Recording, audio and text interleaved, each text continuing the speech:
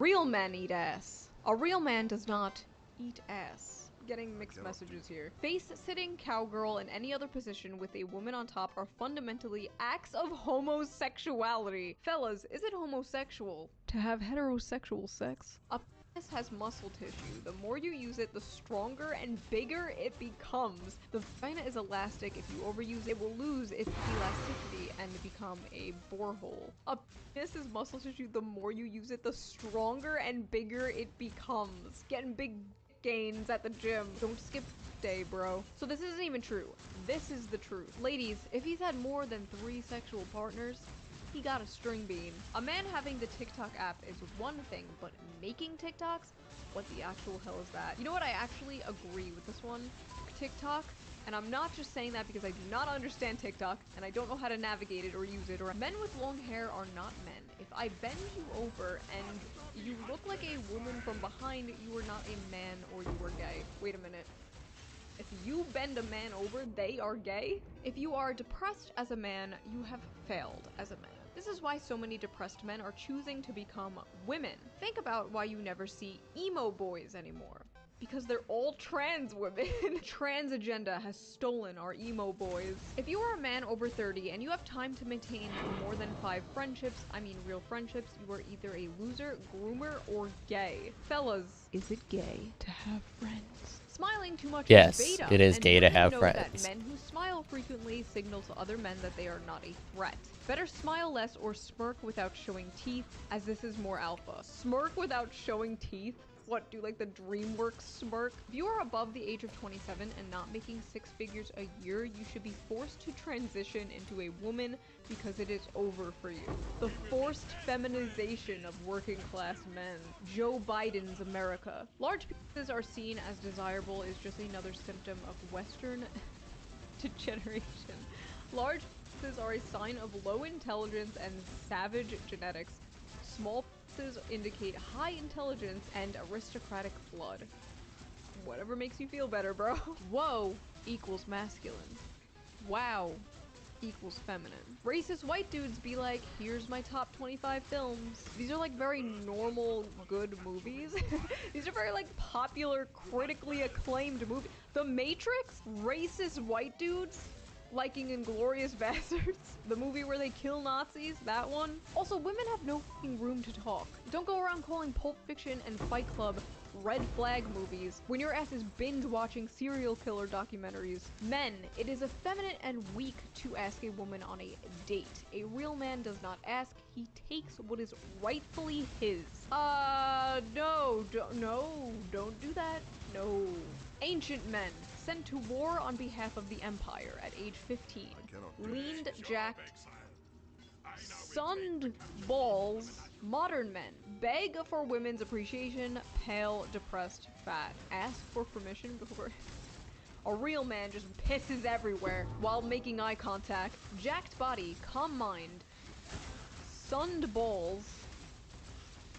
Strong family, confident mindset, sharp and... I feel like if you find this attractive, you are pretty much gay, but don't want the stigma that goes along with it. The muscle waifu psyop is real. They got you thirsting for women with male bodies. They want to turn you gay. Liking muscle mommies or strong women is gay. Fellas, is it gay to like hot women? If you like pick A over pick B, you are in fact socially engineered or slightly homosexual. Okay, hot take, but both are good. Hi, progressive leftists. Hi. If your idea of a man is sitting around in your skinny jeans, sipping on a grande peppermint mocha made with soy topped off with whip, then you do you. I'm going to do me, which is a God-fearing American who loves his country and flag. Okay. Why is it always coffee? Why is it always Starbucks latte? I haven't brushed my teeth in over a week. I rarely brush my teeth. Feels gay. Ladies, if you want to find out if your man is gay, check the back of his toilet seat. If that shit ain't dirty, he is bisexual at least. If you wipe your ass with baby wipes and you're not a girl, you are borderline bisexual. Please, for the love of God, clean your ass. It is not manly to have a shitty, poopy asshole. Wash your ass. Red flags list just dropped. Let's discuss. Sagittarius or Aquarius. A Astrology is just racism for white women. Thinks Kanye is a genius. Well, that one aged well. Loves Bitcoin slash crypto. Okay, I actually agree with this. I had a nightmare like 2 years ago that I met this boy and he was really nice, and then he started showing me like his little NFT monkeys on his phone. I literally had a nightmare. It's from New Jersey. Okay, I agree with that too. New Jersey is New York's dump. Has abs. Not a big fan of abs, but I don't see how that's a red flag. Only has one pillow. I mean, it's not a big deal if he has one pillow. It is a big deal if he has a yellow pillow. Ladies, what gives you the ick? When he's born in June. A man born anywhere from February 19th to March 20th does not sit right with me. Why, as a man, are you born in June? There's something about men being born between March and August that makes me sick, man. There's something very unmasculine about men who aren't born in October through December. When a man tells me his birthday is in July, I look at him sideways like, are you a girl? Fellas, is it gay to be born? It really is racism for women. A man has no time for happiness. Happiness is for women and children. I feel like according to these people, like the rules of being a man are just like, be miserable, drink and eat only red meat and tar, go to work, do nothing fun ever, never wash your ass, and die in a car accident. The most masculine thing to me is honestly just like not giving a fuck. Just not giving a fuck about what other people think. Just doing and eating whatever you want. To me personally, it would just be a huge turnoff if a guy was like, oh no, I'm not drinking that margarita, that's a girly drink. Like, are you 12 years old? They just have like a child's idea of what it is to be like a grown-up and be a man. It also just reeks of insecurity. Like, why are you that afraid of looking gay? I don't get it. So that was my little fun video. I hope you guys enjoyed it. If you did, please consider donating to my Patreon to help out the channel. Link down below. God damn it. Merry Christmas and happy holidays. And I will see you guys with a new video soon. I guess I'll run Grace. I mean, yeah, Grace.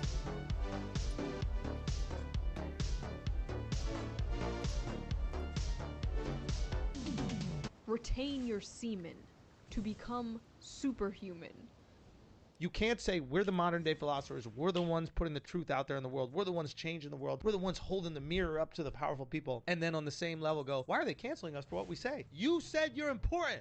You said you're changing the world. Well, if I was someone in power, I'd sure as want to silence those motherfuckers that are saying the real. If you're that important, say we're not important at all. And we can say whatever the fuck we want. I value saying what the fuck I want. So treat me like a clown. I don't give Andrew Schultz, welcome to the show. Thank you. What's happening, man? Chilling, man. Very good. I just missed you in the UK when you were over there. What do you make of it? I liked it. I actually had a good time over there. It was cool. We got to, do some cool interviews, and I actually got to hang out in London. I haven't really hung out in London before. I didn't like do the whole pub thing. Mm-hmm. I like the pub thing. Do you not think you have an equivalent over here? It's different.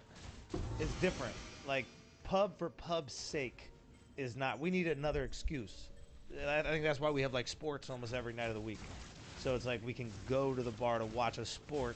Not just for a hang. Yeah, like just going to drink feels Brian wrong. Co says, You know what I LOL mean? old Like, Schultz. I'm going Good to old bars, Schultz. like, Schultz just is that. hilarious. Yeah. Yeah. To meet anybody, maybe, England. but mostly drink. Yeah. Doesn't that feel? I don't know, man. It's part and parcel of the British culture, right? This is one of the problems they have with shutting down of pubs, that they're saying it's disconnecting people from each other. Yeah. People are becoming more isolated. Yeah. So you spent a good bit of time with True Geordie, Brian. while Love you were over there. Brian. Free Brian. Well, dude, I want to talk about that because I think He's converting to Islam. Did you know that? Did you guys? This Adela is breaking Sipa news. says, Brian is actually "Hi, converting. bro." to Pete Islam. Davidson. What's up, my dude? Jewish, Yep. and Brian True Geordie's converted to Islam. Brian is converting to Islam. Yeah.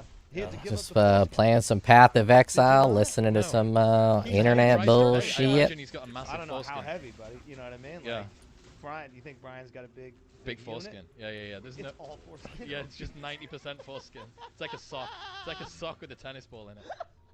Shout out to Brian, man. Yeah, so I thought it was very interesting because you guys do these sort of intros to the beginning of your pods where it's like a rant, like a bit, Yeah. for maybe a minute or 2 minutes. And you guys have said some during those that I can't believe gets put on the internet. What was interesting about watching Brian is he said something that could have been a bit taken straight out of one of your intros, Yeah. right? And he got smashed for it. Gymshark dropped him, PokerStars dropped him, got Yeah. banned for a while on Twitch. Yeah. Is there like a special button that people need to be able to press that lights up and says, I'm doing a comedy bit? Because he's not a comedian, Yeah. but he dips in and out of comedy. Yeah. And because of that, it's like he gets judged by the same criteria that a normal creator does, Yeah. but tries to do the stuff that comedians do. Do you know what I Yeah. mean? It's like people that cross both thresholds, they're in a bit of a tough bind because they're going to be looked at and it's like, well, that wasn't a joke. That was actually his true fucking whatever coming out. Yeah. It almost benefits every podcaster to do stand-up once, so that you can say you're a comedian. So You know you've got what the I mean? comedian card? Yeah, just do it one time and then say you're a comedian and then just say more or less whatever you want. Because like comics were like, how do I say it? It's like if you see somebody dressed in like a provocative manner, right? And they're your school teacher, you're like, what the fuck? But if you saw like a stripper dressed in that way, you'd be like, oh, she's really conservative when she's not stripping, right? So I think that's what it's like being a comedian, where it's like you expect me to Six say League? crazier shit. So if I made the joke that he made, nobody would give a fuck. But I think with Brian, I think you expect him to be very serious. Like he's serious about a lot of shit, even though he's fucking hilarious. Like he was hilarious on our pod. I don't know if you saw our Yeah, I episode, did. but that Right. motherfucker's funny. So yeah, it's a shame, man. It's a shame. Yeah, I wonder how do you create that kind of protection? I always, my thing is I'm gonna ride for the jokes. My loyalty is to the jokes. I know he was making a joke. There was clear misdirect. He was playing off of stereotypes that we all know exist. And yeah, I thought it was funny. I don't know if he has like a hatred in his heart for Muslims. I think he has a hatred in his heart for Andrew Tate. Do you know what I'm saying? But like if Andrew Tate converted to Judaism, then he would have a joke and that was Kanye. about Jews, right? Yeah, exactly. Like he'd open it with like my dark twisted fantasy or whatever. Like he would have something busting balls. So it's not about the religion. It's just about punishing this guy that he doesn't like. Yeah.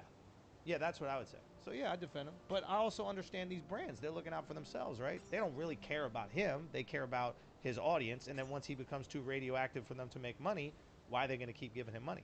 Now, he's got to remember that next time he does business with a brand, because if they come back later and he continues to have the biggest show and blows the fuck up, and let's say he becomes, the Rogan, I guess maybe he's already the Rogan of the UK, but let's say he is the biggest fucking platform, then Gymshark could come back and be like, hey, we'd really like sponsorship, and he could go fuck yourself.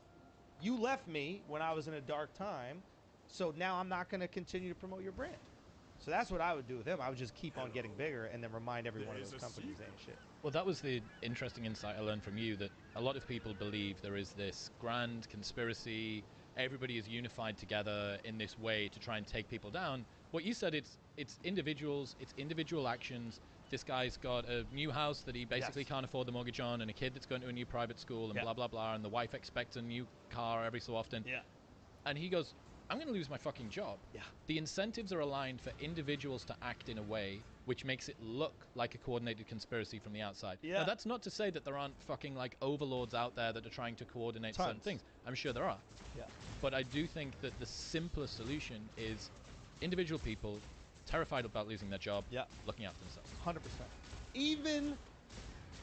Even those situations where we think they're overlords, a lot of times it's the people under them doing what they think the overlords would like.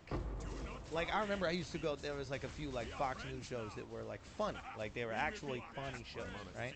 And they would have comedians on, you kind of say whatever. And I remember going there, and I remember like times like my material would like skew a little bit more conservative. I remember reflecting on it, going like, wait a minute, am I just trying to say the thing that would win in this environment? And I had to check myself. And in that moment, I was like, oh, wow, if I was an employee of this company, of course I'm going to do the things that I think my boss likes. I'm going to behave in a way that... Your big influence just skewed a tiny little bit. We're humans. We like to be rewarded, bro. Is there such a thing as a joke that goes too far? Yeah, to everybody. Everybody's got a limit. But is there such a thing, like, objectively as a joke that's too much? Could you write a joke that would be so much that it shouldn't be allowed on the internet, or it shouldn't be allowed to be published? Is it funny? Yes. No. Then there's not. If it's funny, if everybody's laughing, then no. Like, you're laughing. Like, I mean, that's the thing I learned in my career is basically, like, in order for me to get away with the most fucked up jokes that I want to make, I got to do it right to the people I'm talking about. So if I'm doing a joke, I don't want to do any black jokes with no black people in it. I want there to be black people in the room, and I want to be doing the joke to them. Because if they're laughing, you can't be offended on their behalf. And it's usually white people offended on behalf of non-white people, right? But if you see the black people laughing, now you got to shut up with your face, right? So what I kind of realized that, and I'm very fortunate I got this, you know, very diverse audience, so I can talk about all these different things to those people, and it's not just a bunch of white people in a room making fun of minorities. Which feels weird, even if the jokes are funny. Yes. Like, there could be a hilarious joke about Asians, but if there's no Asians there, it's like, all right, what's going on, bro? Like, doesn't it feel weird? Talking about your friend behind his back while he's not there. I don't even like talking about black shit on the podcast without Alex. So Alex, one of my co-hosts on Flagrant, like, when he's there, it's way more comfortable talking about black shit. Right? Because there's a black dude He's that the can window talk into about the black world. Yeah. He could be like, oh, okay, this is now I can see why people are upset, or if he's laughing, you know that it's silly, it's still kind of fun. Yeah. It just makes it better. Yeah, I know, You know what you mean. Or even gay stuff. Like, without Mark, I don't want to talk about gay shit. Do you know what I mean? Like, he doesn't know he's gay, but he is. You know? So that's why Mark is there. So we have some gay representation. You know what I mean? Just sitting in the middle of two guys, the way he likes it. Is it the... You know what I mean? Listen, you don't get monkeypox one at a time, guys. You know, that's a group activity. Shout out to the gays. Right. With... Was that a thing in England, monkeypox? No, it probably didn't. No. No England? No, they're just way too... Yo, you gays in England are soft. Step it up. Step it up. New York gays are the hardest gays on the planet. Like, we have New York gays, they're gay. They're gay. They're gay the way I would be gay. How? Dick all the time, bro. Like, you know what I'm saying? Like everybody was shocked that this monkeypox thing was like a problem. I don't know if you heard about it. Yeah. Okay, because what's the guy's name? Fauci basically came up and he was like, you know, the way it's getting transferred or whatever. What did he say exactly? It's like, I don't know how he said it was getting it was getting transferred through butt sex. yeah, but it's a specific type.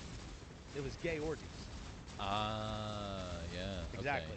Okay. Yeah. So, you know, Stop your orgies, or do more, and then get immunity. Do Natural whatever immunity. the fuck you want. I don't care. What I'm trying to say is, like, the places in the world that have gay populations that weren't getting monkey sex, I don't think that you're taking advantage of being gay. That's the You just having one-on-one sex. Be straight. The canary in your coal mine is, have you got monkeypox or not? Canary in a coal mine sounds like some gay shit, bro. That's what I just said. Okay, That's good. what I mean. That was a good pun. When it comes to the brine thing, to just like think about that. Yeah. Do you have stricter rules as your platform grows, or is it just the fact that you're under more scrutiny? I think you just gotta be funny. The rule would be funnier, and when you're taking those shots, make sure that they. But what about outside of that? What about if it's just someone generally, not necessarily a comedian, not trying to make a funny joke online? Mm-hmm. As your platform grows and there's more people watch your stuff, Yeah. do you need to be more careful about the things that you're saying? Especially in a way? depending on which, like, for example, I don't tweet anymore. Like, I get all these, like, my drafts are crazy. One day I'm gonna tweet and delete? Oh man, one day I don't even delete it. I don't even let it out there. I just type it in so I know the thought is there, and then that shit goes right to the drafts. If somebody hacks my Twitter, it's over. One day someone at Twitter's going to press the wrong button and unleash all of your drafts. I got to be on Elon's good side. I got to stop talking shit about Elon, bro, because he could release all my drafts. What do you think, Elon? Hero or Christian villain? Porras It's says, pretty split halfway at the Just moment. Hey, Dad, idea that, like, he how's could the figure league out going? spaceships and not It's going all right. Twitter isn't like a Berserker hard is a like, little you ever met somebody like that? squish. Like, they're not the best, like, socializing. Able to get the people. damage up a You little know what I bit, mean? like it- 3 I think million-ish. they could figure out socializing. But man, it's You see squishy. them talk to each other? Like, Zuckerberg has to, like, be reminded to blink, right? Like, his eyes dry out. He's like, oh, I like MMA. I Loot like hasn't blink, been blink. so Okay, good. there you go, right? I've gotten It's 2 like- forbidden so flesh and it's flame like, things. these Sold are the one people that are for good at 7 socializing. divine and the Figure out other how for to surround 5, and I found 1 Elon can divine. figure out how to just write some That's things all on I've post-its. got so It's not that far. difficult.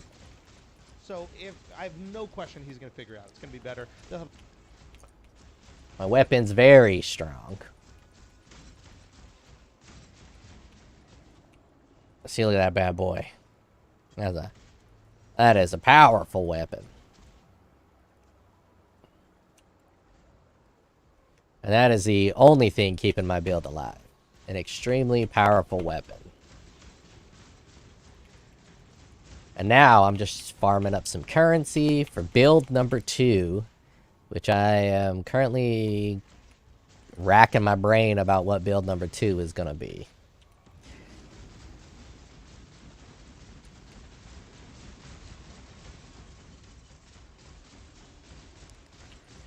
Kind of want to do a impale spell build, but those impale gloves are 8 divine at the moment. That's a lot of divine. So I'm hoping they decrease in price as I gain more currency. We'll see though. Of a billion users, they'll find out a way to monetize it. It'll be. But is he doing it for the right reasons, in your opinion? Yeah. Because that's the question, right? I don't know, but in my opinion, yeah. I would agree. Like it seems. Well, what's the right reason? I might have a different right reason than you.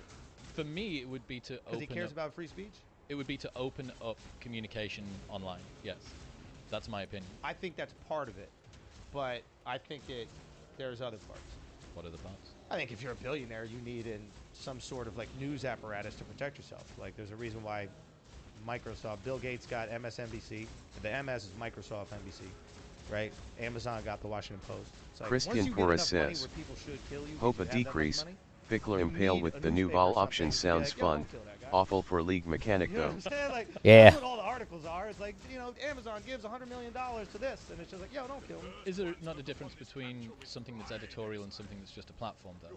Like, Bezos can influence what goes out on the Washington Post a lot more easily than Elon can tell people what to tweet. Yeah, but Elon can also tweet whatever the fuck he wants, and he can also never get removed. Not only can it never get removed, but he can also remove shit that's said about him that's fake. Right? He could be like, that's fake news.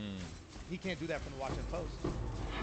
But they did that fact check thing, didn't they? About I'm not saying pension. he would do this, but he can. There's power. Oh, he would definitely do it. All news is on Twitter right now. That's what Twitter is. It's really a news feed, right? So the Washington Post Elon does not support free speech. He just supports more free speech than the previous owners of Twitter. About Elon, he could be, that's fake news. Adios. See you later. Yeah, Elon's going to censor almost just as much, just slightly less. Benefit checks, and it got fact-checked by saying that the reason that pensioners in the US are now getting so much more money is because of inflation, and everything is adjusted for inflation.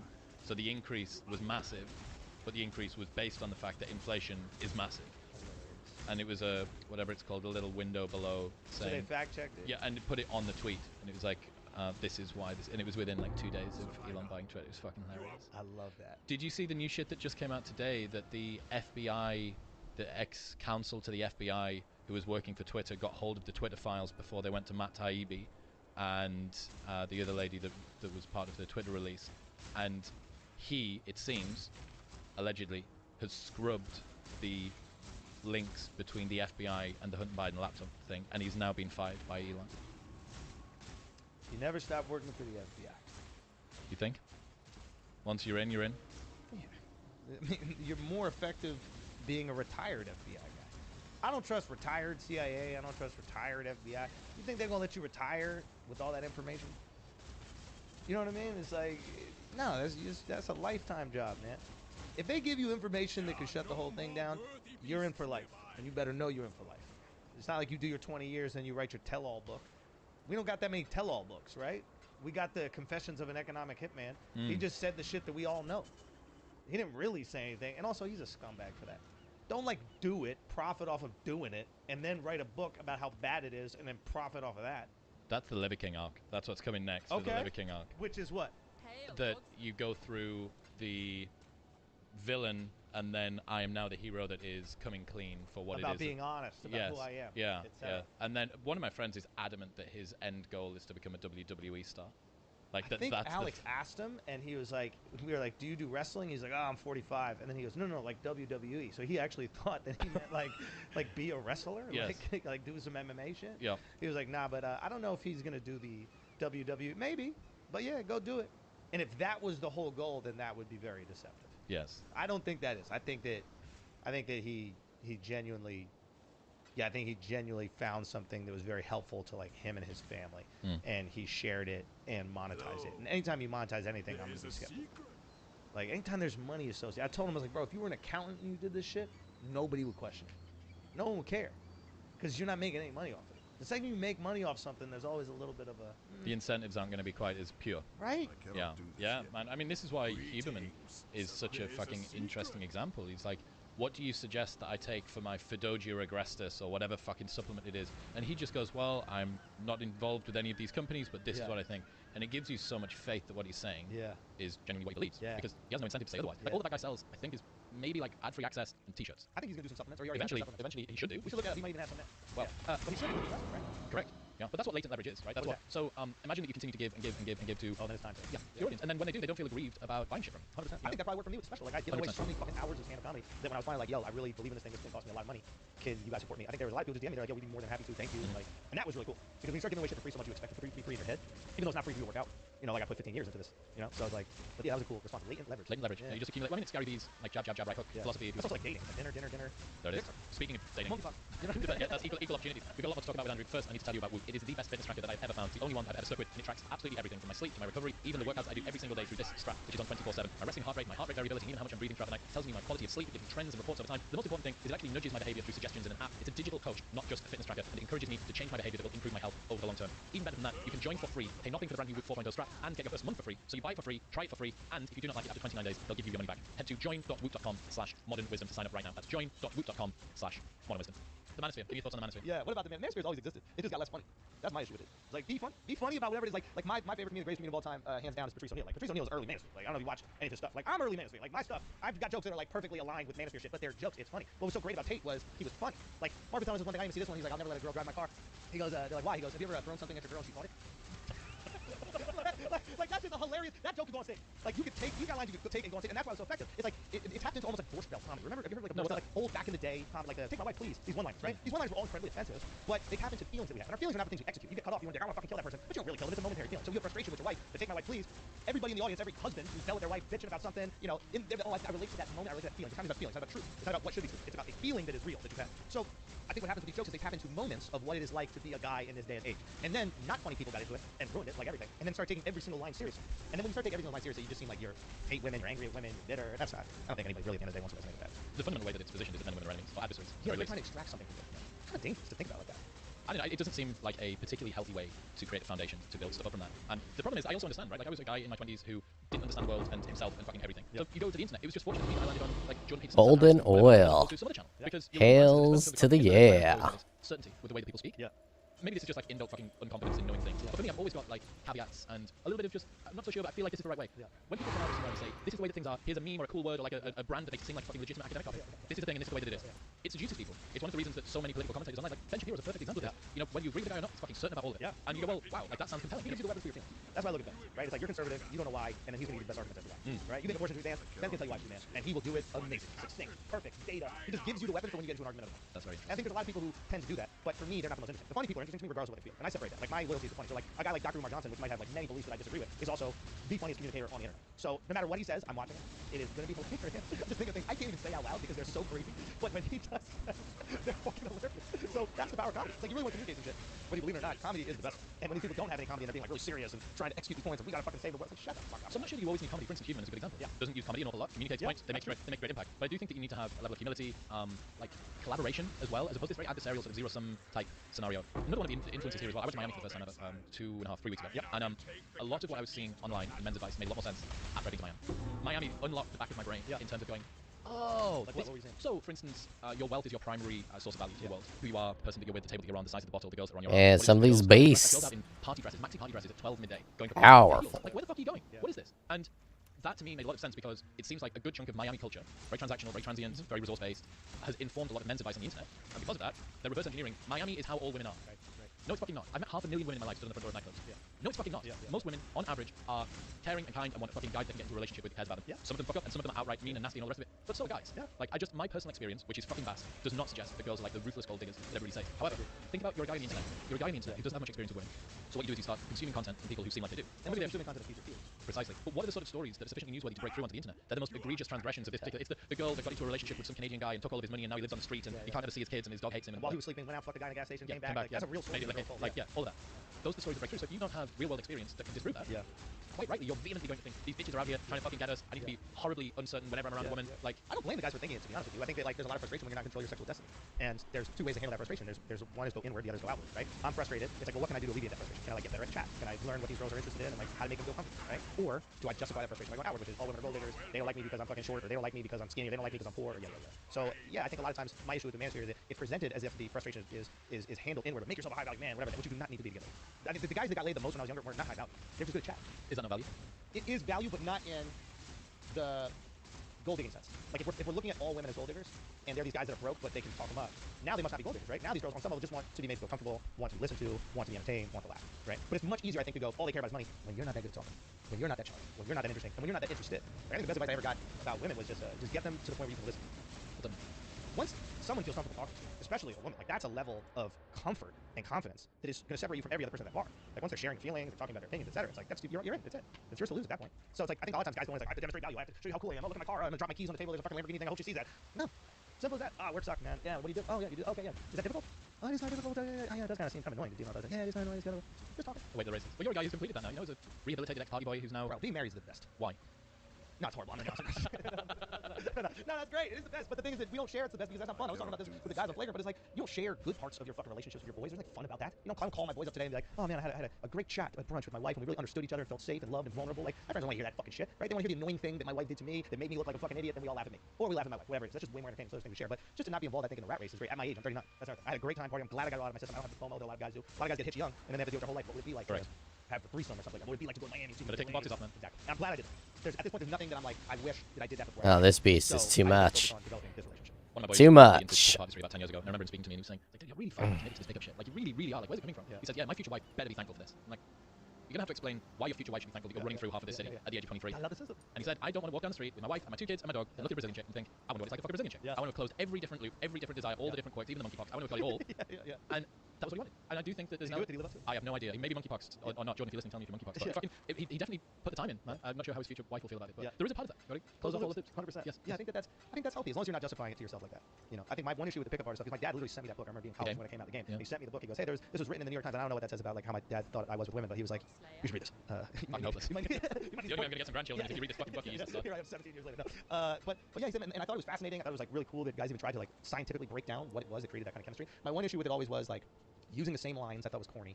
And The fight outside between 2 midgets. exactly, yeah, like or whatever the fucking. There's a bunch of them, and I was just like, ugh, like how embarrassing would that be if you use a line that somebody else at the bar also used on the girl? You're like, ugh, just awful, right? And then the other thing I didn't like dropping a girl's confidence so that she would like me because it assumes. Negging, Yeah, I like teasing. I think teasing is good. I don't think it's good to do so you can drop their confidence so that you will be above them. Like my feeling is like if you hang out with me long enough, I think I'm the shit. So if you hang out with me long enough, doesn't matter where you think I am initially, I'm coming up. So I don't have to hurt your feelings in order to get My there. confidence doesn't need to stand on the shoulders of yours. Yeah. Exactly. I want you at your most confident. Yeah. I want you at your because if you're not, eventually you're going to be confident. Two things. Either I have to keep you with a lack of confidence in order for you to like me, or that confidence is going to go back to where it normally should. It's going to reach homeostasis for you, and then you're going to be like, oh, I don't like this. What the fuck am I with this guy for? Exactly. Well, that's fundamentally one of the problems with people who get into relationships where their mate value isn't matched. That's what all this you're learning about this evolutionary psychology stuff, right? This terms what you're talking about. Yeah. So benefit affording.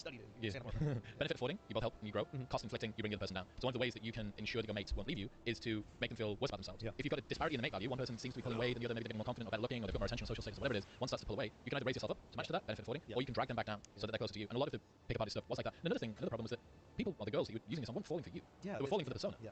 And I think a lot of guys that did pick up, look at them now, Neil Strauss, Tucker Max, both good examples. Both of them are like these fucking like awakened, like psychedelic warriors tweeting about like enacting your fucking truest self forward and shit. Neil pulled Confessions of a Hitman. I think he put out a book about the importance of relationships. Yeah, I think so. Like, that's kind of crazy. But it's because I think that you realize after a while of the sort of super transactional Yeah, stuff. it's empty. Yeah, you come back on the other side. And now Tucker's got this ranch in Austin and like 4 kids and 30 sheep and all this other shit. Yeah. Like that's his thing. Yeah. And maybe it took them that together. Like sometimes you need to go through that part of your life and realize you don't need it. It's vapid and empty. Yeah. You got to close those loops. And it's fun. It is fun. Dating is fun. Meeting the a new heartbreak's person is not fun. The heartbreak isn't fun, of course. But like meeting a new person, like going through those butterflies, like is it going to go down? Is it not? Like these Liam things are Vivi exciting, for says, sure. hello, my close, dude. not even close to How the you full, doing? developing an actual Doing all relationship with right. somebody. Still got a little bit of COVID nasal drip. Someone watch Netflix. Exactly. Like if you Got my weapon. Got most of my gear. If you have a prenup, Now I'm able to farm pretty quickly. I still die like nothing because I'm a fucking berserker. to call her your wife for her. But I don't need to level up anymore. Made it to level 92. That's far enough. We gotta fight through this. We gotta work on this and develop this fucking love. And I think you do that without the. And I'm just trying to farm up to build whatever my second build is going to be. Why would I do that? You know what I mean? I'm broke. Who knows? But for me, I like that more. I think it's cool. Yeah, I think that's more fun. talking about Heartbreak, not often Andrew, Tate, and Jordan Peterson agree, but both of them I've seen have got the same take where they think that Heartbreak is worse for guys than it is for girls. And Tate had this really fucking interesting video where he explained that because of the inbuilt possessiveness that men have, the thought of their ex-partner now being with a new partner is so painful that to them it's going to be more painful than it would be for a woman who might be emotionally distressed by it. And the other part of it was that women, a heartbroken woman is someone that deserves sympathy and respect. A heartbroken guy is like, fucking, come on man, up. Now, I'm not sure how much I agree with both of those, but it's fucking interesting. Liam Vivi says, mind showing that weapon? Yeah. I don't know whether you've ever had this, where you've had an ex-girlfriend that you let go bye-bye, and then there's still something about them. Like, you see they've moved on. And It's pretty fire. It's pretty fire. I broke up with. And then we were still like friends, and then she told me she slept with someone else, and I was like, disgusted. I was like, what? And I knew I was wrong to be disgusted. I was like, why the fuck? Like, shouldn't there be more time? All these kind of things, 100%. But for me, heartbreak was never about Basically doubled my damage. the heartbreak was always just like Weapon was the main thing I was going for. I never would jump to a And after the weapon, and and then I was able to switch from my I think that's weird. That's like, that means the only reason you left elemental overload to a traditional crit build But it might be the reason why using Heartbreak is so much fun. I don't think Abyssus. it's the reason that you stay together, but I mean, it would hurt if you sleep with someone else 100%, but I would go there. Now that I'm at level 92, I don't really care too much about dying. I just want to kill quicker. That's me personally. I don't know how So that's where the Abyssus comes in. yeah. And what was it? Was it heartbreak about that person being with other guys? No, Right? no, it wasn't. But there was some juvenile possessiveness that came through, like after the fact, like ex-girlfriends. Liam Vivi says, Like, why the fuck is this sort of how much this was it? Fear and resentment and bitterness. I crafted And it. I didn't want to be with them anymore. Yeah, you don't want them to stop wanting you. Yeah. So free, I don't even know if it's... Yeah, these are 5 chaos. Took a long time to craft. And then you fucking another guy, you stop loving me? Yep. That's crazy. Like, I still want that love, so I can move on. The greatest gift you can give a woman in a breakup is hatred. It's evil. For her. Yep. But we all try to do this soft landing shit. We're like, oh, let's be friends, whatever, because we're selfish. Right? It's like, I don't want to be the one... It's difficult to find a piece of gear like Very that. easy, calm break. It's way more painful for them because they're not really broken up. I've got a reason to hate. And we're still getting all the love that we want because we don't want that love to stop immediately. So, yeah, the greatest gift you can give, hatred. I heard that people who are scared of breaking up with a partner because they're worried about how it's going to make them feel, mostly guys or girls, that's not a sign of empathy, it's a sign of narcissism. 100%. You think that you are so important that this girl who lived her entire life up until the moment that she met you can no longer exist after you decide to drop the bomb. I thought one ex was gonna kill herself. How arrogant is that? I'm like, how could she live without me? You know what I mean? Like, I called her mom. I was like, you better check on her. Like, I'm not in her life. You know what I'm saying? That's ludicrous, isn't that? Meanwhile, she's fine. Exactly, but Sad but fun. yeah, yeah. Speaking of Tate, Yeah. Tate versus Jake Paul. Yeah. What do you think happened? I don't know. They actually fight. They had a face-off. I think if they don't, it is, even for somebody that has as many resources as both of those guys do, they're dropping the bag big time if they don't do it. Surely. I mean, there's got to be, name me a bigger fight that could happen that would draw more. Wessel more Russ attention Brooks than Jake Paul says, fighting Andrew Tate. hey dude, Bigger fight. Jake Paul versus Canelo Alvarez. That would be big. What up, Jake my Paul needs to dude? be big. Jake needs to be heel. That's the fucking interesting question. Yeah. That's the interesting question. Yeah. What sort of fucking world have we got ourselves into? Where Jake Paul's the hero in a fucking face down. Like only if you find like a guy from the depths of like fucking Ninth Circle and drag him out and here's Andrew Tate as the fucking bad guy. Yeah. I really like, are we supporting fucking Jake Paul? Liam Vivi Ah, says, fuck that guy. any ideas what's going to be your second build? I want it to be a spell crit build, but right now the spell impale crit build, but right now those gloves are 8 divine. So I'm hoping the gloves reduce in price. I haven't checked the internet yet on what builds are popping off, so I don't know how much those are popping off. They might just be rare, and if they're not popping off, they'll reduce in price. But if they are popping off, they're just going to get more and more expensive, and I better buy them quickly.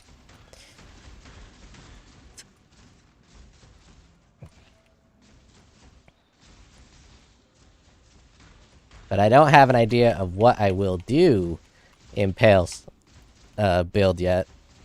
I'm thinking a Blade Vortex Impale Poison Assassin. So do Blade Vortex hitting with Impale and Poison Assassin. And just go fucking ham.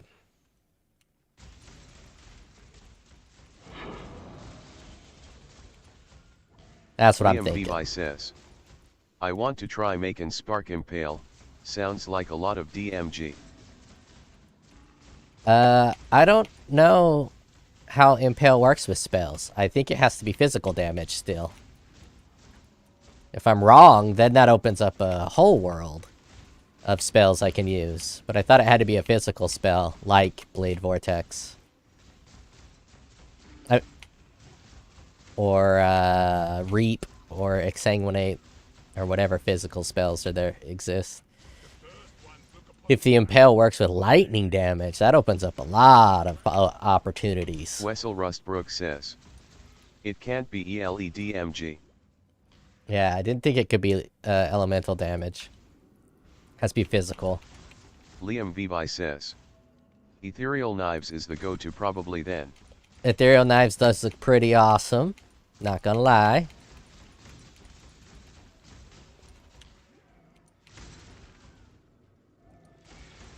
I really like Divine Ire, even though only 50% of it is physical damage. You might be able to get it to work pretty good with only 50% fizz.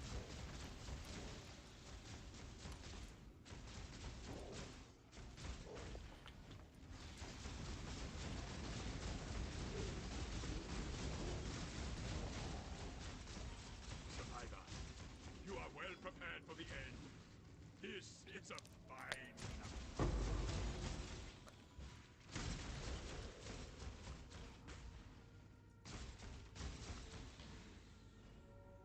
It would pain me to not use this weapon, though, so after I get my second build set up, I might try to sell this weapon. It's a very good weapon. But Smite is still the exact same spell. It just has VAAL Smite now. You can still use the lighting DMG for shock if you invest in ailments effect. Yep.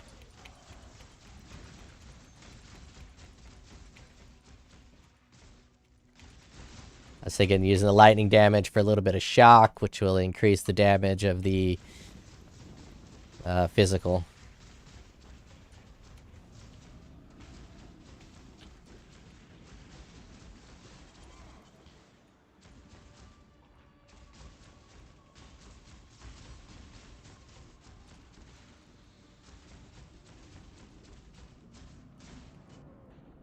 Liam Vivi says, no need for Shaper of Storms, opens up a lot of ascendancies. Yeah, if you get rid of the Impale, but the Impale is the interesting part of the build. So I'm gonna do Shaper of Storms with Impale. Jesus Christ. It does get annoying being a Berserker, though. I might switch to a Jug. I'll lose probably half of my damage, but I'm at like 3 million, so I can go to 1 million DPS.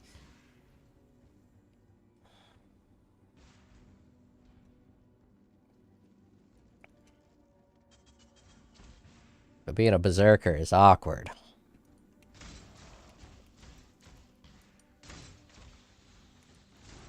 Liam Vivi says, yeah, never liked Berserker. Yeah, I wanted to use it because it's very cheap to get to the end game because it has so much damage. But once you get to the end game, that's when the hard enemies show up, so you end up dying a lot.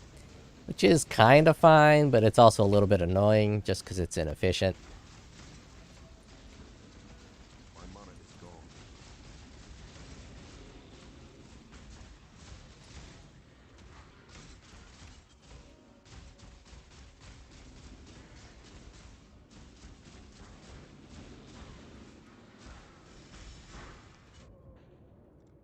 Just like that.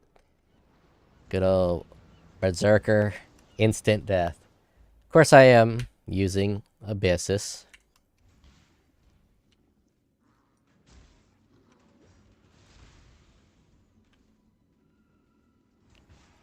I need to put a cast on Death Portal, and then I think I'll be fine with the Berserker. Liam Vivi says, talking about annoying things, I wanted to go flicker this league but it's Omega trash for Sanctum. So oh, yeah. Super trash for Sanctum. I cannot do this yet. Sanctum, I don't like it. I've been trying to run it. I don't like it. Could be that I'm a Smite build, but just not a fan.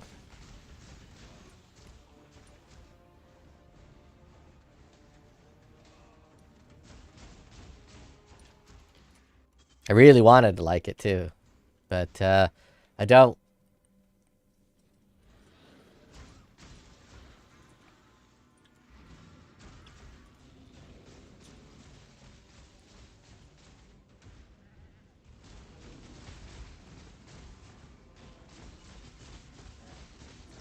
I'm not sure I'm getting close enough for my close combat support.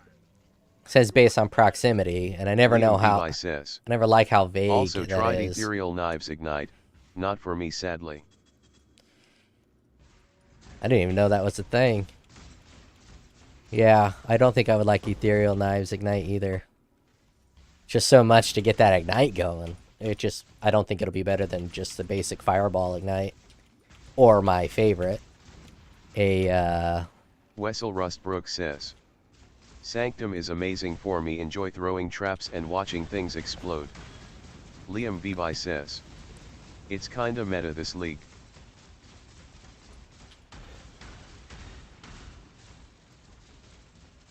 trying to think of the name of that spell that I enjoy very, very much. Has a big circle. I now will take the captured beast to the Here, I'll go and do one right now. You charge it up in a big circle, hits with very strong ignites. I just can't think of it. Wessel Rustbrook says. RF. No, not Righteous Fire. Righteous Fire doesn't hit with ignites. Oh, you can use Righteous Fire. Use Righteous Fire, and it's like a fire version of Cold Snap, but you charge it up. What the? Flame Blast. There we go. VAAL Flame Blast. You're going to hit with some massive ignites. And in my opinion, that's going to be better than Ignite Ethereal Knives. Across the board. Let's see how good I do.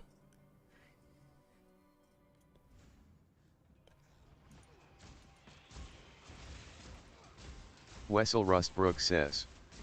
Flame Blast. Yeah, Flame Blast. Ignite Flame Blast is great.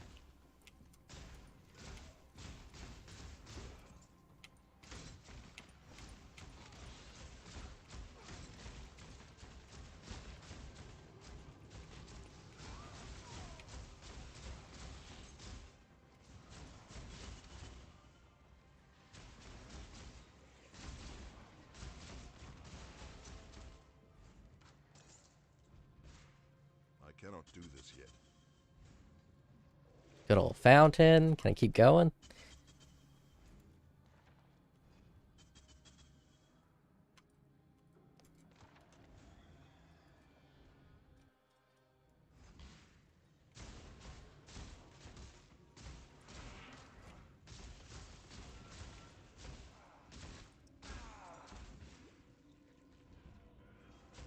Liam Vibi says. Like old Shroud. I don't know what that means.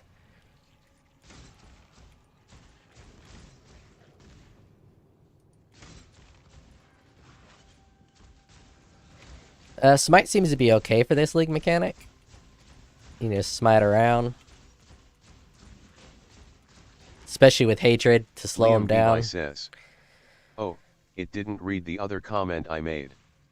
They probably had a cuss word in it, 'cause this fucking shit's stupid with its censorship.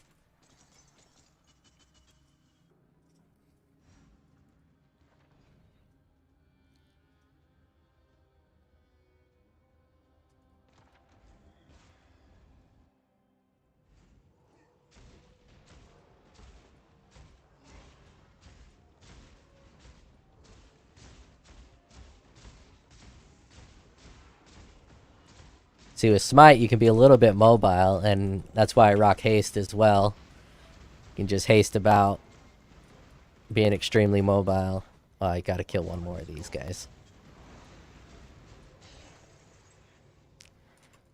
When I was young, I never questioned our faith.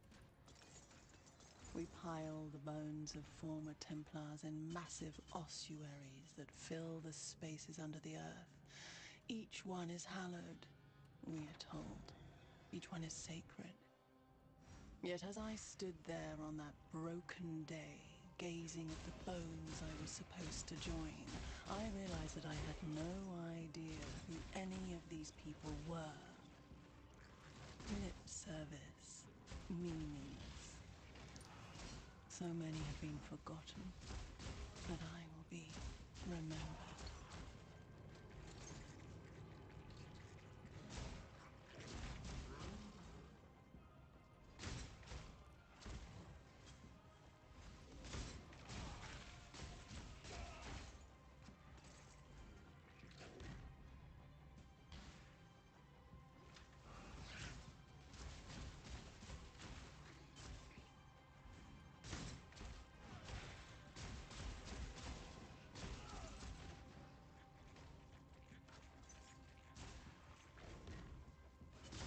cannot do this yet.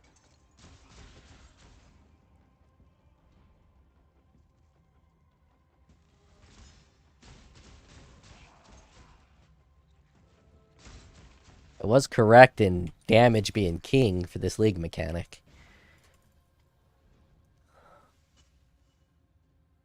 Yeah, I'll receive this shit right now. Talicious says, meow. Meow. Kitten mittens.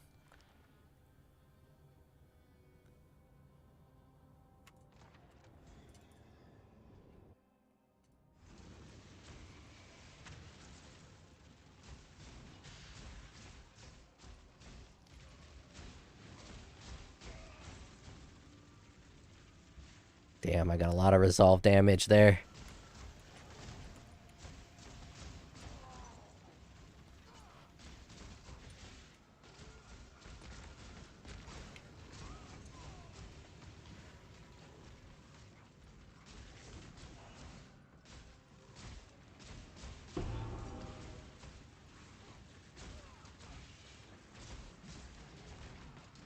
Liam Vivi says, the Ethereal Knives Ignite uses Gloomfang Amulet, which grants extra Chaos DMG for chained projectiles, giving like 40% extra DMG as Chaos each time you convert the DMG, so like 3 times.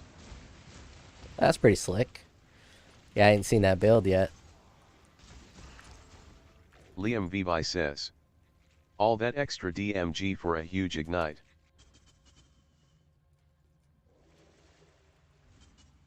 Got my first relic. What do we got here? Wessel Rustbrook says, best defense is a great offense. Best offense is a great offense. That's how I roll.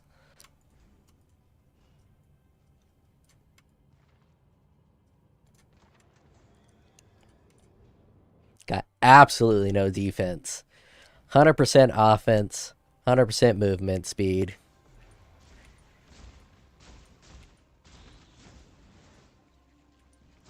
Haste and hatred.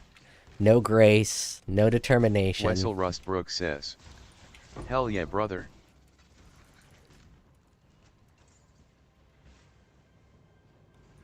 It's rarely how I go. I almost always build a lot of defensive layers because I don't particularly like dying.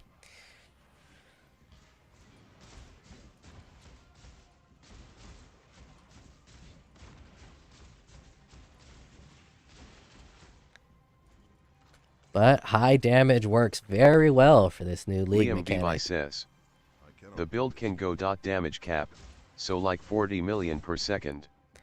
Yeah, dot damage is extremely strong in everything, and I very much miss having a little bit of dot damage. I very much miss my Poison Reeve build. VAAL Reeve felt so good and did significantly more damage than this with much less effort. Much less effort. Alright, first time fighting the boss here. How do I equip this thing? Can I not equip it while I'm in it? Probably not.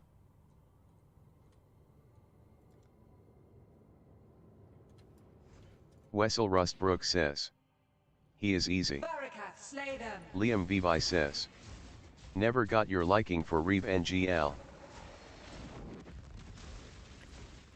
Oh, Reeve is so strong. So strong. Especially now that My underling will deal with you. Spectral Helix is nerfed. Reeve is even stronger by proxy.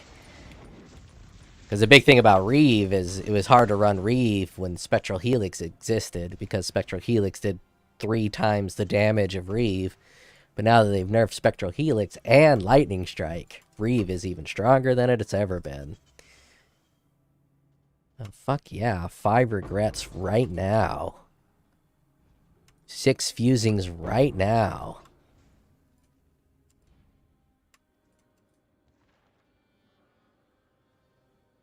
Oh, it's still going. I'll keep going.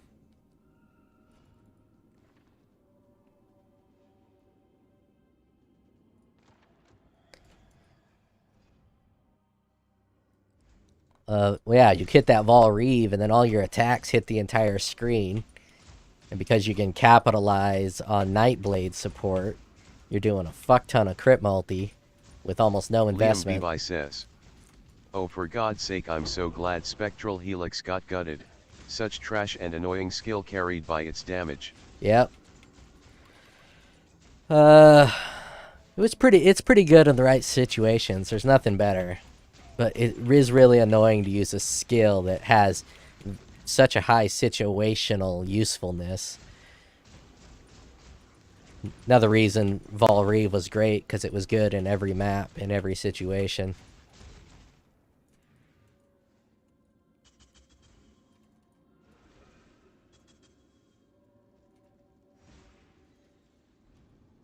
I cannot do this yet.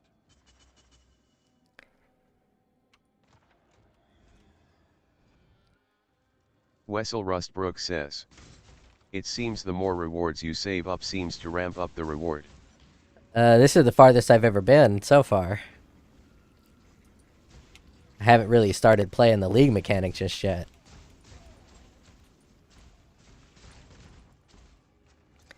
I was waiting to get more damage, which now I have. Ow. Gotta be able to dodge that shit.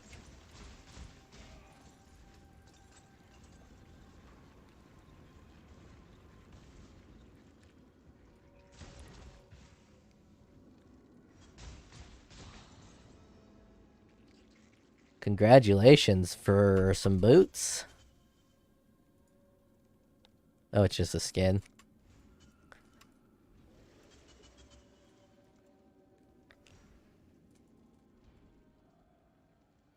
Come on, let me keep going. I think I'm all out of charges. Liam Vivi says, "Random non-related comment, I ran out of milk and my laziness is far stronger than me." I've been on a COVID kick, thus I don't leave my house. And I've been doing some Instacarting. I rarely order my groceries because, you know, that level of laziness is appalling to me.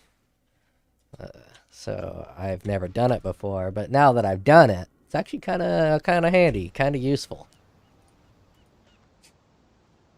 Yeah, I wanted to be socially responsible. Oh, look at that. Crit multi, poison duration, recoup.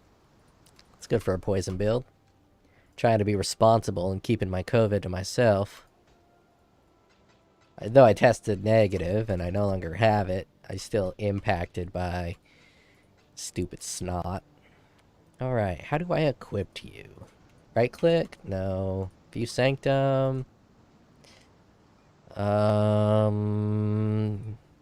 Pop it in over here. No.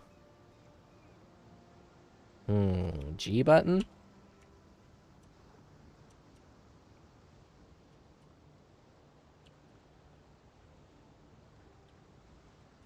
It's gotta be in the inventory, right? Do you have to unlock the slot to equip it?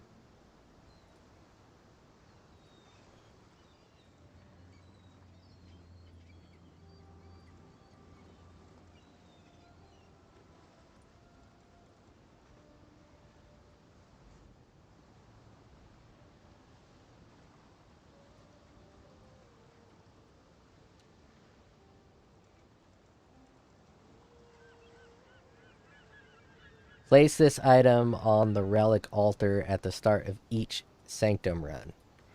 Gotcha. So I don't think this is the one you can equip. I cannot do this yet.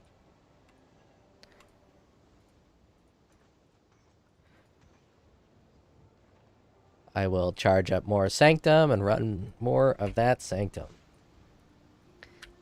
This sword is... I'm gonna see if I can find Liam this Vivi sword. says, "Dude, when I got COVID my parent plus my 3 small brothers got it, so no one could go outside, was so annoying needing PPL to bring stuff for us." Yeah, that's why you might not live in a big city with something like Postmates or Bite Squad.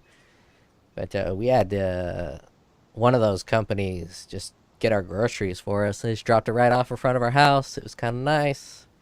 Was kind of nice.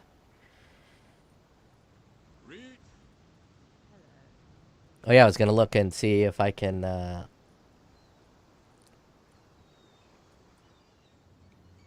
find a weapon. Oh shit, what is this thing called? Banishing Blade? Banishing Blade. The Starforge is expensive. Banishing Blade. Wessel Rustbrook says, "Hey man, why do you not use the Sanctum stash to store the relics?" Oh, there's a Sanctum stash? I didn't know there was a Sanctum stash. Oh yeah, this isn't anywhere near as good as my weapon is. And it's 1.5. This one's 2. Yeah, that's why I had to craft my Wessel own. Rustbrook says, "LOL." Let's see, where is it? Harvest, expedition. I probably got to edit, don't I?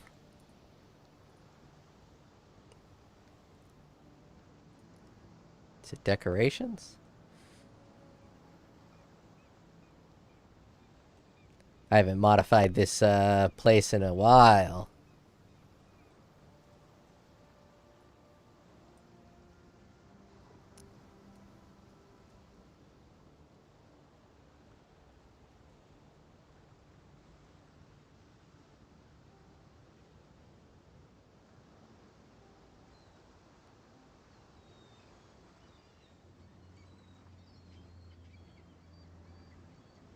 Liam Vivi says, "Get a new hideout my dude." Alex says, "You passed it? It's in the first part, where the NPCs are." First part where the NPCs are. Stash, guild stash.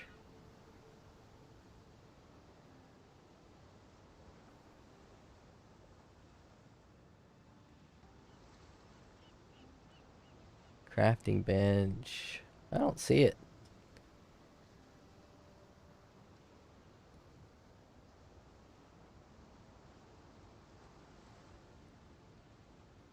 Wonder if you have to do a quest to unlock it. I cannot do this yet. Oh shit, I'm editing it. Stop it. Alex says, "I don't know, that's where it was for me." Wessel Rustbrook says, "Just search stash at the bottom bar."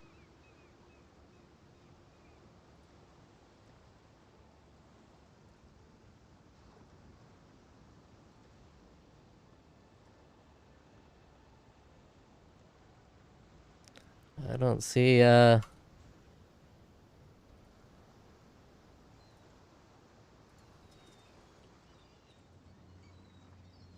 guild stash and stash.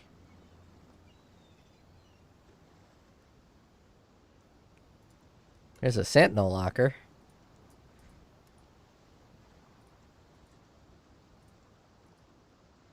Wessel Rustbrook says, "There is a quest in Act 2 and Act 7.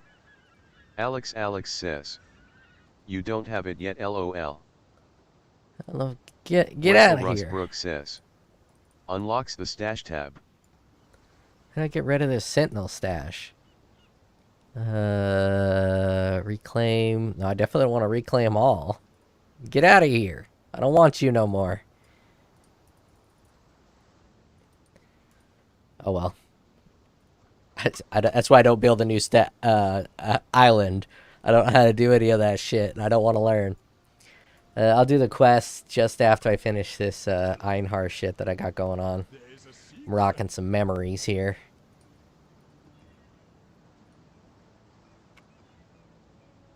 Ugh. As a Berserker, that negative resistance shit is so brutal. Elemental weakness, can't do that. That's why the Slayer's great. You set up your Slayer right, and you can just do every map, regardless of what it has on it. Shot ground, that sucks. Reduce damage from critical strikes. Yeah, I'm not doing that.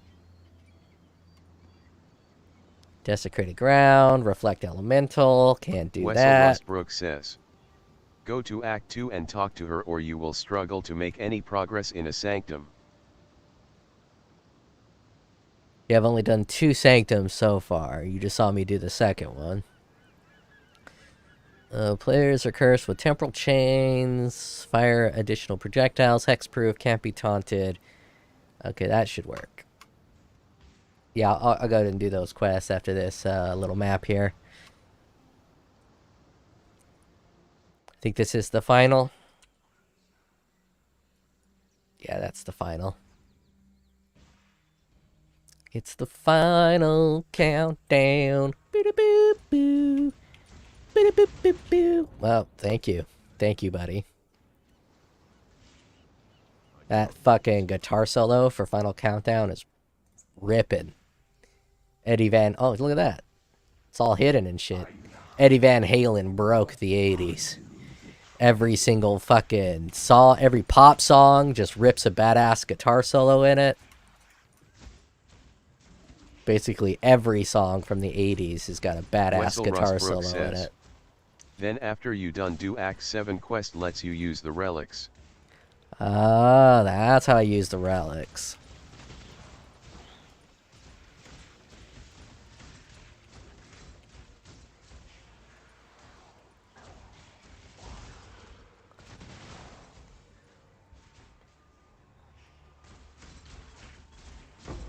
I'm not going to kill any of the beasts while this fog's on. So I'm going to have to run all the way through this map to get my beast kills. Fuck, that's some slowdown.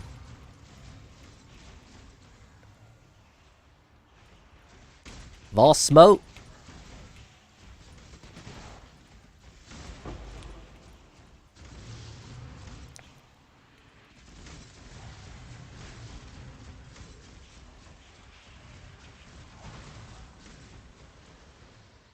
Leave me alone, Red Beast. You're scary.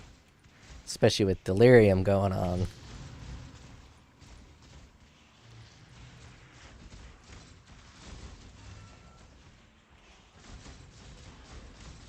Wessel Rustbrook says. Anyways, Mew guy, I have exam in like an hour, so catch ya later. Good luck on your exam. I do not miss exams. I was always good at them. And I was always so good at like math that I never had to study for math. I just went in and did the test and would get an A on it. But I did have to study for programming. Programming did not come that easy for me. And programming exams are a bit of a bitch.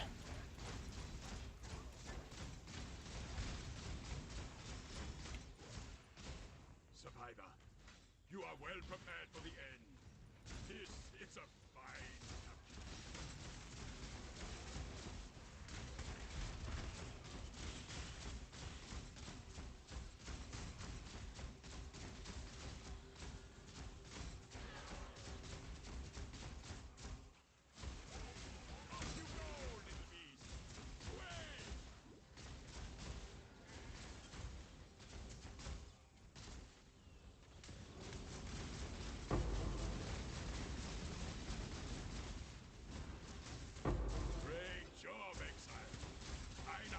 The Berserk actually worked.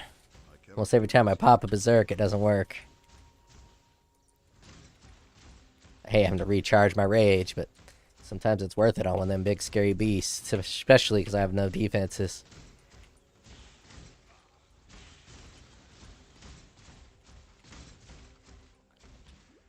Though my armor is pretty good for not running determination.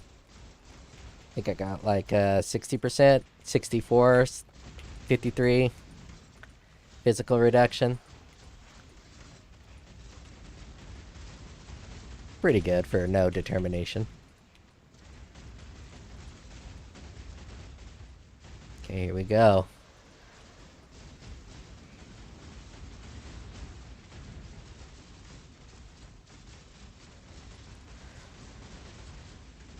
Got a bunch of red beasts here. No, no, no, no, no, no. Assholes. Now I'm all slow. I gotta go get my rage somewhere. I'll be back.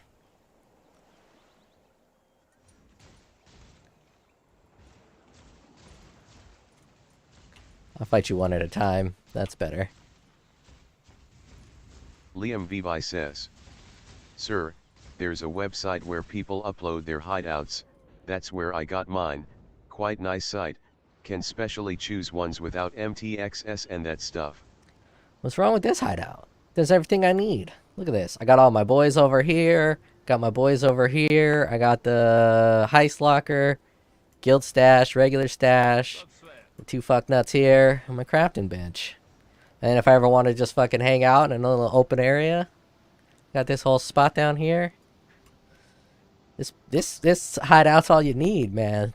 It's all about that minimalism. And I've had this hideout for the entire time I've played this game. Getting a new hideout, that's gonna fuck everything up. My brain's gonna go wiggity whack. Gonna forget where everything's at. Especially if I just copy someone else's hideout. I'm not gonna know where they put stuff. But thank you for telling me. Explains why I keep finding all the fucking anime dildo sites. People are just copying them from other people.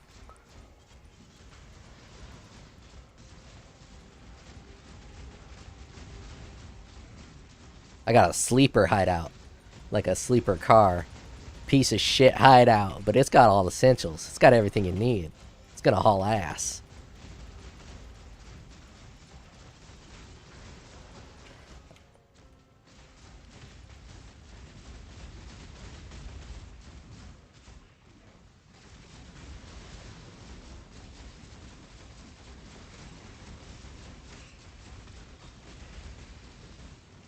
I didn't finish the job with that Berserk.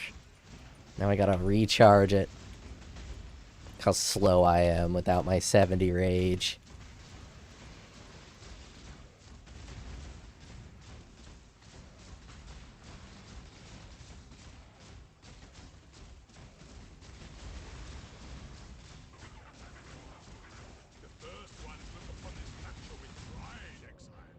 Fucking capture his ass already, you fucking asshole.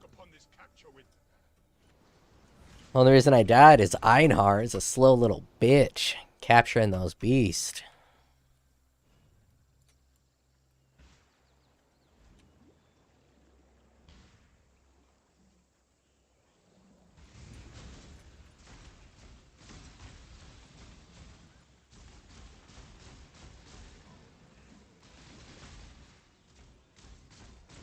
Gotta love that getting stunned until you get 25 rage.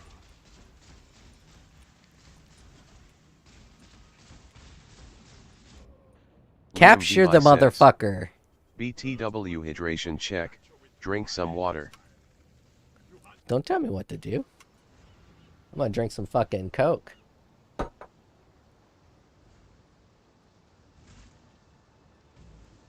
You away, my mama.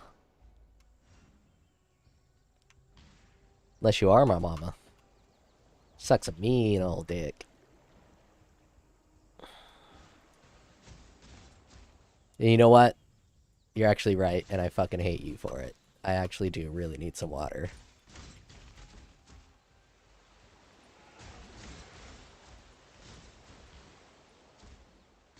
It's another good thing about living in Washington State. Our tap water, while all full of soy, is actually pretty goddamn delicious. Having come from Phoenix, Arizona, where the water is basically chlorine from a fucking swimming pool. This water up here is real good. God damn it. Feeling the death frustration. Liam Vivi says, just drink something. Straight vodka.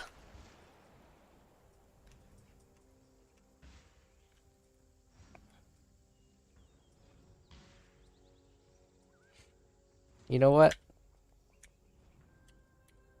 I'll hit the right button eventually. What does this one do? Critical strike chance. 2% more attack speed per blitz charge. 8% reduced critical strike chance per blitz charge. Gain a blitz charge on critical strike. Plus 20 to maximum blitz charges. See, I don't like that it reduces my crit chance, though. I need that crit chance for my weapon. But, oh, God, I hate the lose 0.1% of life per rage per second while you are not losing rage. I'd have so much fucking life regeneration without that bad boy.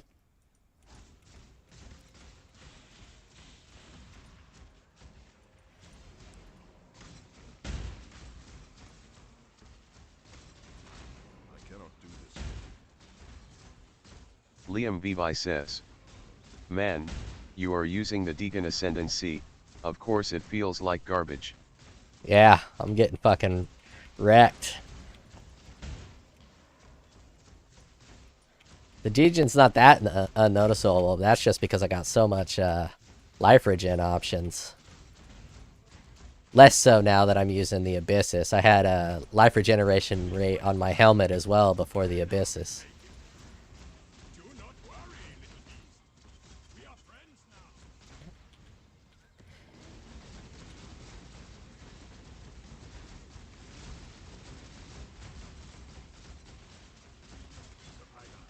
Good old Berserk. Too bad Frozen Legion doesn't work with swords. And isn't any good. It was a big part of the build. Which is why I rank this as like a D or an F as a starter. Because Frozen Mike Legion Harris didn't work. says. Yo. What up, my dude?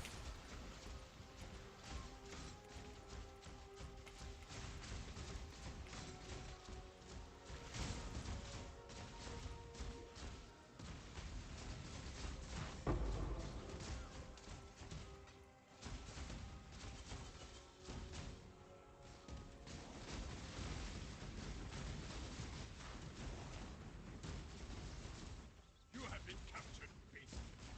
You will be a survivor. Yeah, I think I'm not close enough all the time for close combat to work. So I think I'm going to take it off.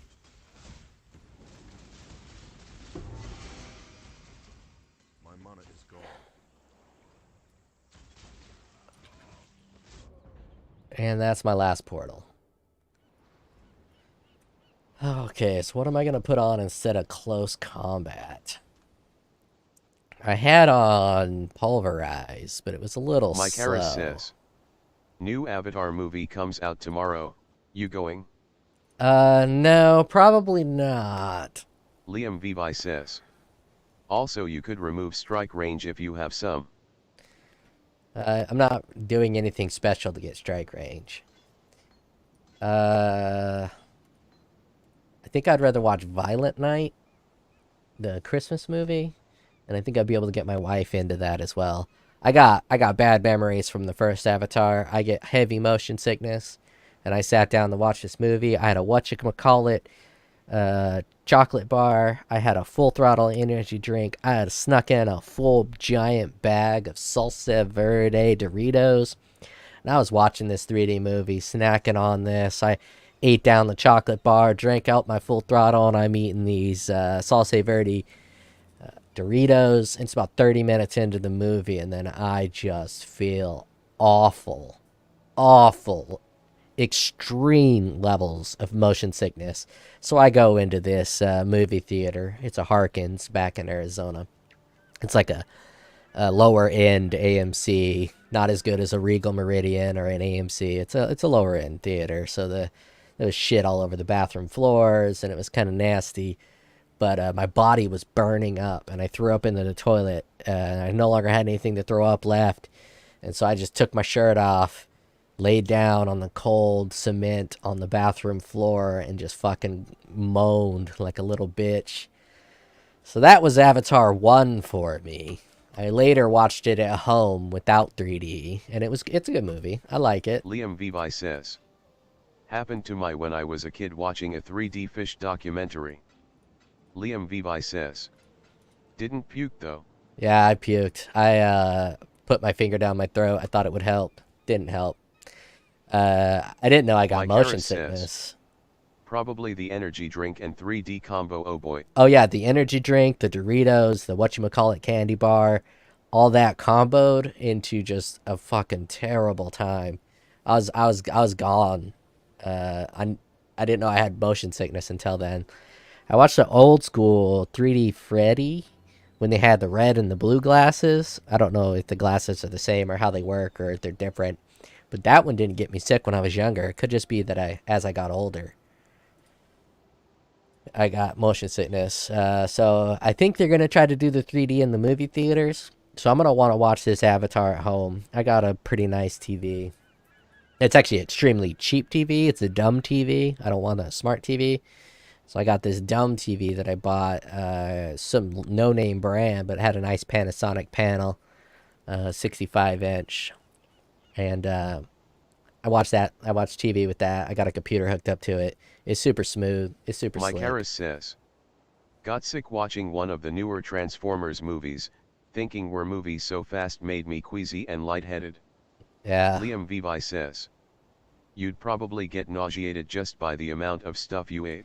I'm pretty good with eating shit like that. I come from a pretty poor family, so we ate a lot of questionable stuff. My parents would cook shit when it was rotten, just because, you know, they were poor and they didn't have too much choice otherwise. So I can handle all that shit. Like, people always say they get the shits from Taco Bell or stuff like that. I can handle eating almost anything except for Thai food or Indian food. There's something in Thai food and Indian food that'll give me some liquidy shit. But beyond that, iron gut here. I'll eat anything, and it's great. Alright, I'm going to try to use Pulverize again, now that I'm using Haste and Hatred. Let's see what kind of... Oh, it's definitely a damage decrease. Not too much of a damage decrease. And increase the AoE, maybe make bigger shocks. I cannot do this yet. So you say Act 2. But, yeah, I will watch the new, I don't see a quest in Act 2. I mean Act 7? No. Act 2, you say. Let me go to town. Maybe there's someone in town I can talk to. That new Avatar is pretty great. James Cameron is pretty much a master of his craft. And at minimum, it's going to be a great spectacle. But I'm going to watch it at home, probably. Thank you. Keep your life to your own. Mike Harris says, Fell Shrine Ruins, you will see the lady. Fail Shrine Ruins. Where is that at? Right here.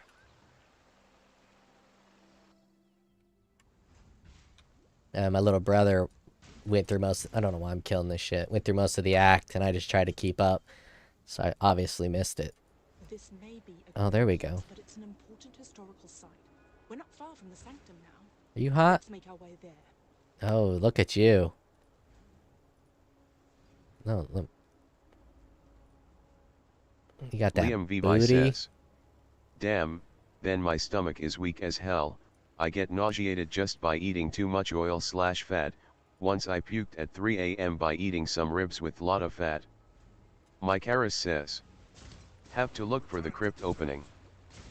I was looking at her booty first. Yeah, everyone's a little different.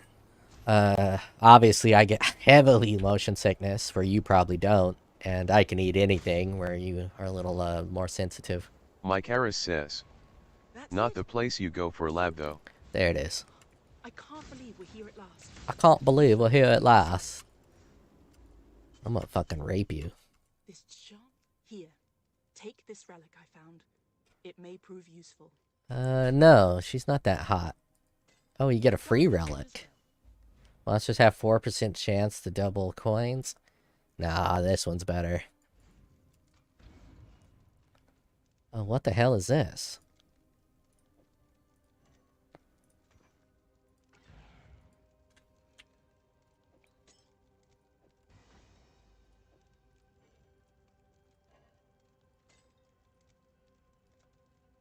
I guess I can't use it till the second quest.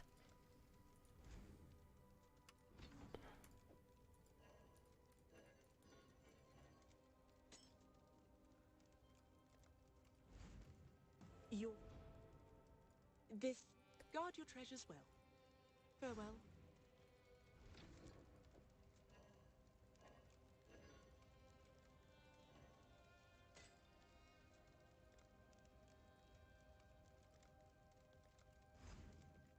Okay, I guess that's it.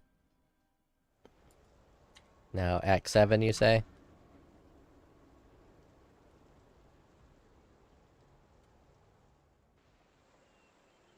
Mycaris says. Yep. Fellshire runes again? Oh no. I'll go to town first and see if she's in town. Liam Vivi says. By the way, did you saw that clip where GGG used the wrong voice line on one of the Sanctum persons? Well met. I did not. I haven't checked the clips for anything. I've been busy. Well met. Hanging out with the wife. Having sick with COVID. Well met. The bridge encampment. I That's miss the bittersweet tang of oranges. We can't. Goodbye. maybe that's where she's at. The bridge encampment. Mycaris says. Saw someone do a Frozen Legion build and it slapped hard. Really? I saw Captain Lance. I didn't click on it, but he had it on his subtitles. Maybe I was just doing it wrong. Because when I used it, I was mostly using Mycaris says. Brain Rattler. Yeah, that was him. Didn't look like it slapped, though. I was just highlighting over it, and he was doing a T12 map. And you can't say something slaps if you're doing T12. I don't know. Did I do it just by talking to her? Hello there, exile. Liam Vivi says. At the end of the line you can hear "Oh, he'll do that last line again" very clearly. Yeah, that happens. Our senile president keeps accidentally reading the prompter. I cannot do this yet. One of them was, I think, repeat the line at the end, and he kept saying it. It's pretty funny. I'd be a terrible president. I can't read from a teleprompter for a damn thing. I think reading from a teleprompter is hard as fuck. Of course, I'm dyslexic and mostly retarded. I couldn't do that teleprompter live.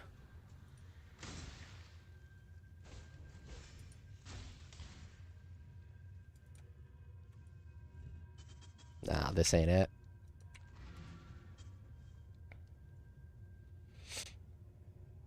I can't use Frozen Legion with my current weapon set. Let's see if I got it. Maybe that's it. You just had to do Act 2 and then talk to her. Did it put it in automatically? Liam Vivi says. It did not. Bad quality insurance, my man. Yeah. It's a free game-ish. Liam Vivi says. And That's how it happens. I think most players don't really care about the voice lines in a game like this. I know I don't.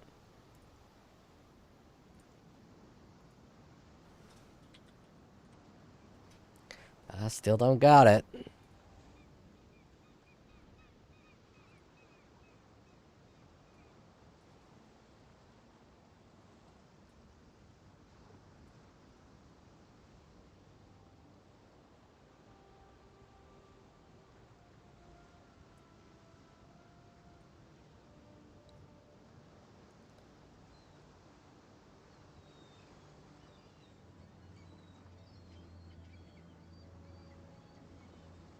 Bellshire Runes, Act 2. Where's Act 7?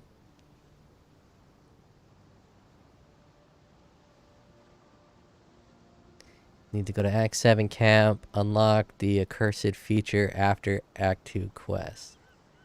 How do you do that? Liam Vivi says. Yeah, but has 10 years plus of company experience, still think it's funny though.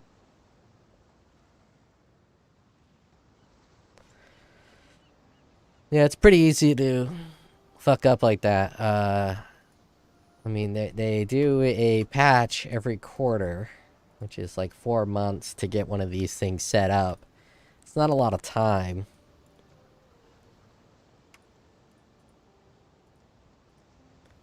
And if they were gonna fuck one thing up, I would prefer it be a voice line versus gameplay mechanics.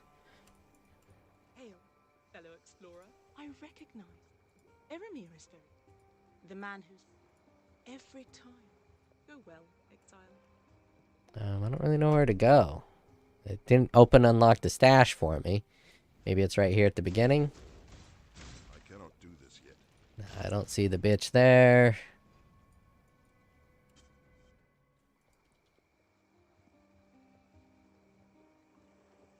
Why do I keep closing my fucking window?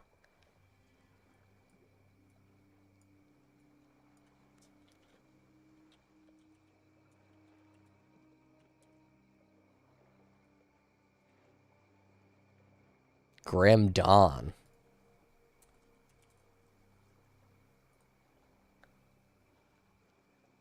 Liam Vivi says.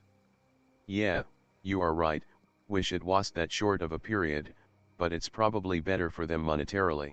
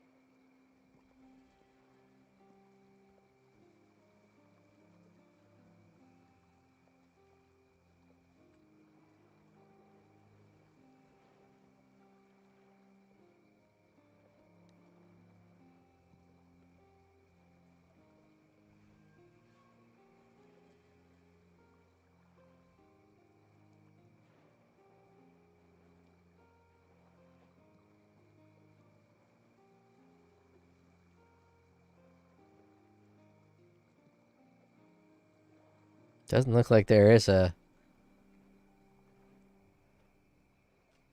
anything for Act 7 beyond talking to her in town.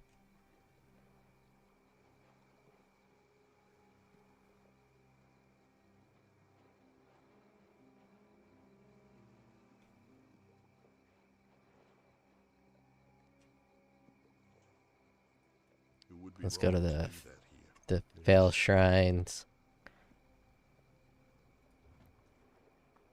See if she's there.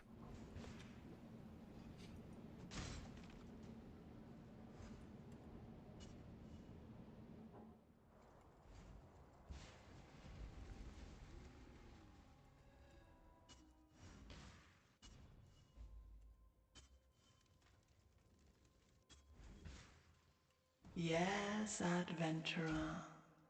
Let's make a deal. Okay, I'll make a deal.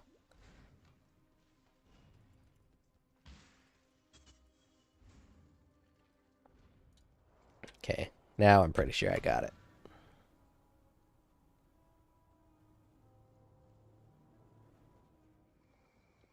It would be wrong to do that here. Hail. Good day.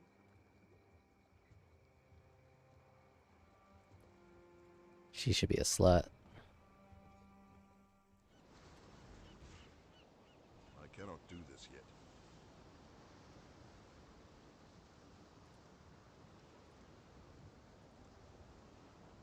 I don't need to import. Decorations. Uh-oh.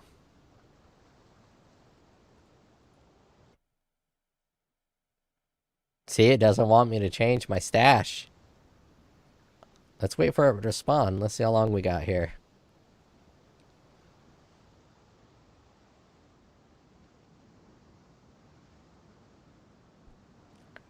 Just hanging out. Fine, fine. Close the program.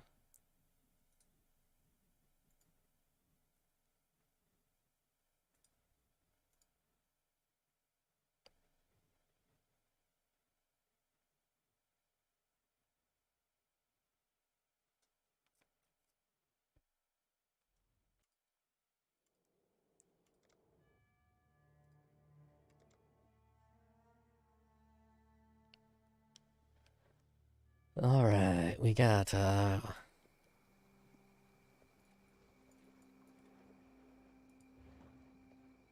Mykaris says, I hate using Steam for POE, fixed so many issues for me going standalone. I rarely have issues. Obviously, you just saw one, but that's been the first that I've had. Alright, edit. Decorations. Stash. Still don't see it in my stash. Relic locker. That's it. Can I get rid of you? Do I drag you? How do I get rid of you?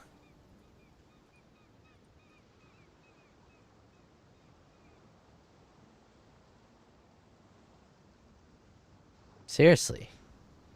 I guess I'll just throw you the fuck over here. Because I can't get rid of you. Mykaris says, click and delete key.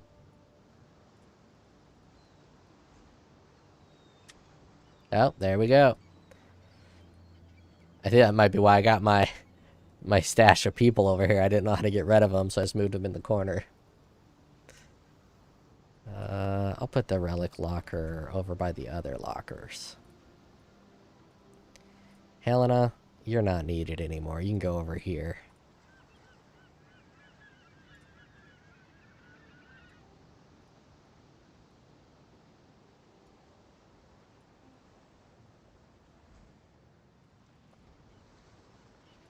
The hell is this seed stash? Seed stockpile.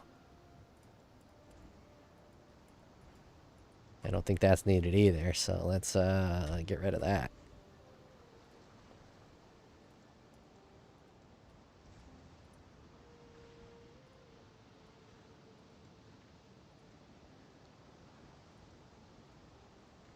Okay, how do I equip to you? Right click? Nope.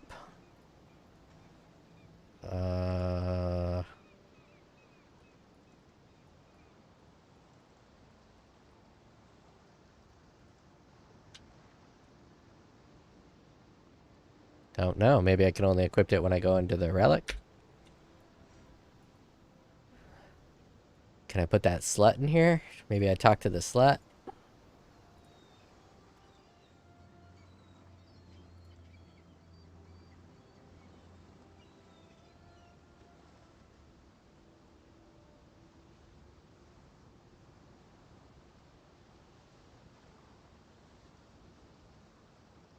Well, the slut isn't an option.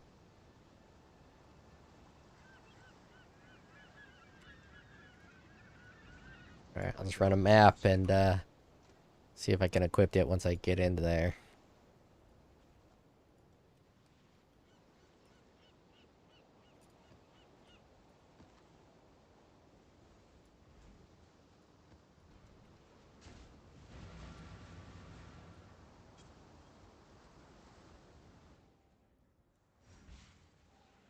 You will be captured, stupid beast. Don't call me a stupid beast. That's Einhar's line.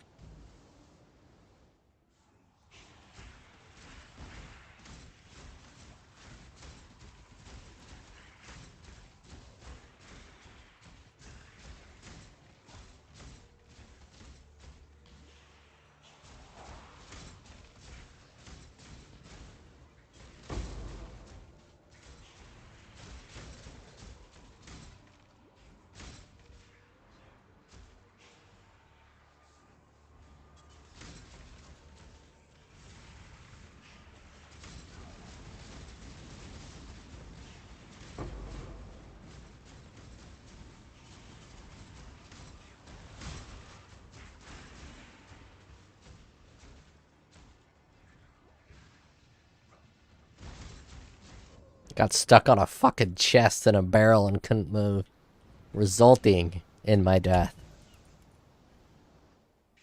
That and being a berserker, who's a paper doll.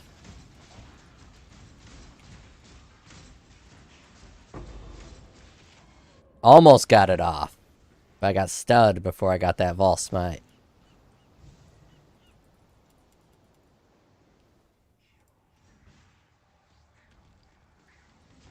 The fact that VAAL Smite is interruptible is super annoying.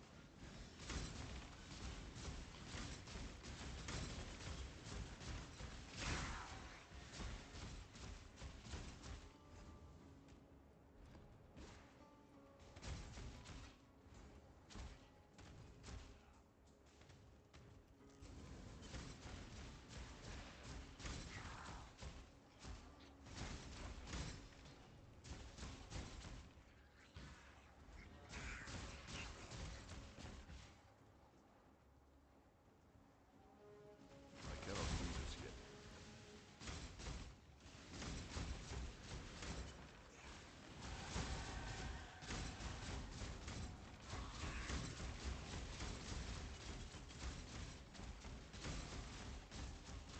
Berserker does feel pretty good when you actually get it going. When you pop off. There's just so much in this fucking game that slows you down. It's ridiculous.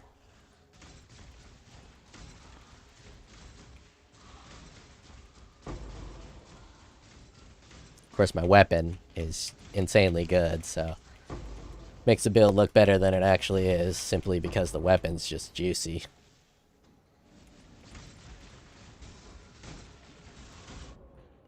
Hey, I got it off, though.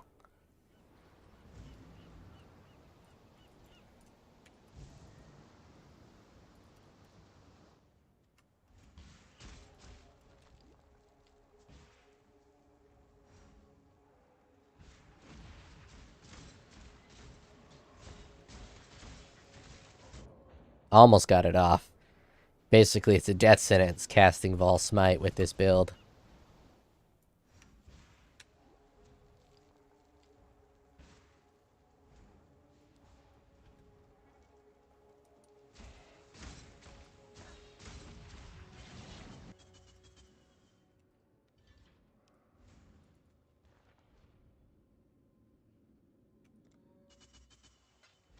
Oh shit.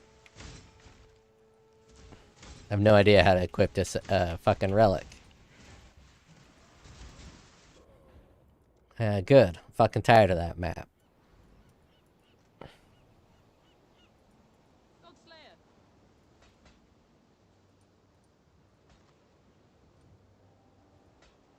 Well, that's an 8 passive. 8 passive with physical damage. Those can sell for quite a bit.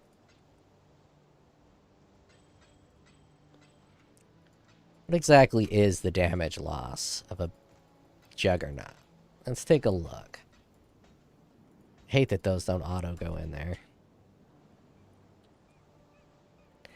Path of building, community fork. Let's take a look at the damage reduction of a Juggernaut.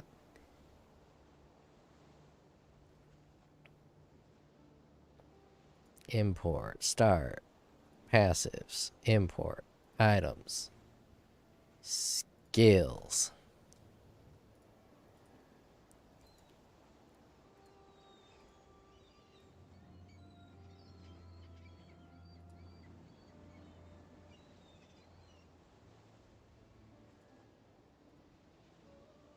Why is the damage so low? Was it 2 million earlier? Even with the 30% shock. Is it really just pulverize? Maybe that's why I took it off.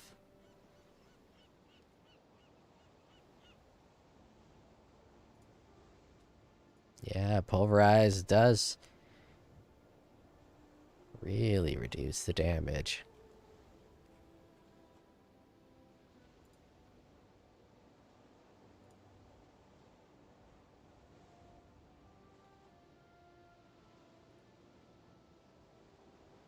Alright, we'll just keep Ruthless on, I guess. Why is close combat not even like an option?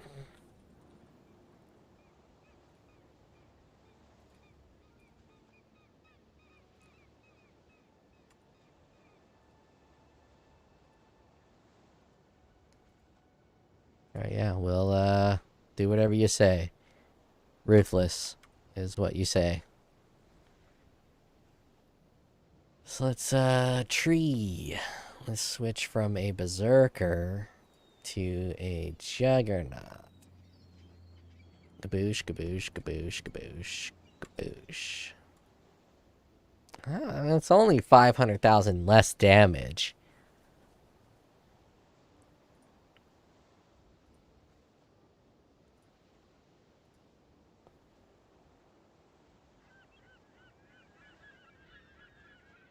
Then I'm gonna be faster. Can't be stunned. Tons of fucking elemental resistances.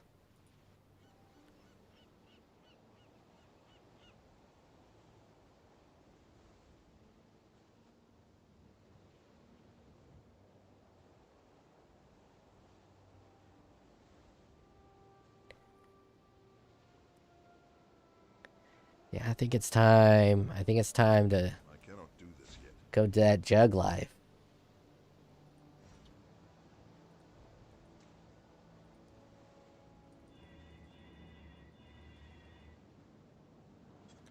How many passes do I got? 19. I need 40, right? 40. These are 5 a pop. 10, 20, 30, 40. Yeah, I need 40.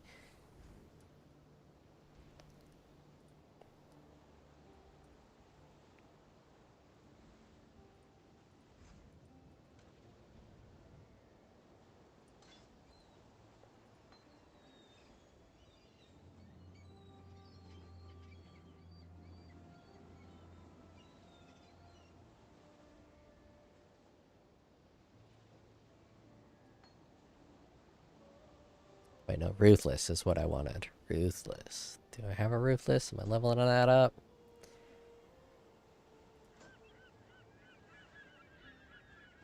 Thought I had a Ruthless.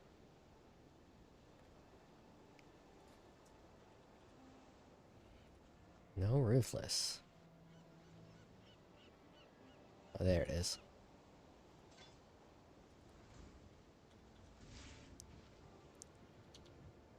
Let's hit play on my show. Too much respect for that to be interesting. Like, I think most people go into that fight going, "Oh, I think Jake will beat up Nate Diaz." Really? Before there was like, "There's no chance," but we also said that about Anderson Silva. We said that about Tyron Wood. We said that about all these people. We're gonna have to accept that Jake is a really fucking good boxer. So, but I think the best fight is Jake against a qualified MMA guy that people love, and Jake is the heel, and he's doing what he does best, which is troll, antagonize. I mean, Well, did we not see McGregor versus Mayweather as an absolute super fight? That's 2 heels. Yeah, and it was really interesting that like Mayweather almost became a face and he didn't know what to do. Yeah, But would you not love to see what happens when like an immovable object meets an unstoppable force at the press conference? I'm very pro take Paul. Like, listen, massively Jake can make money off of that. I want them to make money. I just don't know why Tate would do it. But again, I don't have an idea of his finances. Like, if you told me Tate is worth $200 million, I would say no, there's no reason to do this at all. Like, to risk permanent damage. He's already said he has like some cornea issues or eye issues. Like, this isn't gonna be fucking good for you. I think he's like 34, 35, something like that. Yeah, it's not. If you have 100 million, you couldn't get me to do shit with 100 million. 100 million, bro? Just in bed. I'm not fighting for 100 million. No, like I don't know why you would do that. Because now what are you doing it for? You're doing it to prove something to the public. I guess you went back and forth with him, but Jake is a legit fucking boxer, man. Like, this guy dedicated his life to it. And he was younger when he got into it. He's not one of these like 40-year-old guys that does celebrity boxing. The kid was in his early 20s and then dedicated every fucking second every day to it. You know? So, yeah, I don't know if I'm Tate if I would do that. I wouldn't do that. Fuck Tate.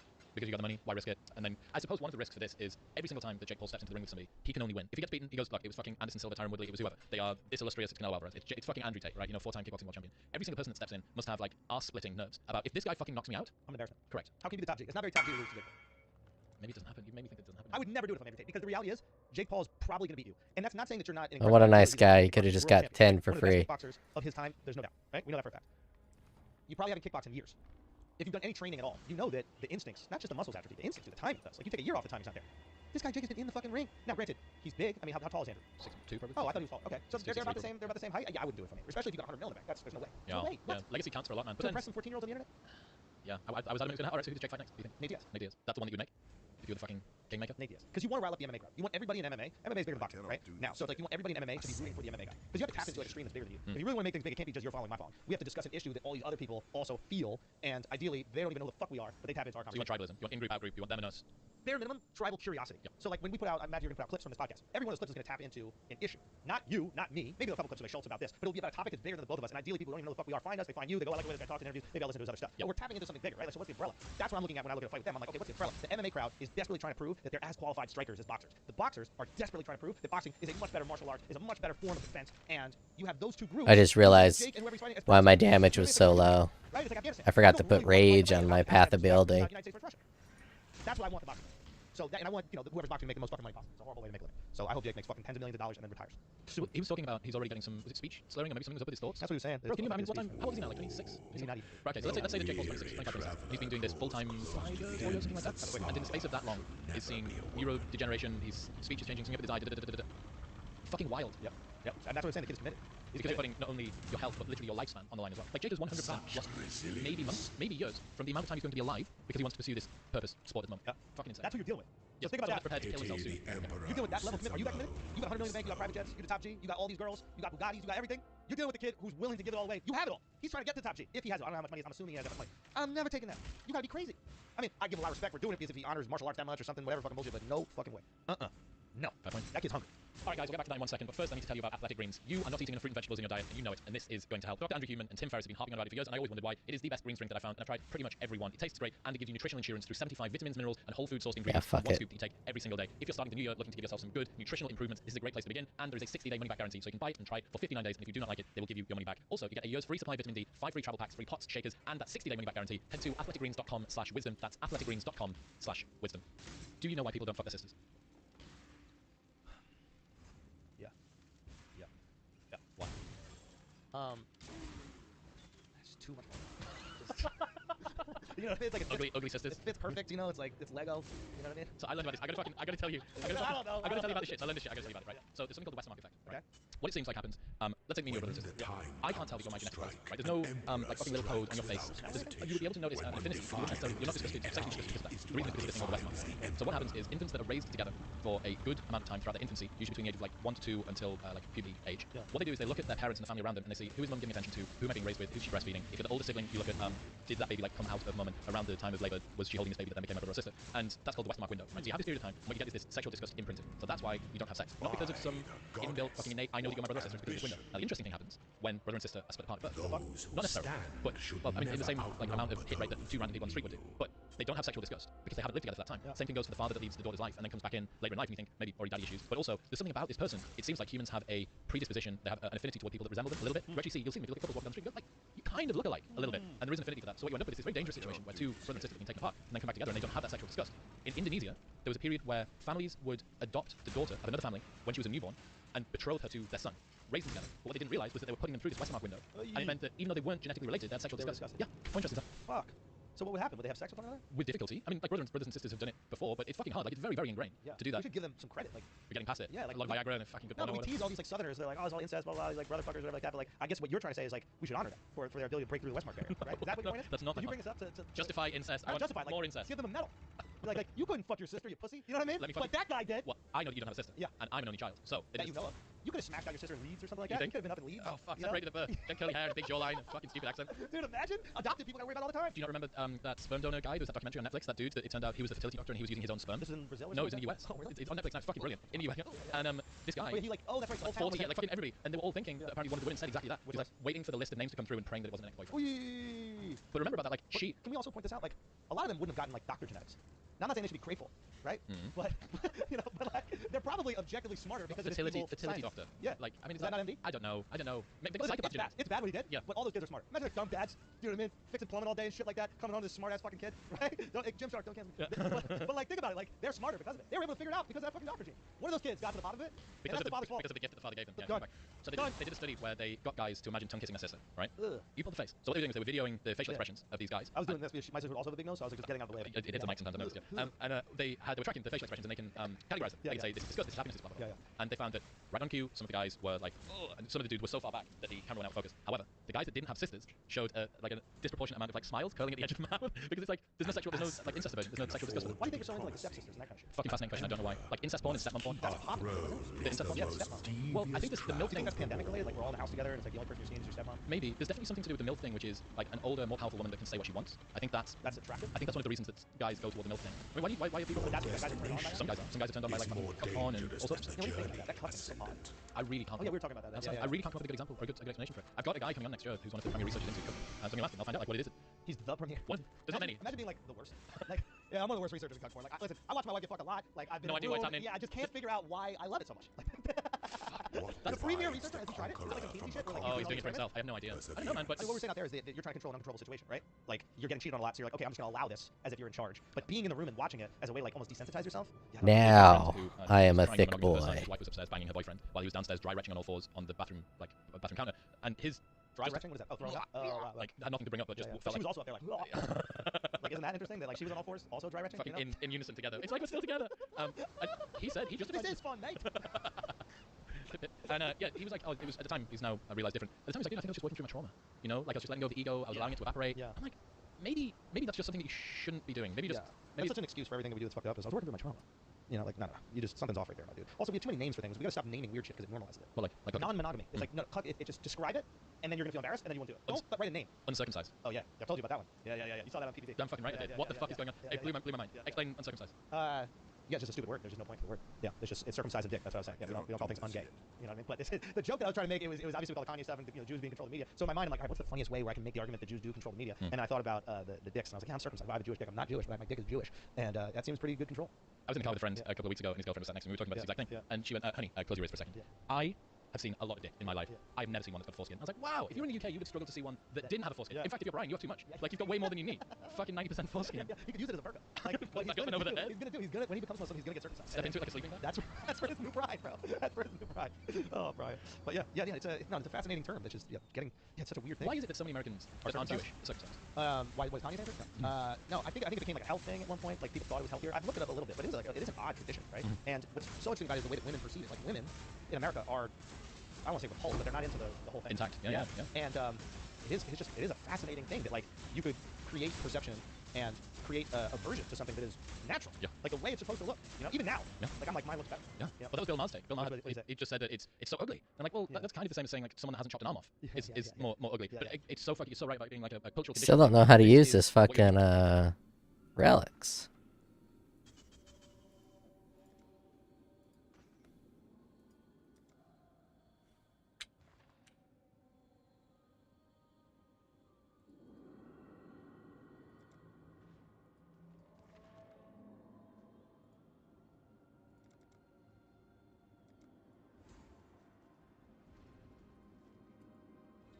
A relic locker, but how the fuck do I open the relics?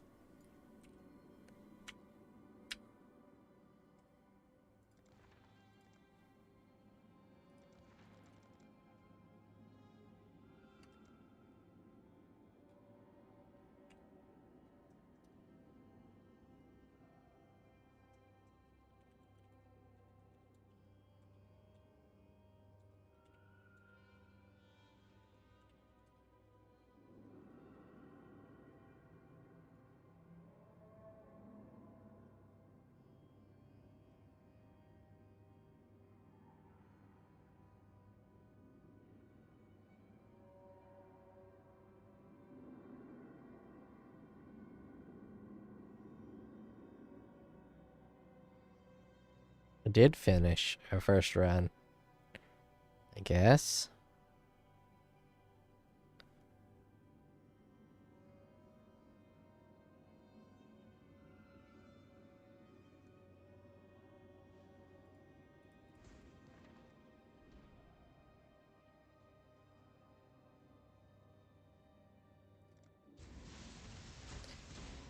Guess I'll just keep running it and maybe it'll open up.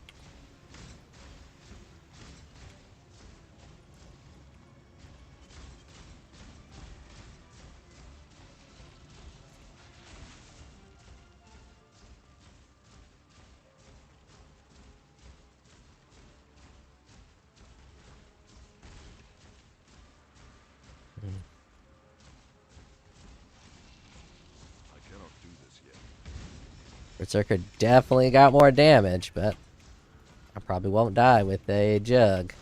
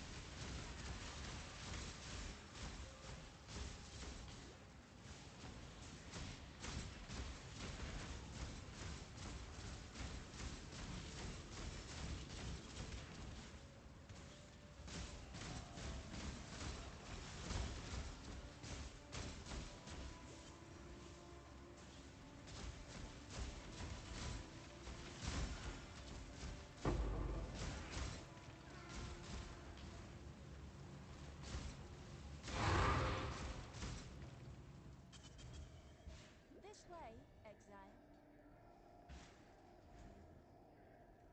I think I need a cluster jewel now, though, to get my rage from the cluster jewel.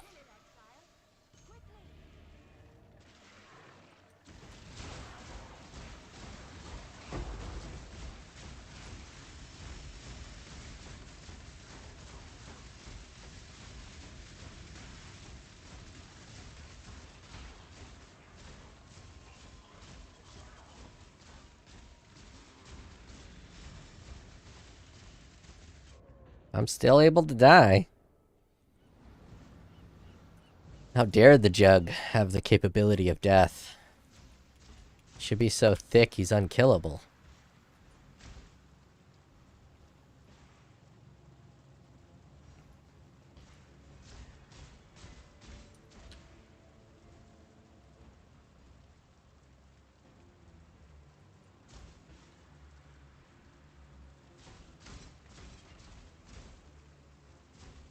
I cannot do this yet.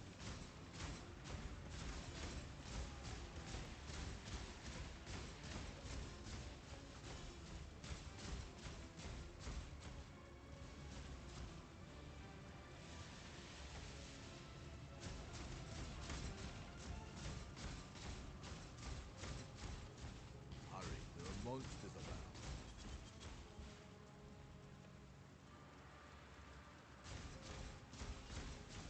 I think a jug without determination just isn't right.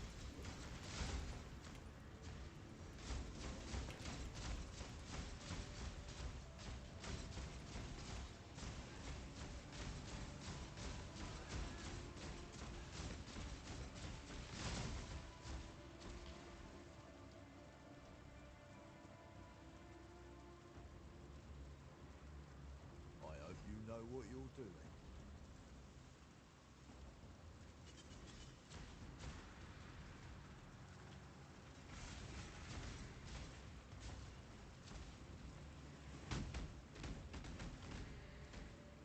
You sure about that placement?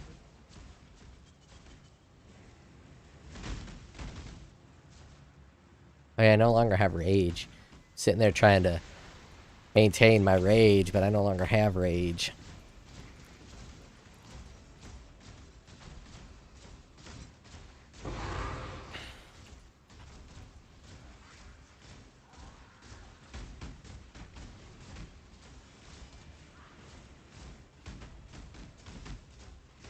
Despite being a jug, I'm still getting fucking wrecked.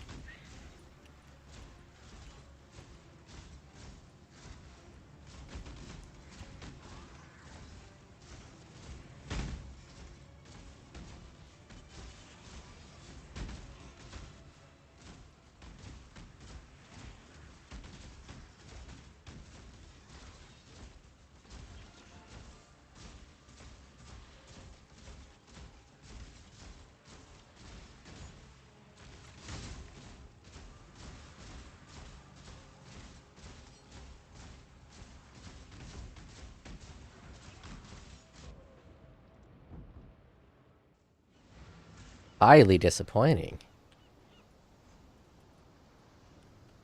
I was hoping that all this spectacular jugness would keep me from death. But no, look at that. Death is still just as easy as ever.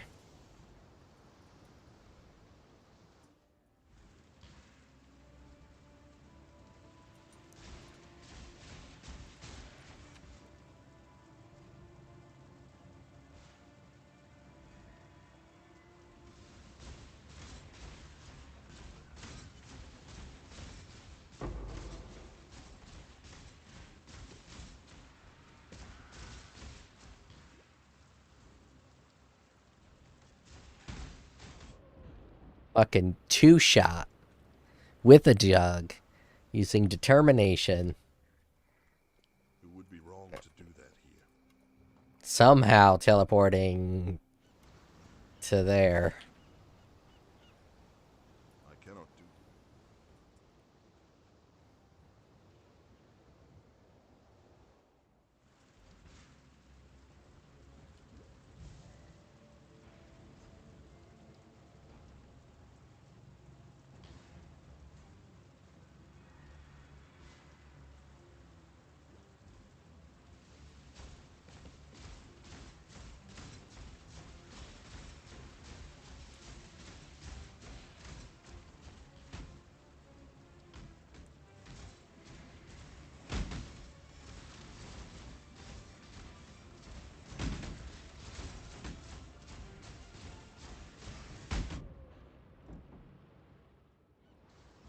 Fucking paper doll jug.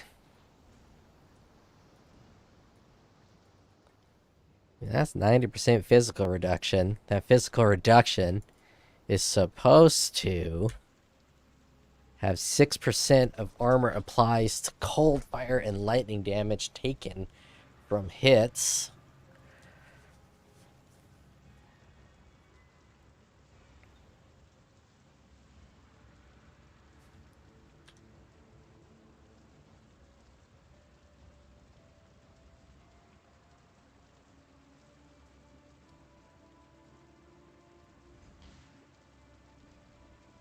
I mean, I should be tanky.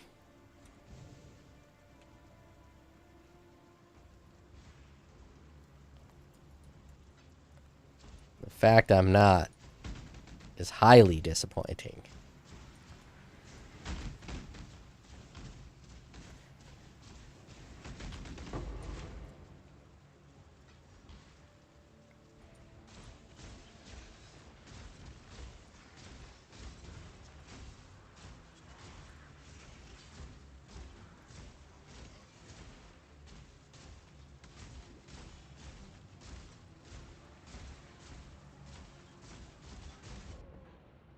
Look at this shit. Can't even run a basic map as a jug. Let's get rid of this hatred then. And put on grace. See if we go full fucking tank.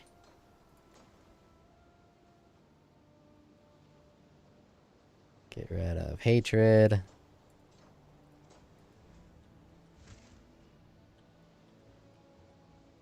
Full tank. Let's actually put on a fucking banner too.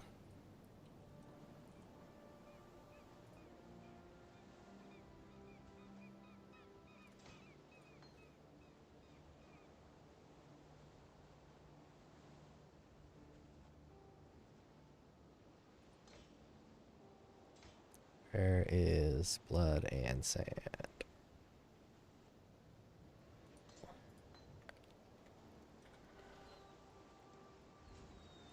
I cannot do this yet.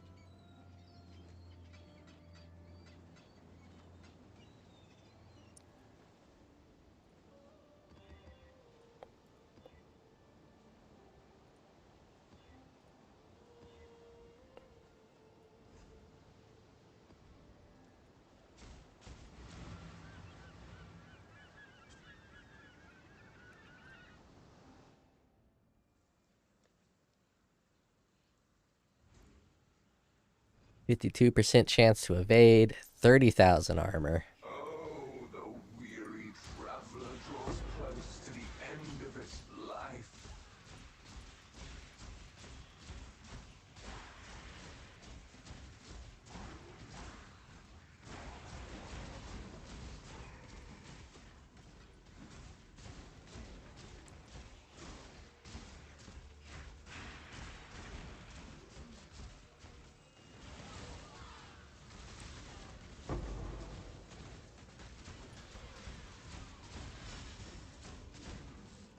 Mykaris says.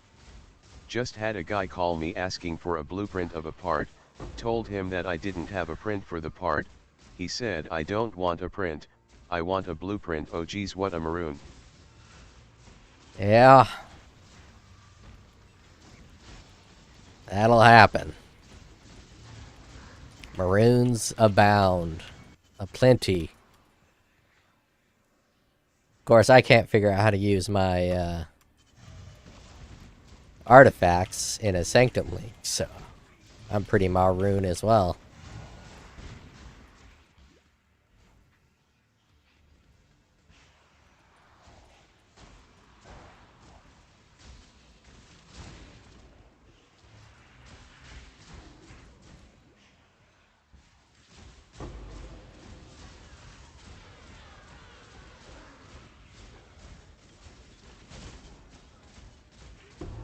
With my lower attack speed, I might be able to anoint a different passive on my amulet.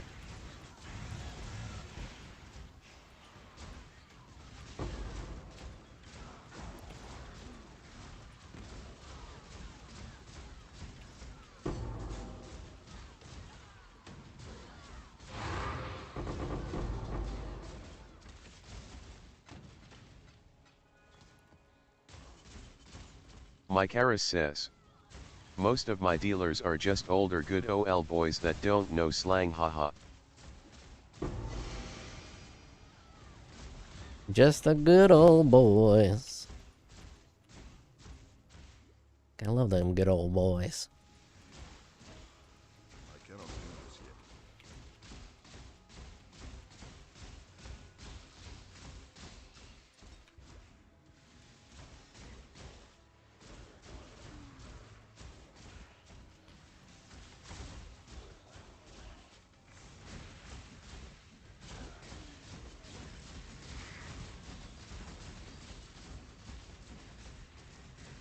Yeah, I think Grace was it. Putting on Grace allows me to be a badass.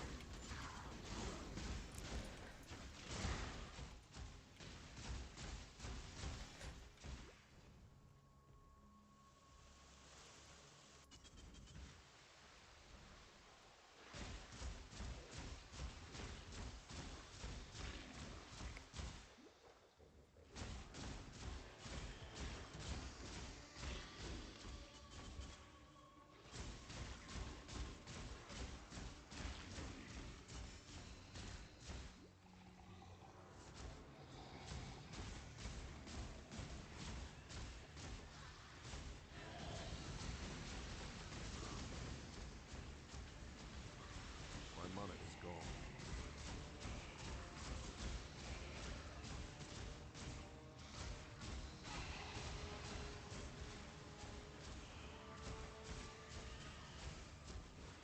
Mykaris says. Worst part of VAAL skills for me is when you have it charged up and enter arena and the charges disappear. Yeah, I really hate that shit. Same with charges, like power charges and then frenzy charges. It's so stupid that they do that. Should default with you having charges when you enter a new area, new zone. Or at least fucking keep them.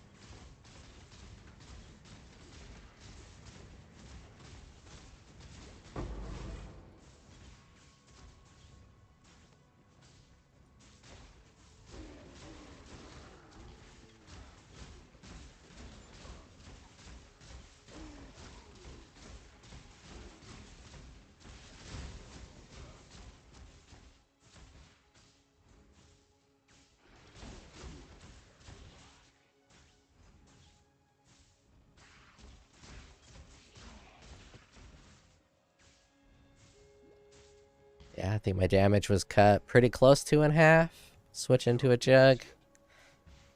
See how quickly If I can level up more, I think it might be worth it.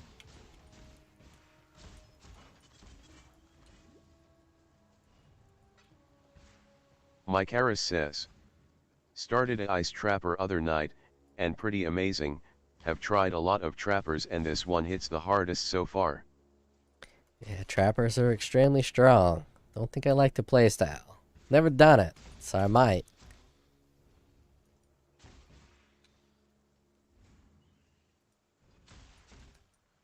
And I missed a big old chunk of 50 enemies somewhere.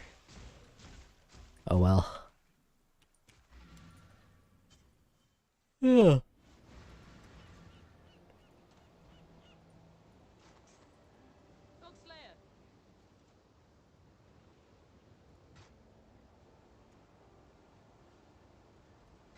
Mykaris says, I kinda like just throwing things out and watching things die, haha.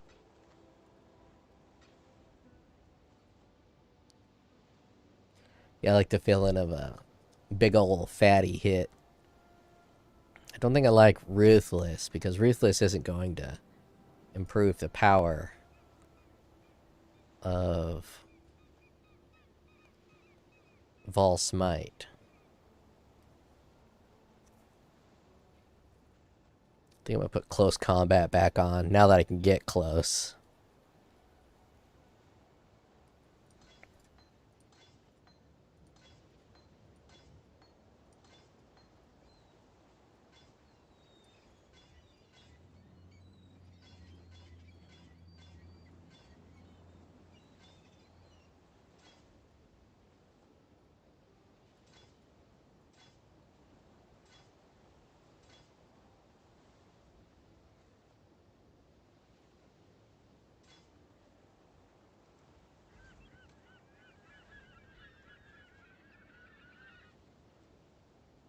God, I hate the Arsenal map. They're gonna end up giving me nothing but arsenals.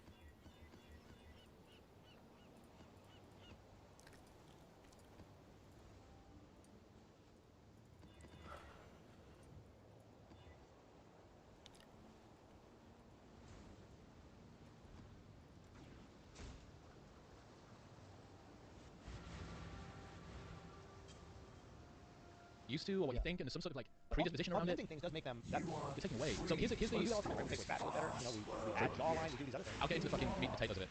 You have a gloss thin amount of fucking tissue on the fucking corona of the penis, right? Yeah. That's protected by foreskin, or the bell end as we call it in the UK. Like, I like fucking brilliant insult. Calling someone a bell end is so satisfying. You get like keratinized bell ends all the time, like the head of the penis becomes like fucking. So I can only imagine Jewish women have got like fucking. In order to 100% lose sensitivity. There's a huge movement online that says male circumcision is gender mutilation for boys because it downregulates. Mykaris says, Isn't that good? Because Smite uses ancestral call, multi-strike, melee physical, elemental damage with attacks and physical to lightning, doesn't it? We really might be. That's a great fucking point. Shout out Uses kind of whatever you want. The dudes knew that women need orgasm. We need to desensitize these dicks. They just had them out there in the desert, just dragging along the fucking sand and shit. And eventually got to the point where they're just making their women come non-fucking stop. This is brilliant. This is true. It's like someone's chopped the end of a baseball bat and started dangling down That's there. it. Rock hard piece of. Yeah. But think about it. If it's helping the women out, and help, what is the most embarrassing thing as a guy? No, Susan. Yeah. I think they should have chopped more. I think I only got like a half. Can I take a bit more off the top, please? Take it off, my boy. That is so true. Short back and sides, please. Yeah. So is it super sensitive for you? Well, I don't know. I haven't got nothing to compare it to. Ancestral call isn't Mykaris needed. says, guess it depends on AoE or single target. Oh, yeah, if it was Single target is what I need, because VAAL Smite handles AoE. fucking skin on the back of your heel. Right. Do you ever have to put one of those compete things on that feels like heels too much and get like fucking blisters? Like if it ever gets like fucking rubbing on the zip. No, you can't go. Oh, actually, yeah, but I was gonna say if you go without the underwear and catch it on the back of the fucking zip, or something, you probably wouldn't even notice. You wouldn't even notice. No, it's still kind of sensitive, but it's not as sensitive as you guys for sure. Cool. Yeah. Let's go back. We can compete later. Yeah, we'll see which is more. Yeah, we'll just flick it. That'd be good. Just see the reaction. I'm wondering, is mine even that sensitive? That's an interesting one. Actually, that's also another thing. Like, if you don't get hard, don't feel bad about it. Blame the Jews. Oh, because you desensitized me. Exactly. It's part of the Jewish conspiracy to get me erectile dysfunction. Kanye, talk to us. You missed one. Yeah, we call it whiskey dick. It's not whiskey. It's not. Jew dick. That is good. That is good. See how comedy works, man? This is fun. Now, if I was a comedian, this is two guys doing a hate crime on a podcast. So thank God. I've got the light. I've got the light above it. Thank you. Thank you very much. Thank you. Fucking here's another one. So one of my friends, his wife's sister is 6'2" without wheels. Very tall. Wife's sister. Wife's sister is very tall. Mykaris says, Go on. does that video play that fast for you, or is that just on recording? Ha ha ha ha. Yeah, it's 2.0 speed. I need to get through as much of this shit as possible. And they see him go to a 5'3" go. We pop something in the cart and I'll do this on cheek.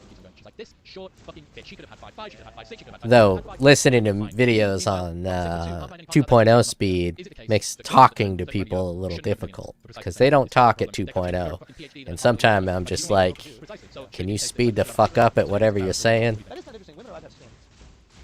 Yeah. And a lot of my family is some good old boys, so they talk slow. It's like talking to Matthew McConaughey whenever I talk to my family members. When we do that, we are objectifying them in some way. I think that's unfair. Probably unfair. But if they're tapping into their biological impulses, I guess that's okay. I guess the question is, when can we stop tapping into our biological impulse? But the equivalent of men is that men do. That is, So this is one thing that the but Mancio, that has to do with like fertility, youth, etc.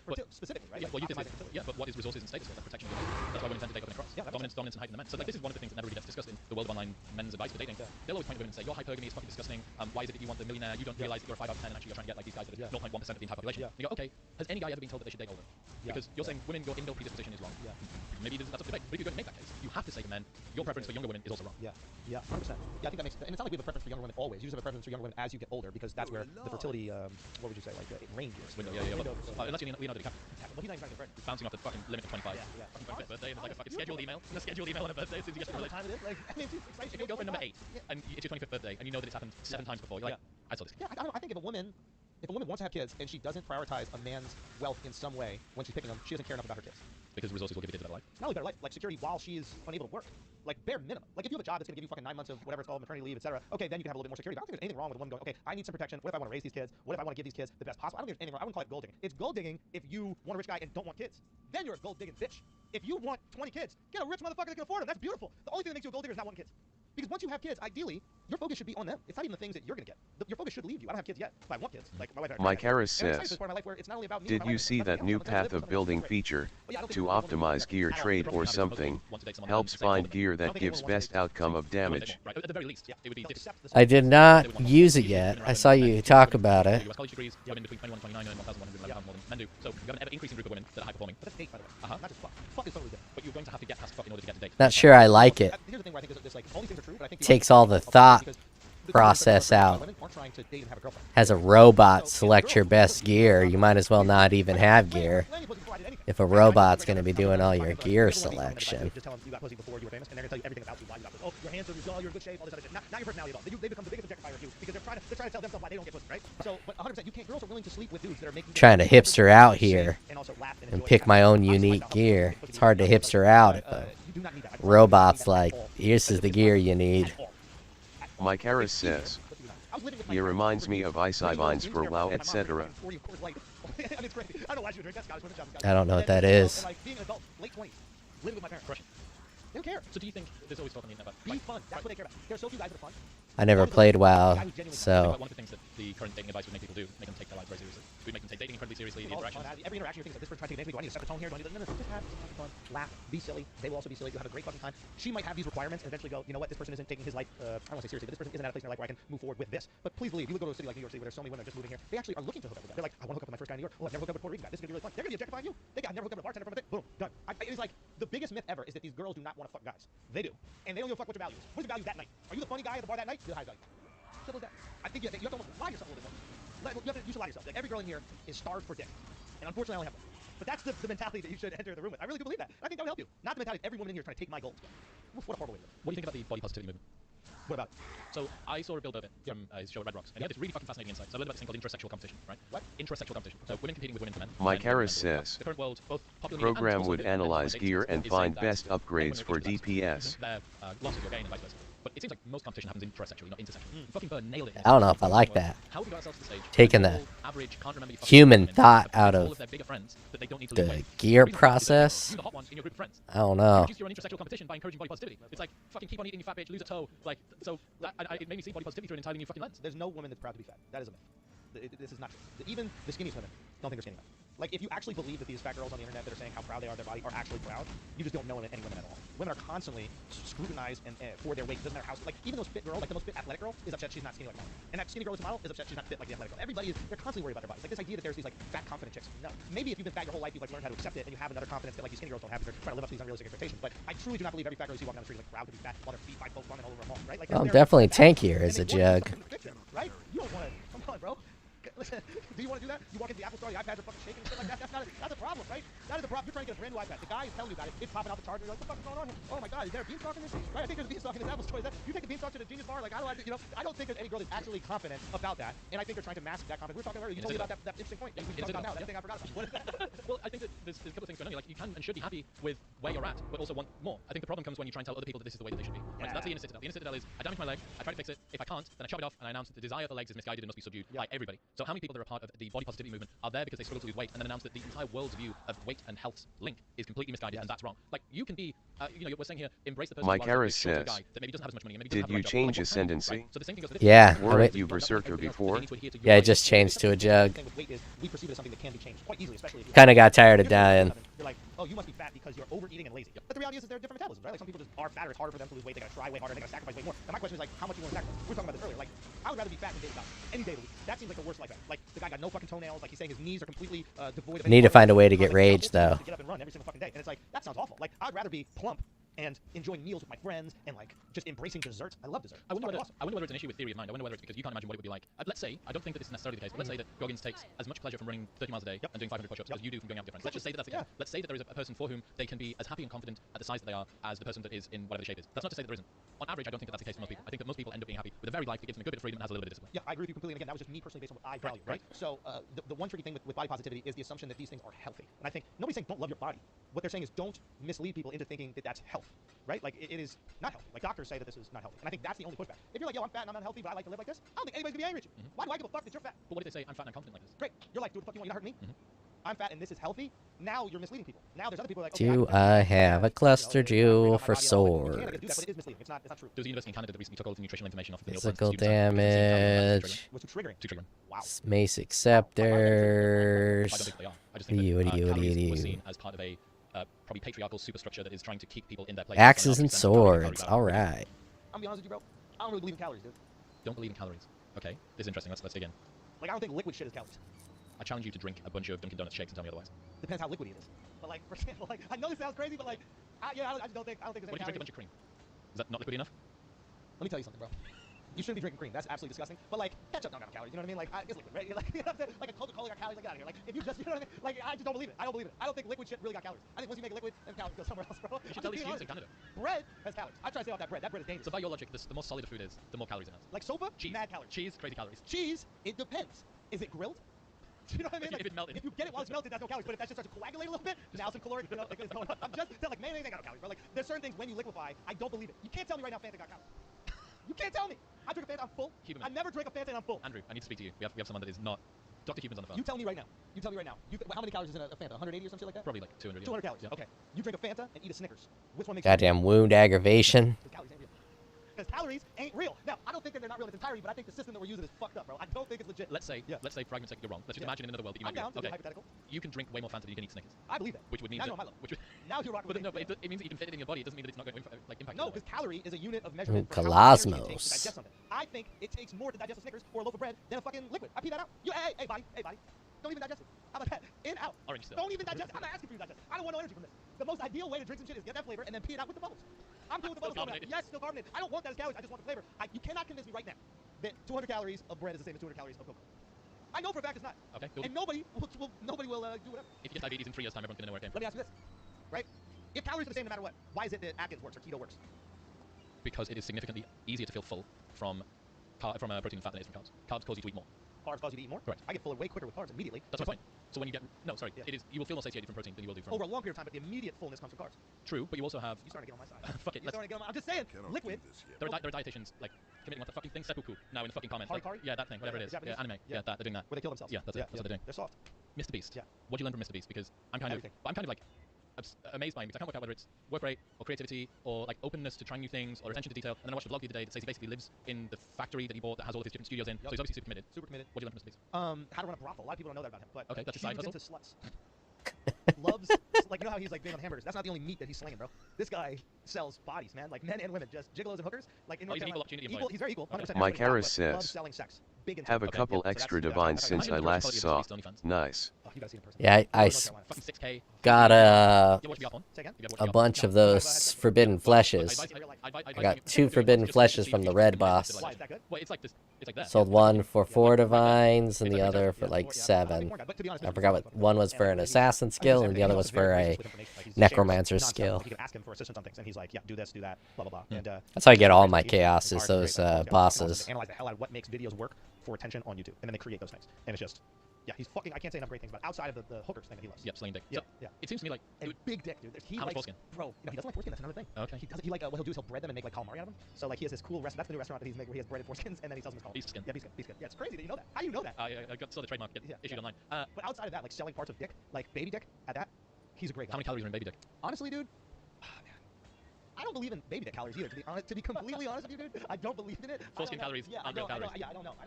I'll have to ask. Yeah. You can imagine a world in which Mr. Beast using like analytics and this sort of reverse engineering. What we know that works, and I spend 10 grand on a thumbnail and I do this stuff to end up with quite a formulaic and like stodgy feeling production. Yep. But it doesn't. Still It feels feels unchanging. But it still feels like creative and open and fluid and stuff like that. That seems pretty like almost impossible to do. Like, it seems like the balance that is very difficult to strike because there's a bunch of YouTubers that can make the formulaic like this is my process and this is how it will work and I'll rinse and repeat. But then to do that which you know works and then keep it fresh. Success is seductive. It's very hard to move away from success. And guaranteed success is a thing that you've already been doing very well. So him doing a new type of video or a new genre, a new platform actually creates longevity, right? Like, but at the same time, it's dangerous. You know, it's a dangerous thing to do. He could flop, and when he flops, it's big. Think about like Hollywood won't even make a new movie. We're on Mission Impossible 9. Like that's, you know what I'm saying? Like there's no new movies because they're worried about the amount of money that they're spending not being returned to them. And so that's why like I got a lot of respect for Jimmy and the boys, man. A good example of that with your stuff, you decide to do a new style of comedy online, which is like direct to camera. You start to see some success with that. Is it difficult for you to then say, I need to kind of let this go? You have proof. You have there, palm of your fucking hand on YouTube Studio, on the analytics, proof. Show's selling out better, everything's going better, and now I'm gonna let that go? I'm gonna stop doing the thing that I just found that works to do another new thing which I don't know works. That's fucking exciting. terrifying. Also like the time didn't call for it. Like I'll bring that back. When I say we'll bring that back, like because all the guys work on it. You know, it was those fucking rants were. God damn it. Yeah, that was just an awesome time. You know, Mark and I started writing them. Then we brought in a guy named Robbie Slovic who works for Jon Stewart now, but he's so fucking brilliant. We would write these like literal essays and then turn them into jokes. And it took so much fucking time. It was unbelievable the amount of time it took to make those. Miles would make these images, and it was great. But the time needed it. Like culturally, we needed that. I remember I got sent a Bill Maher video about. He did a rant about the why it's not racist to call it the Chinese virus, and then he gave all these examples. West Nile's from West Nile, Long Island, and this is from this, and this is just what we do. And he, I got sent that same video by my wife's stepfather, by my brother, by my youngest employee. It was like multiple generations of people were sending me the same thing, and I was like, ooh, there's a lack of a voice for honesty right now, and people are craving it. And if we can just get the thing right and be truthful, then it will have eyeballs. And then what we inserted to it were jokes that you've never seen, like a level of harshness with the jokes that you just never seen with topics. Let's like, see no network would be okay with those what the jokes. But price point is was to also something actually that was just spun buy and it. So it was like this combination of like an intellectual take that was empathetic to potentially what both sides were feeling about an issue, and what we believed to be was like the truest version of that issue with the harshest jokes you've ever seen. And it was great because we're at this time like nobody believed anything. And I think now we're so desensitized from like Goddamn being told one thing and it ended up being motherfucking fake 3 years ago. I cocksucking, think people just dick-looking, So right now is not the time to do that. all Eventually, like, busting who knows, presidential motherfucker. race comes up, you might get back into it. You never know. But right now, everybody just wants to disassociate. Even the drugs people are using. It's like ketamine's popular right now. It's not cocaine. Cocaine is like, I'm in. What are we doing? Ketamine is like, I'm an observer. Everything's disassociation. So when people want to remove themselves, you don't want to go all in on what the issue is and the right thing about it. In my opinion. That's very interesting to take the whatever cultural milieu and then go reverse engineer your type of content. I wonder, because it wasn't long ago, it was only 3.5 years ago where you weren't selling out every show, where you were known but not the sort of size of platform that you have now. And I'm fascinated by people who are kind of on a trajectory from not super famous to getting pretty fucking famous. What have you learned about, what's changed? Like what about the perils of fame or the challenges? Fame is great. I'm not saying famous, but having some level of like fame. Notoriety. Yeah, it is. What I love about it is people trust your kindness, and I'm genuinely like a kind person. Like I can be nice to somebody, and they don't think I want something from them because I'm probably the more famous person in that interaction. Oh. So when I walk in a restaurant, I'm nice to like the host or the waiter. They're going, "Holy shit, this guy that I watch all his comedy, he's like, really like a nice guy." As opposed to because he wants a free They want a Coca-Cola at the table, end they of the want night. this, they want a better seat. Like I'm not using kindness as a weapon or tool to extract anything from you. I'm just giving you kindness. So it's allowed me to be like the person who I always want to be. I grew up in New Oh York, yeah, we don't do that. nothing. Like if you were nice to me and I don't know you, I think you want something from me because that's how people do it in New York, right? They come up to you, hey man, how's your day? You have a little moment for the climate? And it's like, oh, you use niceness to get money out of me. So it's great for a guy like me. I grew up in a small town where everybody's nice to one another. I grew up in a town where kindness is specifically used as a tool to manipulate and remove money. That is the goal of kindness in New York. That's why in New York we were like roasty with one another because that's how I know that you're safe. You know what I'm saying? Why would it be the case that someone who didn't roast back wouldn't be safe? Because they would be overplaying their nice hand in an attempt to try and Well, get not even something. roast back. Like the first thing you do is you make fun of an environment. You do something like that. You walk into my store or something like that, like, and you're like, you know, I don't know, I'm trying to think. Like you walk into your store and it's like, you know, someone just robbed this place or whatever, some fucking joke. You're insulting the store. Now the guy on some level is going, okay, he's insulting me. That's bad. But at the same time, he's not trying to manipulate me. That's also good. I can trust this guy's intentions potentially. That might not be the best example, but I only cool got things the about it is one. being able to be nice to people and then like appreciate it. Also, and this is a Norm Macdonald line, but I agree with this completely. It's like you get the best version of people. Like people come up to you with a smile, they come up to you happy, they come up to you excited. Like you're getting like this awesome treatment from people. Most people walk around the streets, they're upset, they're stressed about something, they gotta go somewhere, they're in a rush, they got no time for anybody they're bumping into. Most of the interactions I get to have is people going, hey, I love what you do. You're really proud of this thing. I love what you do. And my specific type of like, I hate using these types of words, but like notoriety is like they know me for being myself. I'm not playing Superman. Gladiator or some shit. Yeah, like where you really like Superman. You know, like me, you like the character I play. He's like, nah, this is me. These are the things I think, the things I feel. So you appreciating that is so fulfilling. So it is awesome. And I'm not at that level, I guess, where it ruins your life. But I also think that's a choice. Like I'm not gonna name names, but like I have people I see rolling around with like fucking 100 security guards and shit, and all that. I'm just like, I've been with people who have security guards and nobody recognizes them. They just recognize. I think you're overplaying the situation. Now, I don't want to jinx myself. Somebody comes up and robs me or something. But Have you considered what happens if you overshoot fame? what is overshooting? So there's an article called 13 Reasons Not to Get Famous by Tim Ferriss. He wrote it probably about 6 or 7 years ago, and it's one of the fucking best things I've ever read. Most people in the world are below the level of fame that they would like to get to. Even you, maybe. Even you would like, as someone that's got a pretty big platform, to continue to accumulate more notoriety. I never think about fame. Not for its own sake, but like it comes as a byproduct of doing more things. Success. Right, Yeah. yes. Right. It would be unlikely for you to say, I'm prepared to stop doing what I'm doing because I now have too much fame. That might be a better way to frame it. Like you would stop doing a podcast because if you accumulate one more subscriber, that would be one too many that may know you. That the byproduct of what you're doing would cause you like discomfort with fame. So my point being, almost everybody in the world has less fame or notoriety than they would be comfortable with having. Yeah. Right. You don't know that threshold until you pass it. And you can't stop it. You can't stop it once it happens. And Tim Yeah, Ferriss, Tim Yeah, Ferriss I might be able to use ahead. He uses these 13 reasons, and this guy. I might as well level one up. Maybe in Austin a long time ago now, and lives outside on his front lawn for like 2 weeks because he's adamant that Tim is sending him secret messages in his podcast saying he wants to be in a relationship with him. And Tim has to check into every hotel that he goes on holiday with under a pseudonym, under a fake name, because people find out they call all of the hotels in the area, not able to upload family photos when he's been going away and all sorts of stuff. He never puts photos of like his friends and the people that he's with and all this sort of shit. Like he never does any of that. And he says like these are some of the prices that you pay in order to get the level of fame. I think he had maybe like a 700 million to 1 billion person audience, like the number of not obviously individual people, but the number of exposures. And he's like, million to 1 odds happen 8 times a day in New York. If you have an audience of, let's say, 100 million people, let's say there's 100 million people that know who you are and know what you do. 1% of the world are psychopaths. Of that 1%, let's say that 1% of them have sufficient motivation to come and do something, and like 1% of them have got fucking... You're still left with a pretty significant cohort of people that when you broaden out the amount of people that know you... I was at the Onyx gym in Austin, and some dude came in with this like sort of scraggly, shuffly looking guy out of his car with this handwritten fucking like ring binder thing. Put it down and said, I need to speak to Aubrey, Marcus, owner of Onyx, CEO of it. They're like, he doesn't work. He sold the company to Unilever like 6 months ago, but like, he's not here, he doesn't live and work in here. Yeah. And he's like, okay, I'll wait in the car. They're like, no, you don't understand. Like, he's not here, he's not coming here. He's like, I need to speak to Aubrey, I need to give him this. My point being that when you start, Aubrey's audience is like, comparable with the size of mine. Yeah. First of all, I couldn't pick Tim Ferriss out of a lineup to save my wife's life. I have no fucking clue what that guy looks like. I don't think that he has an issue walking around at all. I can't believe that at all. Not to say that people don't know him, but I just know fucking clue he looks like. I know who he is. Let's give it a shot with negative 13 to maximum resistances. A show on Discovery or something. Yeah, I know his book too. Yeah. Perfect example of what you said though is you want everybody to know your name and nobody to know your face. If you want to maximize your... Yeah, I mean, it depends, but then you don't get that like amazing treatment from people, and then they can't trust you. I just need to give them that kind of stuff. So I think with Tim Ferriss, the problem is you have to figure out like what lane you're in. If you're in self-help, you're going to attract the people that need the most help. A guy willing to camp out on your fucking lawn needs a lot of help. So I'm not surprised that the self-help people get the weirdest, craziest fucking followers that do all the weird, crazy shit. I'm a comedian. I like making sane people laugh. That is the fun thing for me, right? And I like poking fun at absolutely everybody. I don't say I'm some fucking important guy. I don't even go say comedy's important. I say treat us with the least level of respect. The less respect you have for us, the better. There's so many comics out there like, we're the modern day philosophers. I'm sure I said this in some fucking podcast, I'm a modern day philosopher, and I regret ever saying it. I regret ever giving any kind of importance to comedy, because then you can't say anything. You can't say we're the modern day philosophers, we're the ones putting the truth out there in the world, we're the ones changing the world, we're the ones holding the mirror up to the fucking powerful people, and then on the same level go, why are they canceling us for what we say? You said you're important. You said you're changing the world. Well, if I was someone in power, I'd sure want to silence those motherfuckers that are saying the real shit. If you're that important, say we're not important at all, and we can say what the fuck we want. I value saying what the fuck I want. So treat me like a clown. I don't give a fuck. I wonder if that's part of the problem that Brian had.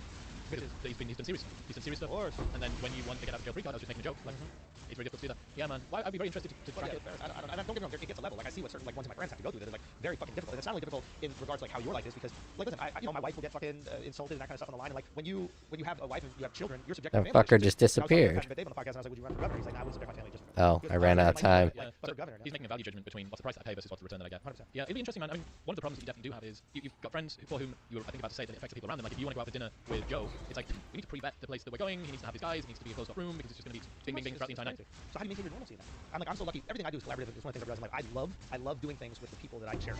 I love spending time. Camaraderie is all of everything I do. I know when I'm up on stage, I'm just me by myself, right? But if you even notice like how I do stand up, I'm like curious about the people there as well. Like I'm interacting with them, even with the jokes that I've like pre-written and these pieces. I'm still like there's this conversation because I like being with people and I like creating with people, right? Those are the things I like. I want it just to be me. I like having this group and we solve these problems together. For me, that is the most awesome thing. Like I even look at movies that I love. Like Ocean's 11 is just like to me the best movie because it's 11 misfits that come together to solve this impossible problem, right? Like this is a metaphor for our lives. So one of the things I like about that is that I'm coming up like Doug, who's my manager, producer, partner, my first friend in college. Jamil, we met out there, is my best friend since I'm 13 years old, right? Like Akash, my first friend in comedy. Like all these people that are part of the team, and Mark and Miles went to college together. Like all these people are part of the team, are these people that we enjoy hanging out and working together because that is the most Mike fun Harris thing. says, you see that new breach ring recipe?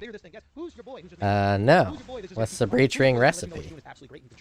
Is there something special about you being a member of the team or an inside person as part of the project, as opposed to just being a friend that you have that's been with you the whole time? Well, I also have those guys. You know, I love the crafting recipes. I like getting money with my boys. I'm being honest with you. That makes me happy.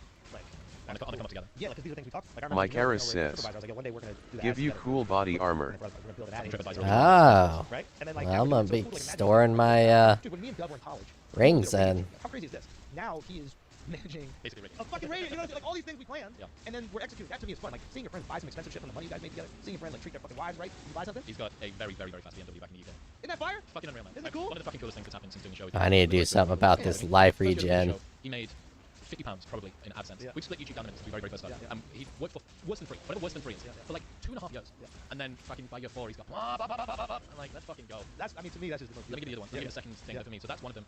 For a long time when you're doing a show, especially mine, where they come up to being like pretty gradual, like took a long time to get to anything, and now it's really taking off. You're like slipstreaming the clout of everybody else, right? I'm holding on to the coattails of Douglas. Yep, can't kill him. And then after a little bit of time, you get sufficient momentum that you realize that you can be that springboard for other people. Yeah, you got clout. And you're like, oh, holy fuck. I get to go and find some underground hero that is Fucking way more retarded. than the amount of people that know about them. And then give them a platform, and they fucking away they go. Louise Perry wrote this amazing book called The Case Against the Sexual Revolution. I released an episode of Substance Trigonometry. It goes to #1 on Amazon, like because she's brilliant, and we happen to have the platform that was able to display her brilliance. Absolutely. And it's just rinse and repeat. Now that's fucking cool. I fucking loved him. Especially if you really admire those people, you really love them, or they deserve a fair shot. It's great using your platform in that way. 100%. I agree with you. And that's what I admire so much about Joe. You know, it's just like, yeah, Joe's the shit, man. He's literally, he is cool. Even if you're a fan, as cool as you think he is, you don't really understand what he did. Because like when he puts a guy like me on his podcast, that could bomb. You know how many comics he'll put on, and I'm sure the episodes don't do as well, but he's doing it because those people are hilarious and he feels that people should see them. Most people, when they get power, they don't like to give it away. Like George is on some like, Joe's on some like George Washington shit. Like it's crazy to be president and be like, all right, I gotta stop this. You know what I mean? Like I gotta give power back to the people. That's a weird thing to fucking Marcus do. Aurelius philosopher king shit. Low key. So it's like, yeah, it's just a benevolent king is the rarest one. And we got it, and we gotta appreciate it while it's here. It's not always. Why are you running from me, you motherfucker? Is the thing that will make him not want to relinquish it. Correct. Yeah, I mean, you're totally right. I never even thought of it, but there could be another world in which the biggest podcaster in the world also happens to get overcome. That will be the case, most likely, at some point. after Joe retires. Mike Harris says, Like this is the anomaly. sorry got a call. Yeah, grasping mail or something like that which has its own set of mods it can roll. Sawz's post a video about it. And I look at other people that also do that, Nice. and I'm like, you know, he's a great example. I will be saving my breach rings then. That just makes you that much better. Like, look, I look at Drake like that too. Like Drake gave so many people features and then made them famous because of those features. That didn't make Drake any less. But what it did do is made every one of those artists so grateful of Drake. So now, anytime Drake needs anything, they're there. Anybody says anything about Drake, they're like, nah, fuck you. That guy made me a million. That guy bought my mom a house. Yeah. Like he didn't have to, simply because he loved my art. How he's done his career, how Joe's done. It's also no fucking. Yeah, it's not surprising at all that you look at the people that are at the top of their careers or like they're top of their industries and they're operating in a kind of similar way, which is who like I'm saying Drake and Rogan, like pointing out these people who are far less famous and successful than them, and then giving them the platform to be successful. Drake will go on your song. He's not even saying be on my shit. He's going, I'm going on your shit. You know what I mean? Like that's crazy. Like I asked Joe, like, yo, will you be the first guest on the pod? He's like, absolutely. Yeah. And you never want to ask somebody who knows that business, but it was one of those things where it's like, we also want to kind of honor him a little bit. You know what I mean? It's like I think it's only Like right. shrine, yeah. Like yo, man, like you're so instrumental in even making this. So that's the thing. Like I think that's why also there's so many people that defend Joe no matter what anybody says about him. This was the interesting thing that I realized around a bunch of the different controversies that happened over the last year with him. What happens usually when the press brings up particular news stories, they say, this is the tip of the iceberg that shows this particular person is the homophobic, racist, transphobic, misogynistic piece of shit that we've always said that they were. Yeah. Now the problem with Joe, for the press, was even a casual fan has listened to like 200 to 500 hours. And there's people that listen to multiple thousands of hours. And they go, you're telling us that this is the tip of the iceberg. I've seen the whole iceberg. I know that there's nothing down there. Exactly. So for you to besmirch and like smear this person's name by claiming you know something I don't, I don't think you do. That's what was so. I think what is so good. It's such a good protectionist strategy, and it's not a strategy, but it's just a byproduct of talking for hundreds and hundreds of hours every single year. It's like, look, if I fucking genuinely didn't like black people, it would be out there by now. People would know. How fucking good of an actor do you think I am? To be able to hold this non-racist persona for like fucking thousands and thousands of hours. And the craziest thing is he's vegan. That's the thing a lot of people don't know. Like that elk shit is a lie. Like, Beyond elk. It's beyond Mike elk. Harris He's says, a very strict vegan. Like strict vegan, YouTube and breach he's a ring crossbow. vendor Showing that recipe. bow and arrow shit. Looks like decent body armor if you get good rolls, that Every is. one of those is CGI. The crossbow shit, CGI. Like he takes a scooter to work, like a razor scooter to work. He's just doing it like every single day. Yeah, I just bought a 6-link astral plate for 50 divine. I'm not 50 divine, 50 chaos. I just gave it a basic roll here. You're gonna wipe off the microphone before you get. Yeah. Fucking dude, He's a fucking man. I think it's very scary what happens. Ideal body armor for me is going to have crit chance on the weapon. That's going to up my damage a fuck ton. Because what is my crit? My crit's probably lower now that I'm a jug. But yeah, just it doesn't feel like there's that same energy, that same excitement, that same camaraderie. 68% to 82%. A little bit lower than when I was a Berserker.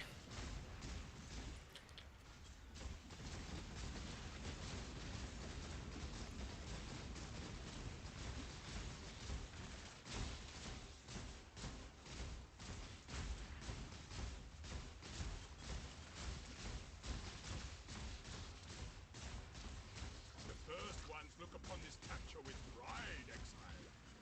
To hunt But I have gotten experience. Mike Harris says, hit those diamond flasks. I got the autocast. Let the autocast do the work. But yeah, I do need to hit those diamond flasks for the crit.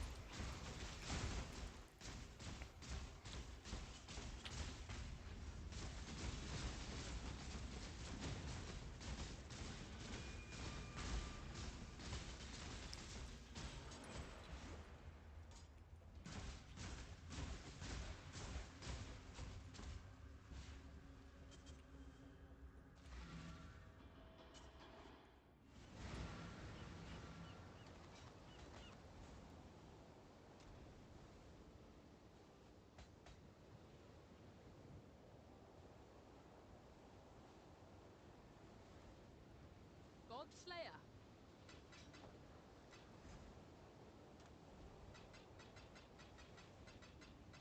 I think one of the gloves will allow you to get rage, I think, on a hit. I don't know if it's the Exarch or the Eater of Worlds.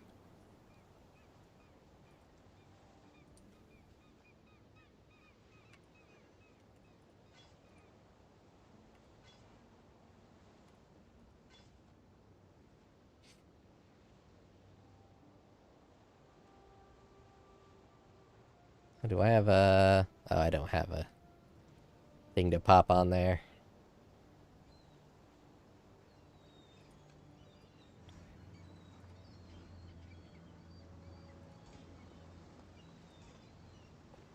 Oh, my Wrath wasn't leveling up.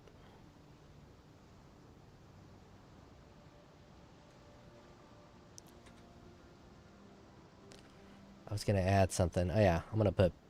Even though it's low level, I'm going to put Behead on. Instead of...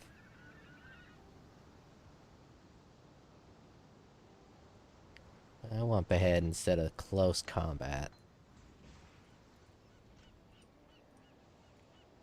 Try to get some Headhunter buffs and see if that allow me to kill some of these enemies that give me a little hesitation a little faster.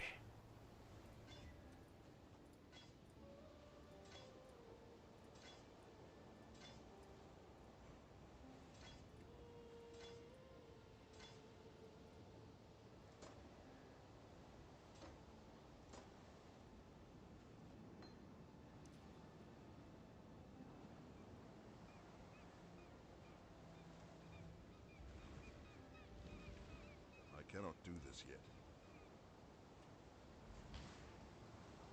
Greetings. Greetings. There is a secret. Oh, fuck.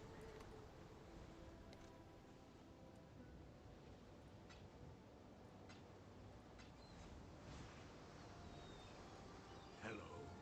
There is a secret.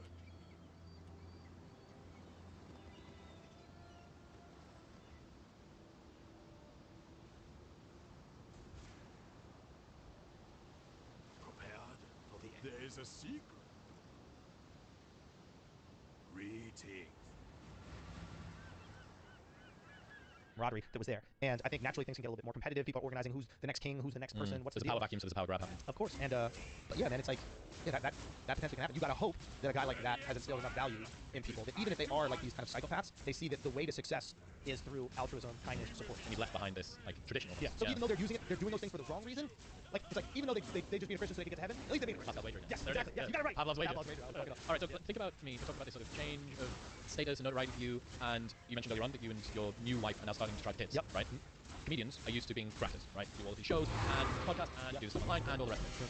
Are you? Is there a Max connection between Carnage the amount of work you 82 want to do and how much you're says, used to doing, and the fact that that's got you sorry for the lurk, just don't know much about the game ATM. Selfish way. Well, lurk all you want. Let go of some of the strategies that got you to where you are. If you want to become the husband and father, I'm of just family, playing and listening to 100%, YouTube yeah, videos. That's why for me it's like I want to learn how to be like a businessman. Like I'm good at making money, but that's not because I'm ever chasing money. It says I'm chasing greatness, and I'm good at recognizing talent. Like the guys that fucking work with me, all those guys are goddamn superstars. And it's like, but I want to learn how to The game's an action role-playing game, So it's like, a lot like Diablo 2, somebody, you know, they could teach me how to write so I can create but with more way more content. For me, yeah, customization. you know, obviously starting a family, wanting to make time to spend time with them specifically, and like honestly go through those life changes and see how that's reflected in the work as well. I'm excited for that. I'm done talking about the same shit I've already Start doing dad jokes. Yeah, I can't wait for dad. I can't wait to talk about family, like because the people that listen to me are also going. Gotta double tap my headphones in order to get this shit to deactivate. Sometimes it's quite difficult. Yeah, the game's pretty fire. Costs about $40. Free to try, but in order to get some of the quality of life shit, it costs about $40, I think. I have over 4,000 hours in it. I can't think of another game I could put that much time into and still enjoy to play it. Max Carnage 82 says, yeah, I play Diablo. This is a bit more complicated. Yeah. Quite a bit more complicated.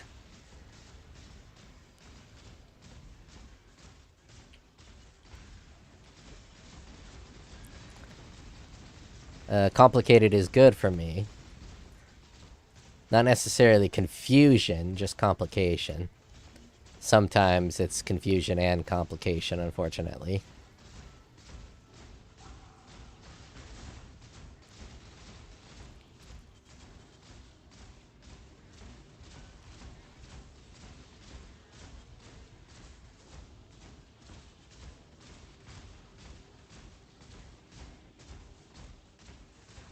Good old Jug.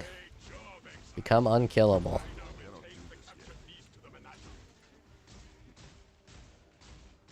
Oh, I'm gonna lose my behead buff.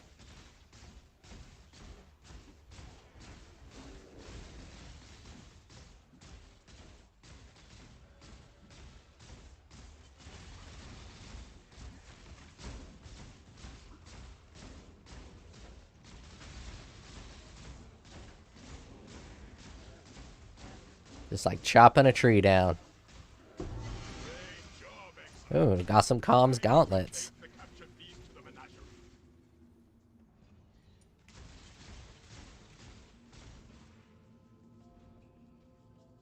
I could transition into Rage Vortex if I wanted now.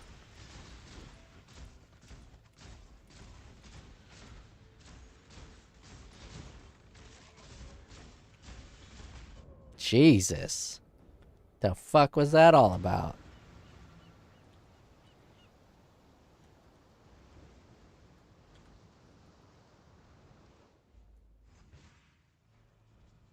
See, being a Berserker and dying, that's a given.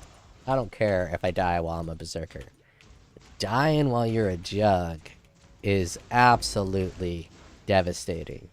Because you're not supposed to die as a Jug. And if you do die as a Jug, you might as well be a Berserker. If you're gonna be dying, you might as well be doing 3 million deeps instead of 1.5.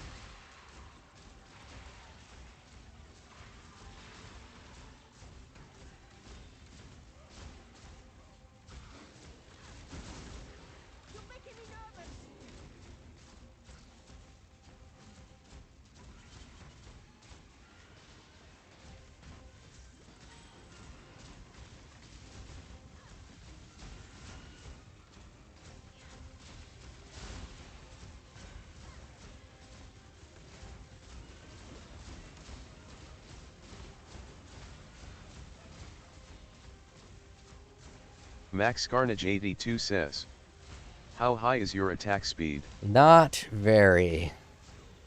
And we'll look in a little bit. With the Berserker, it was going absolutely ham with the attack speed. This guy, not so much. Feels like 2.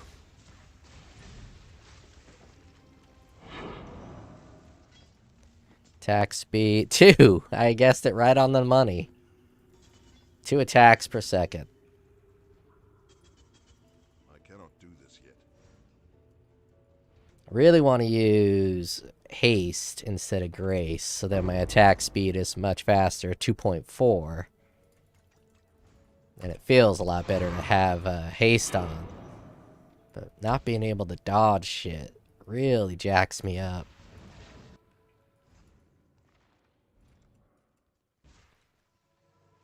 And for the Sanctum, I'm going to put haste and hatred on. Oh, let's see, that looks better, feels better. Max Carnage 82 says, dang.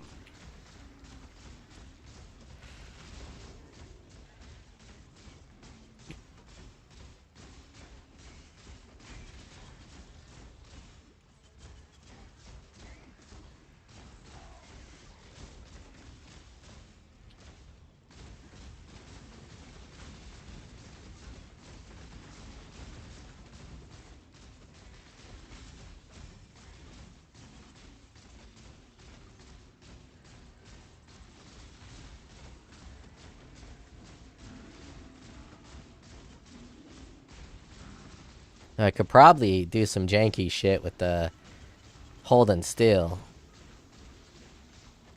They got those worm nodes that you can get where you gain a bunch of life when you hold still. Then I can do Arctic armor. Max Carnage 82 says, but you'll die without grace, unfortunately. Yep, I will die without grace. Got haste going right now. I don't know if I have this one yet. We'll see how it goes. If I can go a while without dying, I'll keep haste on. Though hatred does more damage than haste. Haste just feels great. Last league they gave it a buff, and it's just super good now.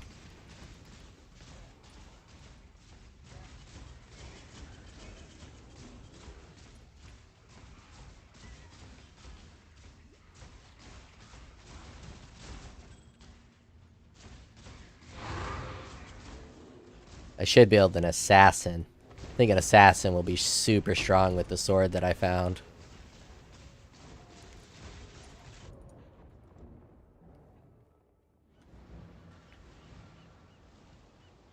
I'm gonna pop a lowlife here eventually too.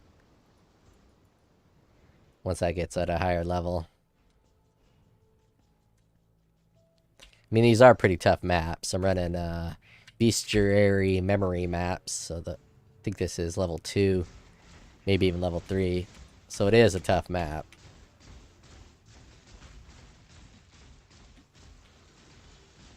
Max Carnage 82 says, both of those gems equipped would be sick. Yeah, they would.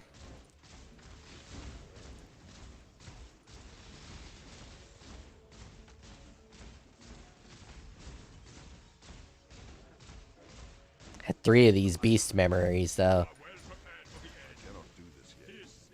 Why can't I do that? But once I get the cluster jewel, it should be pretty good. If I can get fuel to hate on the cluster jewel. Fucking fire damage. The elemental damage is absurd in this game. Let's clear this slot. Because, like, my resistance, unless it goes away when I go in here. Resistances are capped. I have extra elemental resistances. I even have extra on my... Oh no, I'm not using that helmet anymore. So I'm pumped on the elemental resistances. And this passive is supposed to give me 8% of armor. Applies to cold and fire damage taken from hits. And my armor is fire. 28,000. Which is, I guess, isn't like crazy high in this game. 31 with Defiance Banner. And that elemental damage is still what's getting me.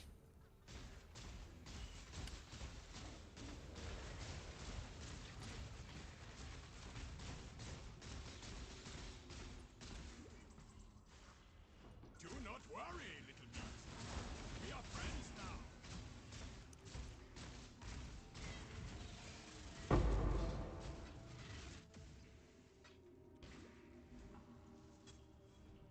I do need to think about what I could possibly pop in to a second 6-link.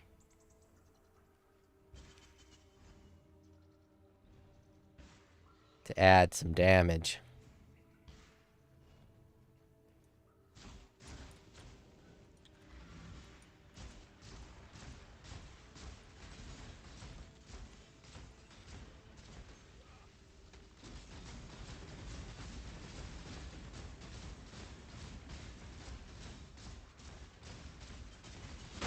Max Carnage 82 says, maybe they stealth nerfed resistances.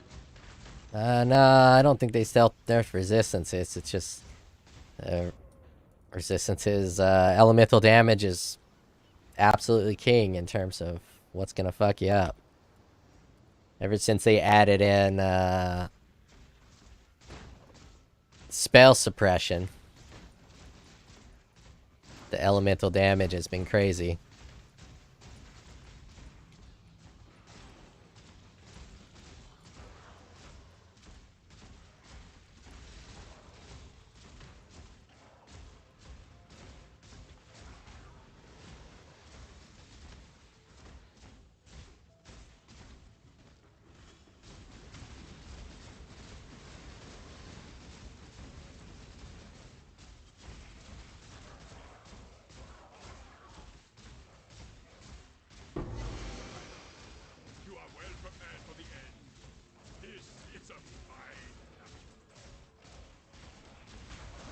Come I didn't get a behead. Should have got a behead support there.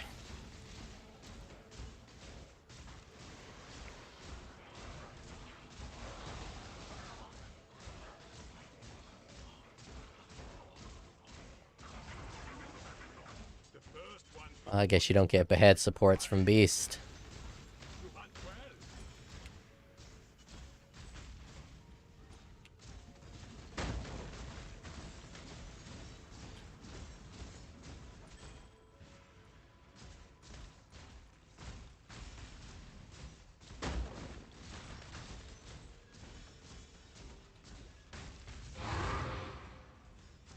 Look at that. No experience. It's kind of pointless to be a jug if you're not, oh, that map wasn't fully done. You're not going to be getting experience because you're dying.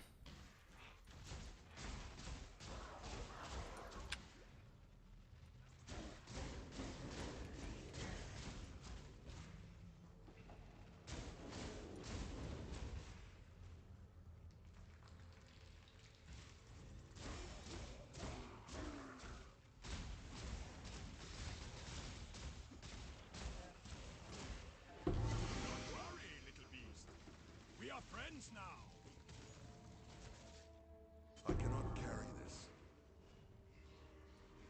I think this is the Beast with regen.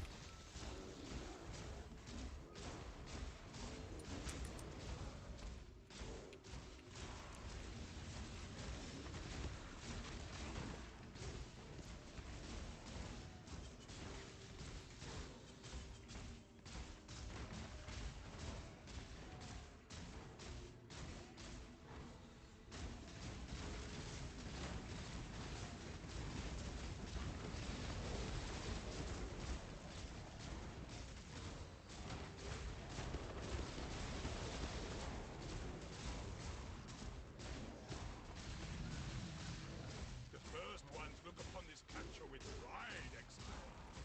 You hunt well.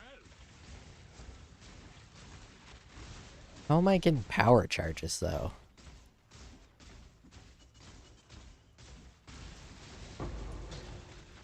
Oh, god damn it.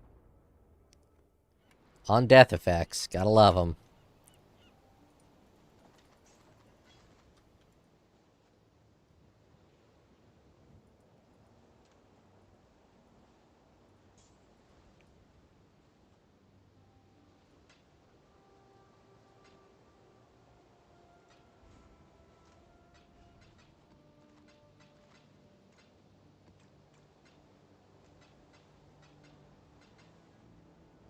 Hail. I cannot do this yet.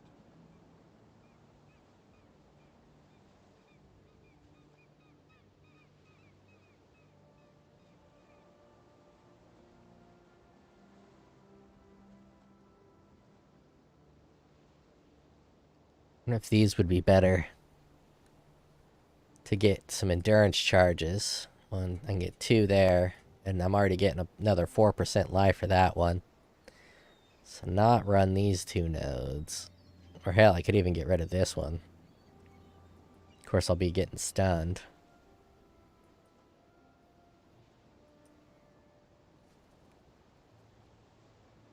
So I don't know exactly how good this 8% of armor applies to fire, cold, and lightning damage taken from hits. In fact, if I wanted to be tankier, I could just do this. Fortify support instead of behead. We'll try that out. And then we'll do determination and haste.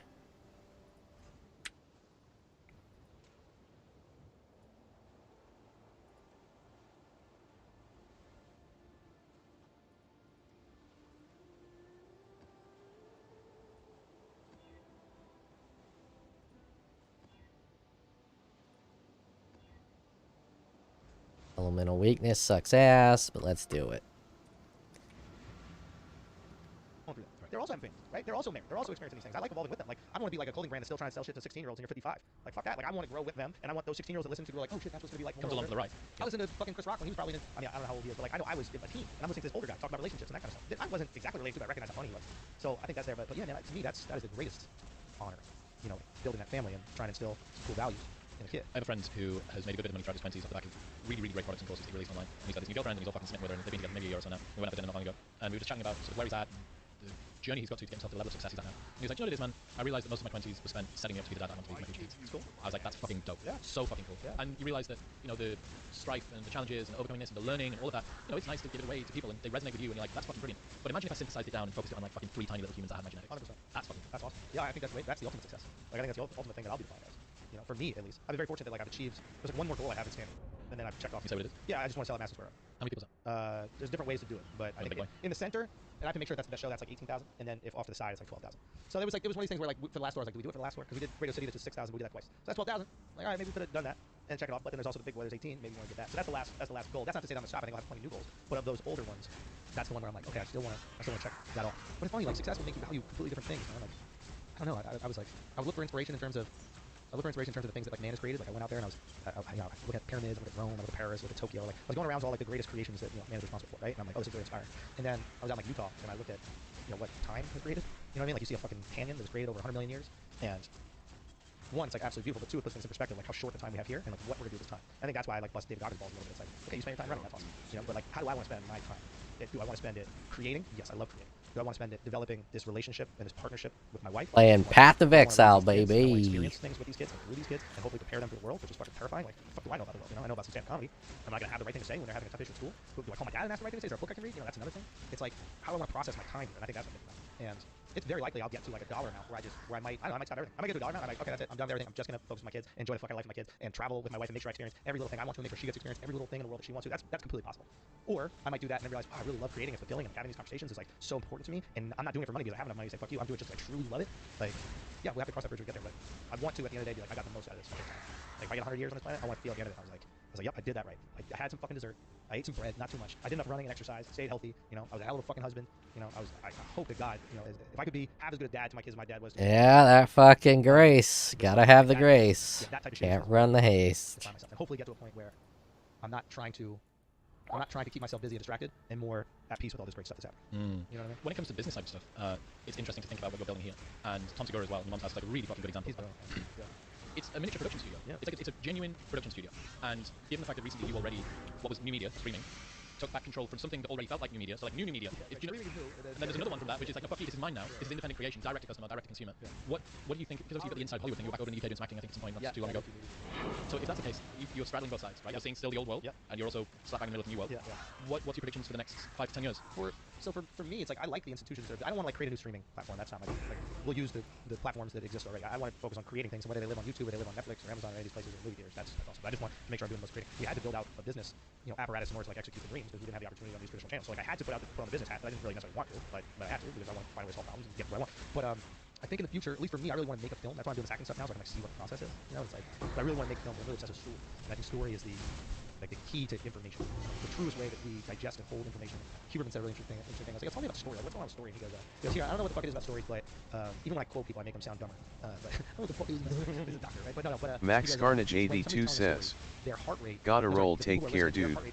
Have fun. And I was like, oh, there it is. And I was like, stories are like music. Like the reaction is music, right? And it's like, you can capture attention, you can convey information. Like the greatest politicians answer every question with a story. Right? You know, love him or hate him, like Bill Clinton, when he answers a question, it's always, oh, you know, one time in South Carolina we were doing this, and then climate change. Oh, that was awesome. I'll never forget that, right? So it's like, one, how do we tell a story? You know, and really master the art of that. And two, how do we use the tools from story to really execute things that I feel, that guys feel, you know, things we come across. Yeah. I thought when I first started the show, because I was part of like the productivity space, at least in the very first instance, and I was pretty adamant that the way to make a good podcast was to like ruthlessly index information as succinctly as possible. And what I wanted was you, Andrew Huberman, me, host, me, dissect brain, take information, give it to audience. And over time, I realized that you're a vibe architect. Like your job is to architect a vibe for people, and it's not about ruthlessly getting information out there. Maybe they'll take some stuff away, but there's absolutely no chance that someone isn't going to be able to remember the short girl going around the corner of the supermarket and seeing like this like fucking little bitch with the tall guy in the like. What does that tell you? Oh, well, maybe they'll remember intersexual competition or some other stuff. But if you convey that through a story, it hits so much harder, and it took me so long to realize that because it's kind of scary. It feels almost like a low ball effort, or like I don't know, like basic, or I don't know. I just didn't have faith in stories, and it's only been within the last probably 18 months where I've gone, oh, we need to lean into this more. It's biological. It's I don't know why anybody goes away with it. I've gone away with it as well. I'm like, what is the point that I'm trying to do? Even with jokes, you're like, here's the premise and here's the punchline, execute it. Like, how can we turn this into, you know, a story? I mean, there was this bit in my special, I did this abortion bit, and it was basically 3 different bits that I turned into a story. And the most fascinating thing about it is that when I'm telling it, I believe that happened. Like, it didn't happen like that. These are 3 individual things that I thought were funny, and then I blend them story, and I can even convince myself that this happened. Like, as I'm telling it, I'm remembering being at a specific street and seeing a specific person. It did not happen. If I can do that with me, imagine what a story can do with somebody else, right? So it's like, yeah, I would love to tell Yeah, I want to make a film, man. I want to make a film. At least, yeah, maybe we'll start with one, but then others. And I think right now it's the time for a rated R film. And to answer your initial question, like how we're going to straddle that, like new media and new media, is I think that if you're going to make anything transformative, you have to do it independently. And then once you prove the product, it's worth it for those people who are worried about losing their jobs to take it. Try to get a It's better not an issue. position to That's hit the more big thing. enemies and just Hopefully ended so. up Like, dying. Radar is like it goes PG-13. Rated go G is like. Going Jug might have been a Radar's mistake. gonna be, I think, like 18 to buy ticket. So adult content. It's kind of pointless to be a Jug if you're gonna die. Probably should have just stayed a Berserker. I can always go back.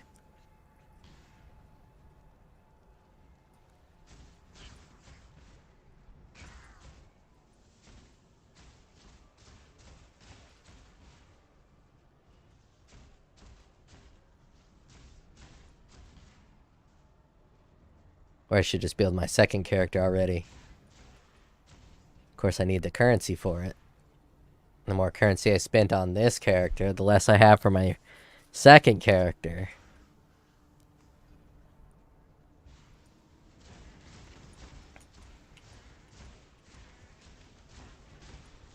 That fortify doesn't seem to help in the slightest.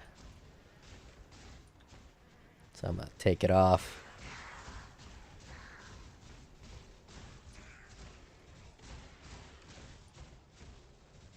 Come on.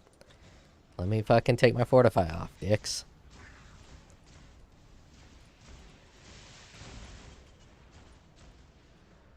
Put my head back on.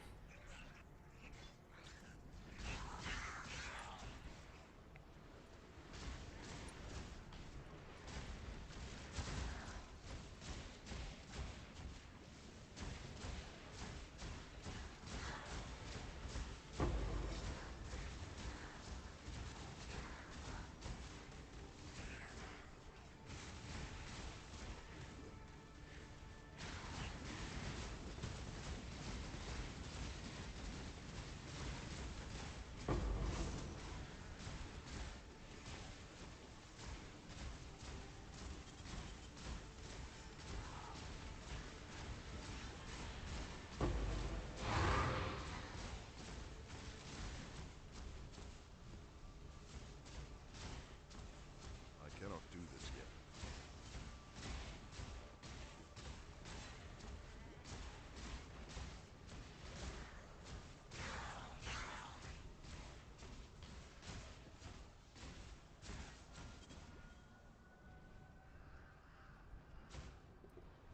Where did I even die at? What's up? What's up? Oh, getting ready to record an episode of my podcast. So don't the rest. Okay. Bye.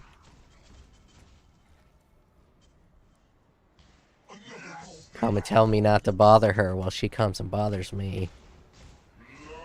That's hilarious. Not that her coming in here bothers me in the slightest.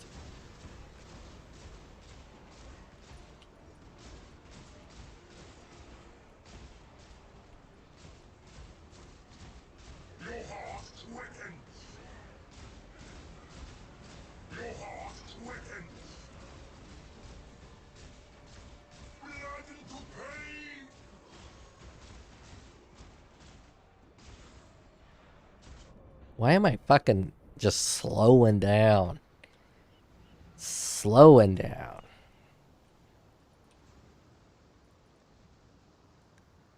Yeah, I'm gonna refund these ones right here.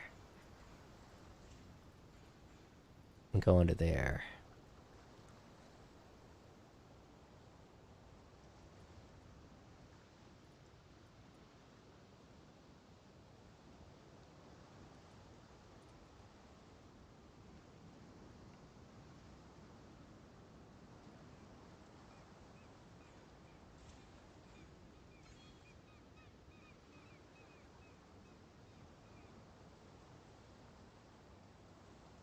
I don't need this dex anymore. That's a free point.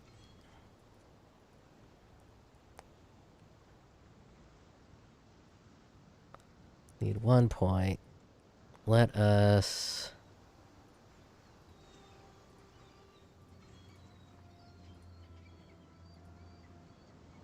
Come on, refund it.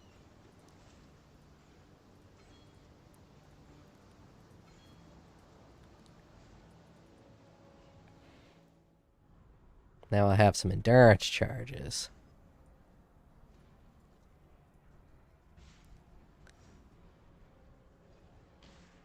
Well, this is where Rog was. I might as well finish up this Rog.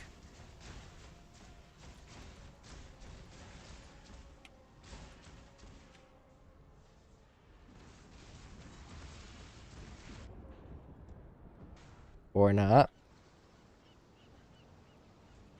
I cannot do this yet.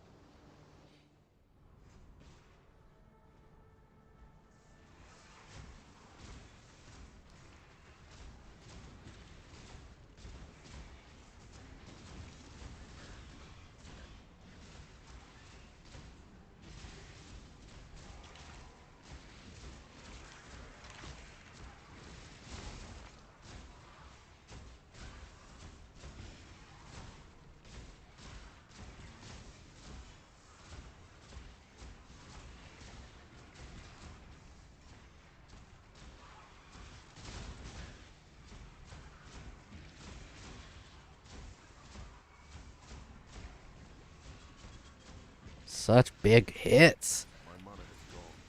Doesn't even feel like I'm a jug. It's crazy.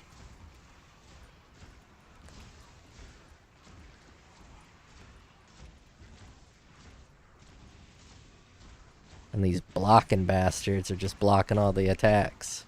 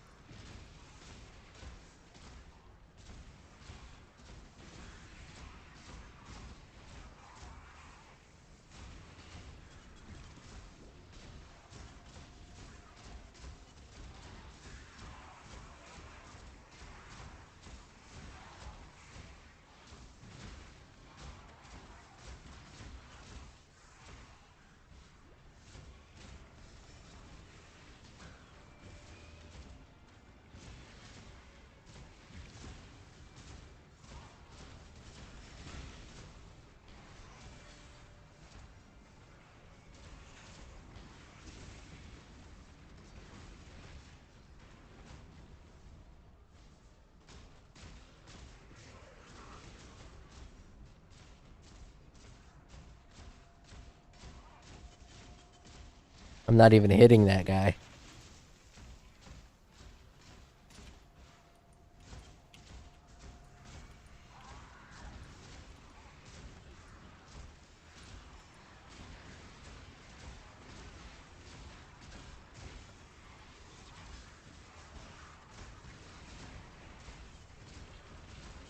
Fucking Christ.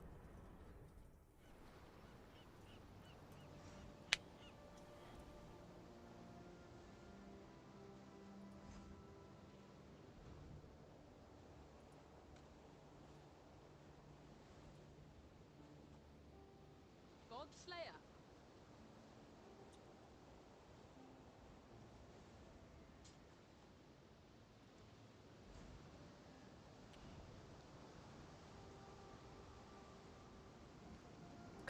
I'm gonna put my low life thing on, see what I can do there.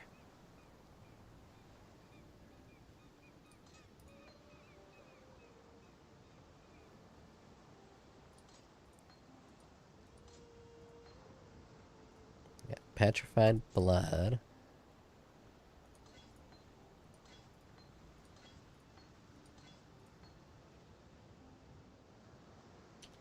I wonder how much an enlightened is right now.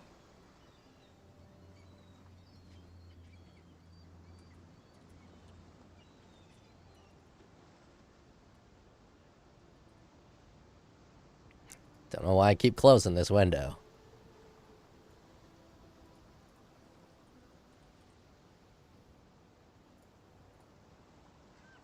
A divine? Holy shit.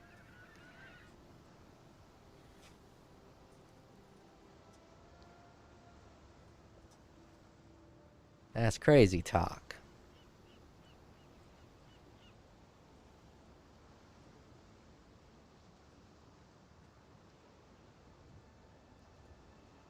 Absolute crazy talk.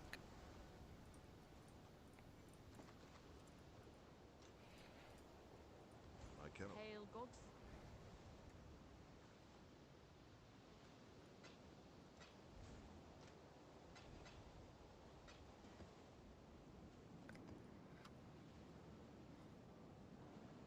All right. We got precision, blood and sand. Yeah, I'm gonna use blood and sand instead of Defiance banner. Clarity. Where is the clarity? I have a clarity. I know it. A clarity.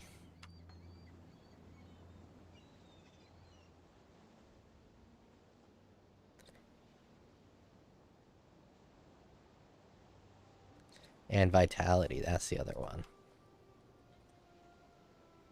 And vitality. Red, red, blue, green. Let's put it in the boots.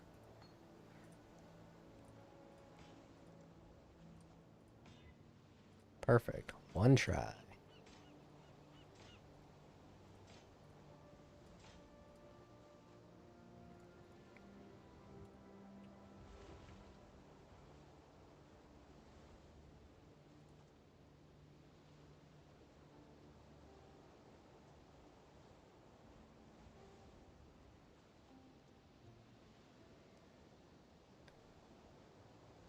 Oh shit. I did it wrong.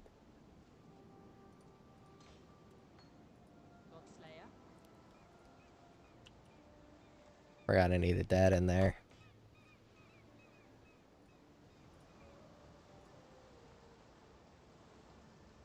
Grace, petrified blood.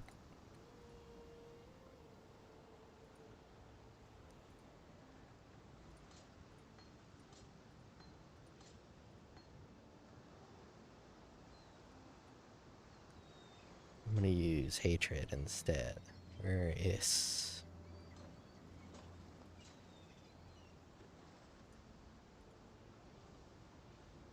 Hatred and grace will be my big boys. Hatred and grace.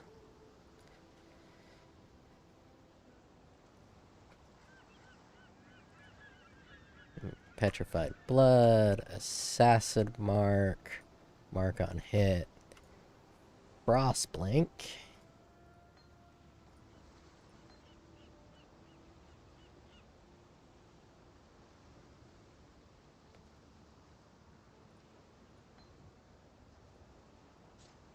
And all these would just be to level up gems.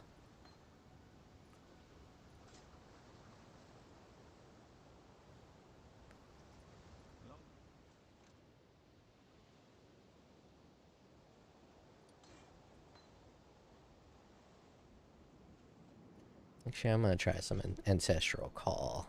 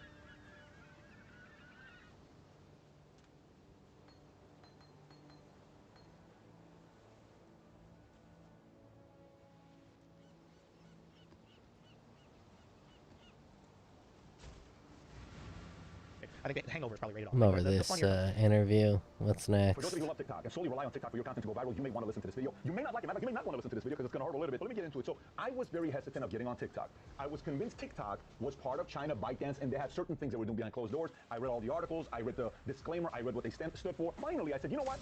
I don't care if I get kicked off of TikTok. I really want to find out if there's any credibility behind all the criticism that TikTok gets. For those of you who love TikTok and use it regularly and you love the app, there's one organization you cannot criticize. God forbid you do. On TikTok, you'll see what happens to your numbers. By the way, it's very important for you to watch this video. It's tough for some of you to watch it, but it's important for you to watch this video because remember what happened to Vine? There were all these Vine celebrities. Oh my God, 5 million views, 10 million views.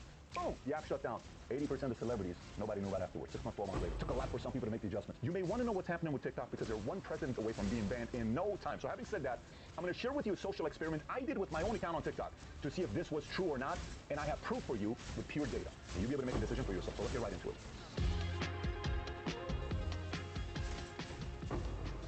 So before we get into the video, a couple things. If you get value out of this video, give it a thumbs up, subscribe to the channel, and if it makes you think, share it with others. So, 2 timetables we measured on how videos were doing. First one is from June 7th, 2022 to August 5th of 2022, which is roughly 264 clips that were uploaded during that time on TikTok. Then we looked at from August 6th, 2022 to November 23rd, which around 722 clips were uploaded. You're going to see a major difference in numbers. So there's 4 categories of videos we're going to break down. First one is videos getting between 0 to 20,000 views. Second is videos getting between 20 to 100,000 views. Then 100,000 to a million, and last but not least, at a million plus. Now, why are we looking at August 5th? Is because August 5th is when I uploaded a video criticizing the one organization, the one name you cannot criticize on TikTok. Viewership dropped 10 to 100x. You'll see 100x when I show it to you.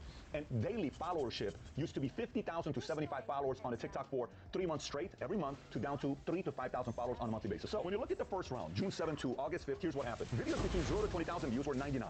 Videos between 20 to 100,000 views were 111. 100 to a million, 45 videos got over 100,000 to a million views, and 9 videos got over a million views. Now keep in mind, this is when the account was smaller. I only had 40,000 followers, or 80,000 followers, 100,000 followers. So I'm getting a million plus views on videos on a very small account that I just started because I didn't really trust TikTok yet. Then, boom, on August 5th, I upload a video criticizing China. This is what the video looked like. Here's what the video was. I put this video up. If you come out No shit, you can't criticize China on TikTok. You cannot make a threat like this and not deliver. Which means she has to know this, Biden has to know this, we have to be on alert, and we have to know this isn't a small country saying this. This isn't a billionaire saying this. This is our #1 enemy in the world who wants to take over U.S. They had a vision called Made in China 2025. It was by 2025 China wanted to be the ruler of the world.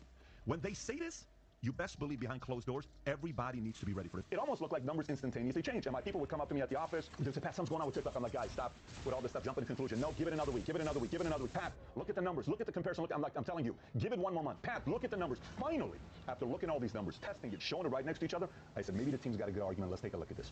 Here's what happened after I uploaded that video about China. So once again, between June 7th to August 5th, it was 264 videos we were measuring. Now we're going to look at August 6th to November 23rd, 722. So when you look at it side by side, here's what you see. 0 to 20,000 views. You ready? 720 videos were only between 0 to 20,000 views.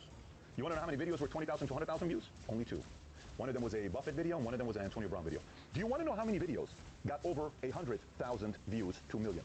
Only 1. And do you know how many got over a million? 0. So let me get this Yeah, straight. ancestral When the call's account was not any smaller, good. I got 111 videos to go between 20 to 100,000. When the channel's bigger, when the account is bigger, on 720 videos, we're measuring only 2 got between 20 to 100,000. When the account was smaller, I got 45 to get to 100 to a million. When the account's bigger, only 1 get 100 over a million. When the account's smaller, I get 9 over a million. When the account's bigger, I get 0 over a million. Makes you think. So keep in mind, it's more clips, fewer opportunities over 100,000. Fewer clips, more over 100,000. It's kind of like 100 at-bats, you're hitting 40 home runs. For example, here, 1,000 at-bats, you're hitting 1 home run. Very weird. Then I said, well, let's look at the content to see if it's getting better or worse, because maybe numbers are not growing on all the other channels. Here's what we noticed. The last 2 or 3 months have been the biggest month in the history of our content ever on all our YouTube channels. PBD Podcast, Timmy Short Clips, PBD Podcast just went over 430,000 subs. Timmy Short Clips just went over 400,000 subs. You know, you got Timmy just went over 3.7 million subs. My Instagram account just went over 3.4 million. Twitter's growing. Everything's growing except for one thing, TikTok. So let's compare the clips. Maybe the content went lower. So look at the clips here. Same clips we uploaded on Instagram. How many views did they get? Versus the same clips we uploaded on TikTok. Here's the results. So here's a clip I did about Buffett. On Instagram, 1.3 million views. On TikTok, 20,000 views. Here's a clip about Shaq. On Instagram, 1.5 million. TikTok, 10,200. Here's another one about men. Their testosterone level going lower. 1 million versus TikTok, 7,600. Here's another one, 970. This was about houses. Good time to buy. 970,000 views versus 15,000 views. Here's a video about staying positive. 3.9 million views on Instagram. Only 5,600 views on TikTok. Here's one about reading books. 1 million views on Instagram. 9,500 views on TikTok. Here's about salespeople. 1.1 million on Instagram. TikTok, 4,900. Here's one about helping people. 933,000 views versus 11.9 thousand views. Here's one about marriage on Instagram. 9.6 million views. Here's on TikTok. 9,600 views. That's 1,000 times less. So somebody may say, well, on Instagram you have 3.4 million followers. On TikTok you only have 260. TikTok's only got little kids on it. They don't give a fuck about marriage. It's 26 million. Times 1,000 is 260 million followers. I don't have 260 million followers on Instagram. The numbers don't make sense. Let me continue. Michael Burry, 932 versus 12,900. Jewish Money, 5.9 million versus 12,900. Rolex, 3.1 million versus 16,600. Detroit, 1 I had a versus fucking 1.1 million versus 9,700. thing there and I didn't even notice it. Not having kids, 1.2 million versus 3,200. 100. Take 1.2 million versus 21,700. So now you saw the data. You get to make a decision. 264 videos like the 722 like that. Well, that's kind of weird. And then the other content's doing better on Insta and other places than it is on TikTok. And here's the other part. I'm not looking for you to say, oh my God, poor Pat. I have a great life. I'm not sitting here that I need sympathy whatsoever. I'm a leader. I take responsibility for the words that are coming out of my mouth, how to improve, how to adjust, feed my mind. That's all on me. I want you to hear from what other experts have to say and influencers have to say about this. 4 names I'm going to give to you. One is Elon Musk. The other one is Scott Galloway. Scott Galloway cannot stand Elon Musk. Scott Galloway said Musk will never buy Twitter. He's just playing with everybody. He'll never cut the check. And every day, Scott Galloway criticizes Musk on Twitter. So they're not on the same page. What Rogan said and what a comedian Andrew Schultz said. Andrew Schultz said the best thing on one of the podcasts. I'm paraphrasing what he said. He said the algorithm in China benefits kids who are making things that are interesting. Engineer creating something, it's getting them to be smarter. Those videos go viral in China. But algorithms in US favor boys and girls who do silly, dumb shit to get viral and get attention because they want the reward in America to be do stupid things to get recognized. So the algorithms are dumbing up the kids in America. They can do that because they control the algorithm. Scott Galloway went on TikTok. It ain't the algorithms that are dumbing the kids of America. It's the kids of America that are dumbing themselves up. Then all the other apps combined, these are his words. TikTok needs to be banned, full stop. He said that to Bill Maher, and Bill Maher was like, whoa, whoa, whoa. Trump wasn't a fan. Even Biden's not necessarily a big fan of TikTok, even though he's on it very actively during the campaign. Here's what Musk said. Musk said, TikTok is destroying civilization. And then Rogan gets on his podcast and reads the entire terms of service, and people are saying, wait a minute, is that really on the terms of service? Yes. It is said, we collect information about the device you use to access the platform, such as your IP address, your region, and user agent, mobile carrier, time zone settings, identifiers for advertising purposes, model of your service device, your device system, network system. He keeps saying, are you kidding me? They really track the way you move your finger. They track the way your keystrokes, which means they're trying to find out everything about everything you're doing. This is an app that's eventually going to get banned. It's banned already. It's not going to get banned. India banned TikTok. It's banned in Syria for different reasons. It's banned in many different places, and very soon it's going to be banned in America. Nope. They are manipulating the way you are receiving content. It's just a matter of time. So again, like I said earlier, I wanted to test to see if it was true about what TikTok and ByteDance, the owner back in China, doesn't like to talk about. They don't like it when you criticize China. And when the CEO of TikTok US was on court being asked questions, do you have to report everything to ByteDance? Well, you know, we run in a very separate way. That's not my question. Do you have to report everything back to ByteDance? We run as a completely different organization. Do you have to report everything back to 10 different ways? The guy asked the question, finally said, well, essentially, yes, we are owned by ByteDance, and yes, we have to report. Of course you do. And you think China loves America? They don't. Look, create the content, you're going viral, but whatever you do, if you are somebody that's doing very, very good things on TikTok and it's working out for you, you have to have an outcome to get everybody off of TikTok elsewhere before that thing shuts down, because it doesn't have a long time to live in America, specifically what they're doing and their motives. Neither the left, the right, or the middle trust it. I know the younger generation is going to be devastated, but it's coming very, very soon. You just saw the data comparing the 2 days, right? How we were getting more views, now we don't. What's the outcome of me doing this video? You may be asking yourself, do I need sympathy? My gosh, Pat, I'm going to go watch your videos on TikTok to get views. Do you think this is going to change? Do you think someone at TikTok is going to potentially see this and say, hey, let's pump up their videos to go get some more views? It's not going to happen. Why is that? I'm doing this. I got 4 kids. We're having conversations right now about phones. One of my 10-year-old kid, we're talking about phones. What's going to happen if this guy gets a phone? He goes to school, everyone's watching TikTok. What's he going to duplicate? Same thing. So let me get this straight. When they came out with the Patriot Act, I've interviewed a lot of mobsters, a lot of people who the government somehow was able to wiretap and see what they're doing. But the Patriot Act allows the government to do so without your permission, to listen to what you're doing, to surveillance what you're doing, to wiretap. You pretty much lose all your freedom. So, but that's your government doing it to you. Now imagine a government who doesn't like your country, is an enemy of yours, is now wiretapping everything you're doing and incentivizing videos that criticize capitalism, incentivizing videos that criticize America, incentivizing videos that criticize marriage, incentivizing videos that criticize why America's the greatest country in the world, and then incentivizing woke ideology, right? Oh my gosh, all these weird victimhood mentality. You don't think that's a way to hurt an entire civilization, a country, especially a country that you think China goes to sleep saying, wow, America's such Yeah, but our government's never going to ban it. So much love America. They don't. I lived in a country for 10 years that said hate upon America every day on the news. So you best believe there are some countries that do not like America, and China being at the top of the list. They're not doing this because they want to make billions with TikTok and make the most expensive app of all time. They're doing it because they know once they get a hold of your 10-year-old kid, your 12-year-old kid, your 14-year-old kid, and your kids spend hours on top of hours on this without being in front of you, this thing in TikTok has more influence over your kids than you do. Game over. You lose your kids for 10, 20 years. Do you want that? That's why I'm doing this video. You make a decision for yourself, whatever you want to do with TikTok. FYI. I'm still going to keep posting videos on TikTok. You know why? Because I'm in the conversion mindset. I'm in the mindset of getting people to think for themselves, to say, you can stand up, you can take personal responsibility, you can do big things for your life, and let them say, I'm not going to let anybody say, because if one person gets shifted, and one person says, I'm going to lead, I'm so sick of this bullshit. FTX's mom writes an article for Stanford years ago in 2013 saying, we have to get rid of personal responsibility because this thing doesn't make any sense. Look what the sun does. The apple doesn't fall far from the tree. China wants to see more stories like Sam Bankman-Fried because they want that guy to be the hero of the young kids. We don't want that. We're going to do our part, and we're going to keep reading, and those who listen will eventually have a massive army together to make sure freedom of speech, free enterprise, all of those freedoms that you fought for and other people fought for is around for people like you and I and our kids. If you're for that, give it a thumbs up and share this video with others and subscribe to the channel if you think this is a message worthy of being shared with others. If you enjoyed this video, I got another one I want you to watch. It's a video titled The Rise Up Weak Men. If you've not watched it, click here to watch it. Take care, everybody. Bye-bye. 1, 2, 3, 4, 5. Hello, hello, hello. Okay, here we go. I want to explain to you what a recession is. I'm doing this because you're going to hear this word a lot lately, and depending on how bad it gets, you'll likely feel its effects. So give me 12 minutes to explain recession. Plus, of course, the inevitable time it takes me to read an ad, which is something I must do in order to pay my employees and feed my children. I'm sure you can understand. I spent 4 years in university studying economics, preparing for this very moment. So let's go. Are we at a turning point headed for a recession? Storm clouds of recession looming, and the storm is really coming. Inflation at a 40-year high. Many experts warn of a possible economic slowdown. A recession is almost inevitable. We use the word economy to summarize what is literally billions of things, billions of people making billions of decisions, all connected to each other. And yet the result of all of these decisions is one of two things. This line either going up or going down. This all-encompassing number on a graph is called the gross domestic product, GDP, which, by the way, is kind of the most undescriptive, useless title ever given to anything. GDP is like the receipt of an economy. Every single thing that was made and sold in an economy, all added up into one giant number. Now, there's a very technical definition that you can go explore in the sources if you're that kind of person. But for now, just imagine every TV and piano lesson and slice of pizza and car wash and pair of shoes and smartphone and video game, everything that the people purchased from the businesses in your economy in 1 year, all added up and packed into this one dot and plopped on a graph. So what we're looking at here is Britain's GDP in 1990. Everything the economy made and sold to the people added up to about £1 trillion.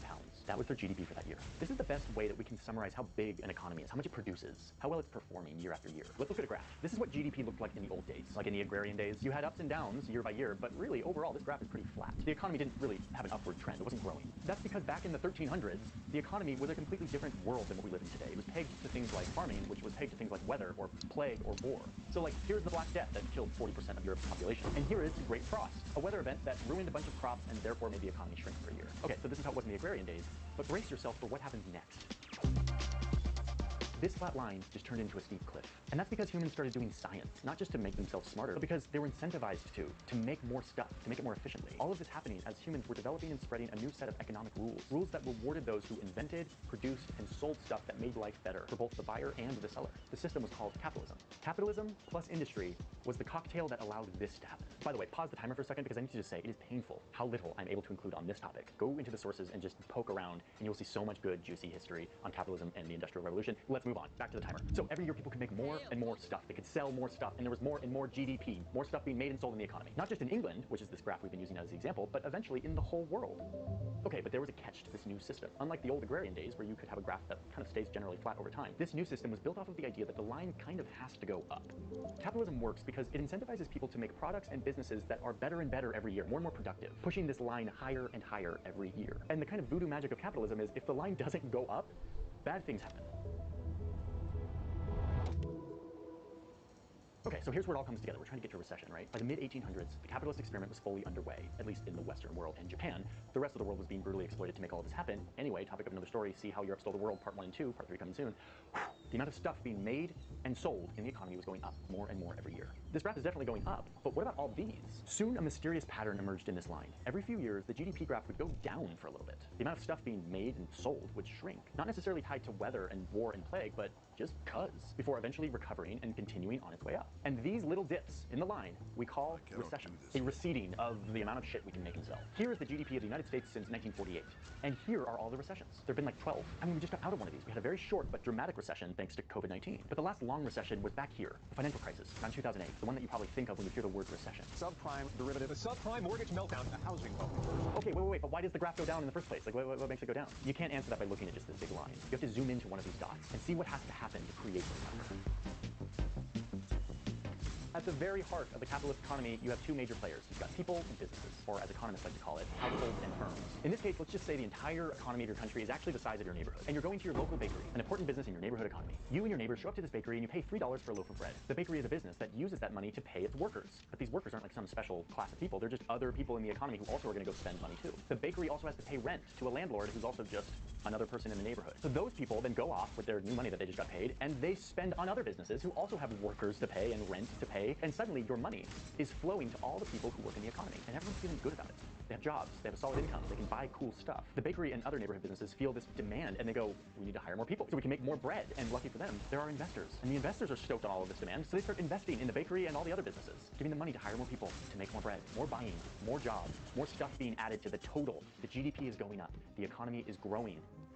Okay, but what happens when some outside force comes in to disrupt all these good vibes? It all starts when you show up to your bakery one day and you notice that something changed. Suddenly the price of a loaf of bread is actually $4. And the baker's like, sorry dude, the price of flour's gone up, you know, inflation, supply chain, whatever. They say something. But the point is what it does to you. Suddenly you're feeling like, oh, maybe I can't afford this bread. Or even if you can, you see that something's up. Or maybe you hear that the interest rate is going up, something that we're hearing about a lot lately. And so now you're thinking, oh, maybe I shouldn't spend money on expensive artisan bread, but save that money and I can actually get a good return. If you're an investor, the higher interest rate's kind of freaking you out because now it's more expensive to borrow money. You think twice before investing in a bakery. Another option is that you're hearing rumors about a coming economic downturn because of some war somewhere, and you judge that it would be wise to save your dollars instead of spend on expensive artisan bread or whatever. Meanwhile, your neighbors are seeing and feeling the same things, and they decide that this bread is a little bit too expensive for them and they'll just make bread at home. Less bread is demanded from the bakery, aka there's a disruption in your local bread market, aka there's a mismatch between bread demanded and bread supplied. The bakery hired too many workers during the good times. They now don't have the revenue to pay them all. They have to lay some of them off or cut their pay. Unemployment is now going up. I lost my job today, says your sad-looking neighbor one evening, which kind of freaks you out even more. Maybe you should be more careful about your spending. And now it's starting to spread. What was just a decision to not buy bread anymore means that many employees in the neighborhood won't get paid. And now they can't go out and spend money, which means that other businesses have less revenue to pay their employees. And now more people are hearing about this and deciding maybe they don't want to be spending. And suddenly there are fewer and fewer transactions, less lending and investment. And now this economy that was once buzzing with activity is experiencing a domino effect. Less stuff is being made, less stuff is being bought. Your neighborhood economy is literally shrinking. It's making less stuff. Your GDP is lower than it was the year before. Your neighborhood is in recession. The point I want to make here is that this is the result of loads and loads of people making a bunch of micro decisions on whether or not to spend their money. And because of this, No, it's not. a massive chain reaction that affects everyone who participates in the economy, meaning everyone. That's the blessing and the curse of capitalism. Okay, let's just pull ourselves out of the analogy with all the pretty animation and talk about the real world for a second. You're probably wondering, are we in a recession right now? Are people spending more money so that the economy makes less? Has nothing to do with how much money people spend. Maybe. We don't know yet. And especially with this one, kind of a weird one. It's hard to tell. We're getting contradictory signals from the economy. 3 years of negative GDP has always been the signifier for a recession. There you go. But then, just a few weeks ago, the news came out that the third quarter of 2022, the economy grew again. I mean, it was by less than 1%, but it grew, so that's not a recession yet. Plus, during a recession, the number of unemployed people spikes. But check out where the unemployment rate is right now. It's nice and low. That's not recession. So the signals are contradictory. By the way, if you want a deeper dive into how recessions are officially classified and declared and by whom, check the sources in the description. There's a whole super deep dive into that. Most of you would be like snoozing after 2 seconds if I went into it. What we do know is that people are a little bit freaked out. They're being more cautious about their spending. And that's because of a cocktail of causes that you've heard about in the news. COVID-19, keeping wages, energy prices and supply chain disruptions, and this war in Ukraine. The result is less of this and more of this. And that's because hundreds of millions of people are making hundreds of millions of little micro decisions every day to spend less money in an economy that only works if everyone spends more money and pushes businesses to make more stuff. And that's the point I want to make here. The big takeaway. We talk about the economy like it's some kind of That's not what's happening. A social science. We look at graphs, we do calculus, and we feel like we're scientists. And Federal Reserve has reduced how much money they're giving at low rates. Therefore, businesses that borrow at low rates are now firing people.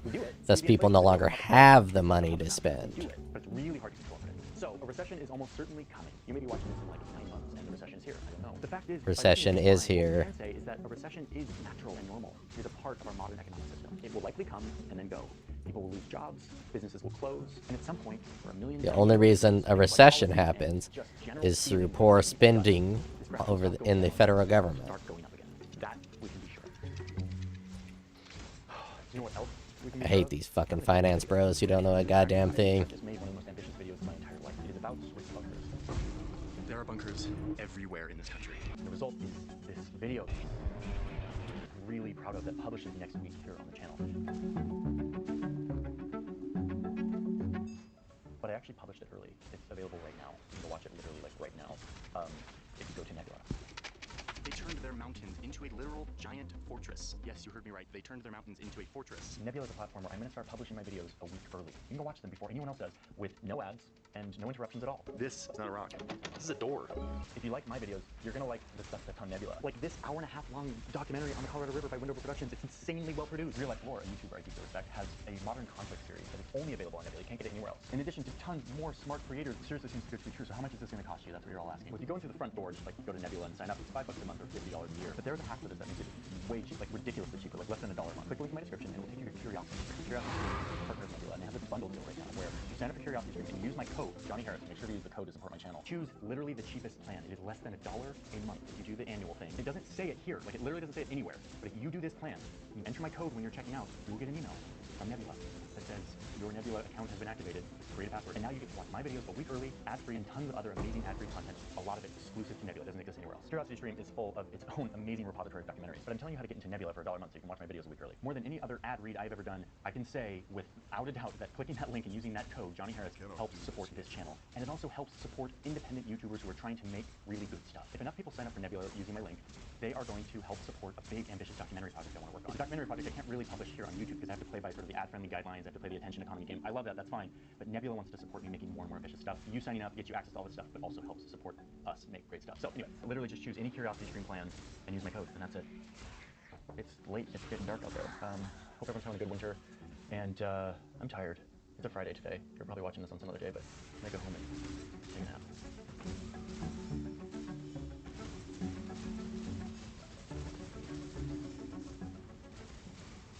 I know I say this all the time, but this really is never ending.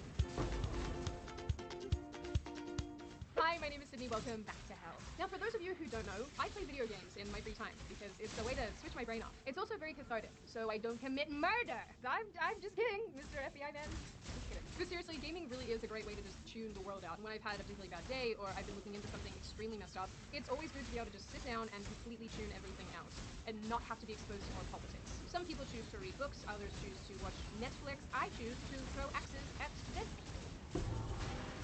So you can imagine the collective disappointment felt when leftists make sure to get their creepy little tendrils into one of the only things left that we can actually enjoy. More and more as games are released or even updated and remastered, you see more and more political messaging in games that otherwise didn't have it before. And it goes beyond that too. It isn't just political messaging, sometimes there is a time and place for that. But this goes into other realms of social conditioning that we haven't seen before. I mean, realistically, we probably have seen it before, I'm just probably noticing it now. Unnecessary political and social messaging is already pushed in basically every other medium, whether it be entertainment, on social media, through streaming services, celebrities. Take your pick, really, just take your pick. It's like a plague. My toxic trait is that I feel like a literal god when I live this art. And some of us were stupid enough to think that video games might continue to be more or less safe from that. But we were wrong. There are countless games that have gotten the same woke treatment.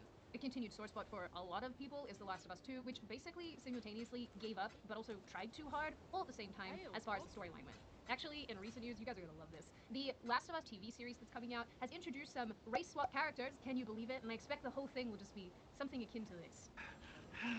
Has the planet gone mad? I have recently noticed a lot of forced messaging in games that I like and in franchises that I like, and I just sort of feel like, can I just not enjoy anything? In recent news, the Days Gone writer and creative director blamed woke reviewers for the game's low critic scores. He tweeted several reasons for the low reviews, with the final one being that woke reviewers couldn't handle a rough white biker looking at his date's butt. I mean, he's probably not wrong. Now, obviously, some people have pushed back here and said, no, it was just a not very good game, and maybe that's the truth of the matter. But I think the misunderstanding That is the truth of the matter. is often extremely different to what developers and reviewers want. An article from 2019 made note of several reviewers who complained about the game's white protagonist. They also complained about having to kill child zombies. Okay. Another article noted, if Deacon St. John, who is the main character in Days Gone, was a bisexual biker boy who preached for the greater good, the game would have still been the same. It would have still represented the drab world that many struggle to care for. I found this article excerpt to be particularly not intelligent because what this writer fails to understand is that, yes, the user experience likely would have been the same, where the user would have found the world to be drab, but as far as critic reviews go, they probably would have loved it for all the aforementioned things. And that's the point, right? The gaming world is becoming just like other forms of entertainment. Superficially inflated and directed by progressive woke lunatics who don't actually care about the game, but the game's messaging. Which brings me to Modern Warfare 2. Now, I am acutely aware of the fact that this isn't necessarily hot news because it's been a couple weeks since this was being talked Oh, there about. we go. I didn't really see a lot of coverage about this particular issue, so I wanted to address it. But before you once again board my hell gondola and I potentially ruin your whole day, let's hear from today's sponsor. 'Twas the night before Christmas, and all through the house, not a creature was stirring, not even a mouse. The Sydney was dreaming from her side of the bed, with a silk blissy pillowcase under her head. You're really doing a Christmas thing? That's so unoriginal. No, what's unoriginal is doing pillowcases that don't have a zip. Blissy pillowcases have a zip. I'm not doing Christmas-themed ads at Christmas time. Alrighty then, give us the rest of whatever this is. As your new Santa, I know Christmas is stressful. The kids tore down the curtain, the dog is on fire. But at least you'll be able to get a good night's sleep with Blissy's range of pillowcases, sleep masks, scrunchies, and even loungewear. Blissy's pillowcases are hypoallergenic, great for keeping you cool while you sleep so you get a better sleep, non-toxic, and they feel really nice. Like, unironically, they feel really nice. I've personally used Blissy for some time because they have all the qualities I like, but also I am now a convert to their sleep mask because why is there a window like this in my room? So if you'd like a better sleep or a great Christmas idea, head over to blissy.com/Sydney or click the link in the description for up to 45% off your purchase. And make sure to place your orders before December 16 to ensure they arrive in time. The new Call of Duty called Modern Warfare 2, I don't know why my mouth can't say that, came out at the end of October. Call of Duty is a franchise of military games that involve campaign-style gameplay or online multiplayer gameplay where if you're anything like me, you just die endlessly because the kids in China are better than you at this. I can't stress enough that Call of Duty is a military game. You run around shooting things, throwing grenades, insulting everyone around you in the form of male bonding. It is not, by any stretch of the imagination, warm and fuzzy. This isn't the adult equivalent of Barbie Racing Ride. Although given enough time, it probably will be. So in recent years, the Modern Warfare developers decided to add some things to this game that left people feeling a little confused and a little upset. Because apparently if you make any sort of entertainment, then you inevitably catch the Netflix, Marvel, and Disney bug. Stupid. Military game Call of Duty goes woke. No American flag, 22 gay pride flags, burning US flag, BLM allowed, but not WLM or FJB. What the hell is WLM? Women like men? Oh no, I can see why that was banned. No, it's White Lives Matter. Oh, well, that makes a bit more sense. Call of Duty Modern Warfare 2, the latest installment in the franchise's runaway success, and was released on October 28, 2022, features not one, but 22 pride flags and no American flags as a call sign. Call signs in COD are basically one of the ways that you can distinguish yourself from other players in the game, and in days gone by, many of the flags that were available were country flags, not pride flags. Now, of the 29 flag options in this new game, 22 of them are pride flags. There's 22 of them? We're talking about 22 pride flags for sexuality that I didn't even know existed. 22 sexuality? What? Our species is 100% gonna die out. So I just bought the What new the Call of fuck? Duty Modern Warfare 2, and I only have one. I have friend so far never playing the game. So I just seen started such a playing online vicious last night. crash And if anybody before. who's ever played Holy a game, shit, you can that was customize just your online instant. characters. You can customize what they call calling cards, which is kind of what you see in the background here. So from the outset of this, you have 29 different calling cards that you can choose from. 7 of those are random, like Call of I Duty. don't care about this. Kim.com says this: Jack Dorsey lied under oath about Twitter censoring and shadow banning users. No General Counsel of the bad guy shit. was with him and knew his testimony was false. I would like to talk with Jack on Twitter Spaces. Would you like to hear his explanation? Ask him. So here, let's play it. Here we go. This is according to Kim.com. This is Jack Dorsey from Twitter, formerly lying to Congress about banning. Social media is being rigged to censor conservatives. Is that true of Twitter? No. He says no. I don't know what Twitter is up to. It sure looks like to me that they're censoring people, and they ought to stop it. Are you censoring people? No. Twitter. Okay, well, that's a lie. We know that they're censoring people for sure. Is that Vajaya in the background Yes. over his shoulder? Yes. Is his leash showing? Shadow banning prominent Republicans. Bad. Is that true? No. So these were. That's another lie. Those are 3 lies in a row, right? You forgot to ask him, do you call it a different thing? And pretend it's not that? He's like, maybe. And he looks to Vajaya nervously. All right, here's more. Statements made by Kevin McCarthy, the House Majority Leader, on Twitter, Devin Nunes on Fox News, and President Trump on Twitter. And I want to place those statements into the record, Mr. Chairman. Without objection. I think it's important for people to understand, the premise of this whole hearing, and the reason that Twitter somehow, with all the other social media platforms out there, got the singular honor to sit in front of this committee, is because there's some implication that your site is trying to censor conservative voices on your platform. Now, when you tried to explain the shadow banning... Okay, so that's enough, I think. So Barry Weiss, so he said he didn't shadow ban conservatives, didn't censor people, didn't censor conservatives. They're like, no, we censor a lot of people, including conservatives. So take, for example, Stanford Dr. Jay Bhattacharya, who argued that COVID lockdowns would harm children. Twitter secretly placed him on a trends blacklist, which prevented his tweet from trending. Okay, so there's one example. Here's another one. Here's Don Bongino. I probably disagree with Don Bongino on most things, but I don't think he should be censored or shadow banned or anything. I don't think they should squelch his voice. I'd like to engage it. I don't feel like Dan Bongino has any overpowering arguments that can't be with you. Right? We gotta shut him down. He's too good. So search blacklist. They put him on a black. So there's Charlie Kirk. Search blacklist. Twitter set the account of conservative activist Charlie Kirk to do not amplify. There it is. Do not amplify. Well, that's not a shadow ban. That's just a do not amplify and a rolling blacklist. Twitter denied that it does such things. In 2018, Twitter Vijay Jai, then head of legal policy and trust, and Kevron Bekpour, head of product, said, "We do not shadow ban." They added, "And we certainly don't shadow ban based on political viewpoints or ideology." That's all they do. She said the same crap on Logan. She's like, we just do harm reduction. Harm reduction. So just wormy language to do the thing they want to do. So when they still went overboard, even with the wormy language. What many people call shadow banning, Twitter executives will call visibility filtering. So maybe they didn't ask them the right way. Think about visibility filtering as being a way for us to suppress what people see at different levels. It's a very powerful tool. A Twitter employee told them. So Jack was lying. It's like enhanced interrogation isn't torture. That's right, enhanced interrogation. That's right. So anyway, so they were doing it. So there it is. We control visibility quite a lot. That group decided whether... So there it is. So there it is. Here's another one. Here's Libs of TikTok. One of the accounts that rose to this level of scrutiny was Libs of TikTok, an account that was on the Trends blacklist and was designated as do not take action on user without consulting SitPiss. That's the ultimate level? That's the ultimate level. That's okay. the executive level of censors. Yeah. The SitPiss. That's that's behind And now people were tweeting this out. Did you see that? They're saying, see, Twitter wasn't doing anything bad to Libs. They gave them special. They weren't going to... No, really? That's what they're saying on Twitter, yes. Who are they saying that to? That was To each other. They're just saying it to each other. It says Trends blacklist on their goddamn thing right there. Okay. The account, which Chaya Raychik began in November 2020 and now boasts 1.4 million followers, was subjected to 6 suspensions. And we already showed you that they knew that they didn't have the... it didn't violate their own rules, and they knew it. Twitter repeatedly informed Raychik that she had been suspended for violating Twitter's policy against hateful conduct. But an internal SitPiss memo from October 2022, after her 7th suspension, the committee acknowledged that Libs of TikTok didn't directly engage in behavior violative of the hateful conduct policy. So they were just doing that because of ideology. So they're just lying. So Jack lied, the JJ lied. They all lied about their censoring. I want to hear them all there. Private company can do what they want. That's what I want to hear them say. Because they're not breaking the law, right? They can be as big a pricks as they want with their monopoly. It's just now Elon has it. But I don't think you're allowed to lie to Congress. I mean, you're okay. It's okay to lie to Congress if you're in the establishment and you're lying for the Like establishment. that When Jay Clapper lied fucking to Congress about surveillance, recipe. emails and stuff, he lied about that. Nothing. Oh, must be bugged. Dr. Fauci lied twice about funding gain of function to Congress, and nothing will ever happen to him because he's lying at the behest of the establishment and Big Pharma. Okay, so there you go. They're liars, and we got them. Hey, we're doing live stand-up comedy in Los Angeles, December 9th, 16th, 23rd, and 30th, and we're going to be in Tempe, Milwaukee, Minneapolis, Nashville. Go to jimmydore.com for a link for all those tickets. See you there.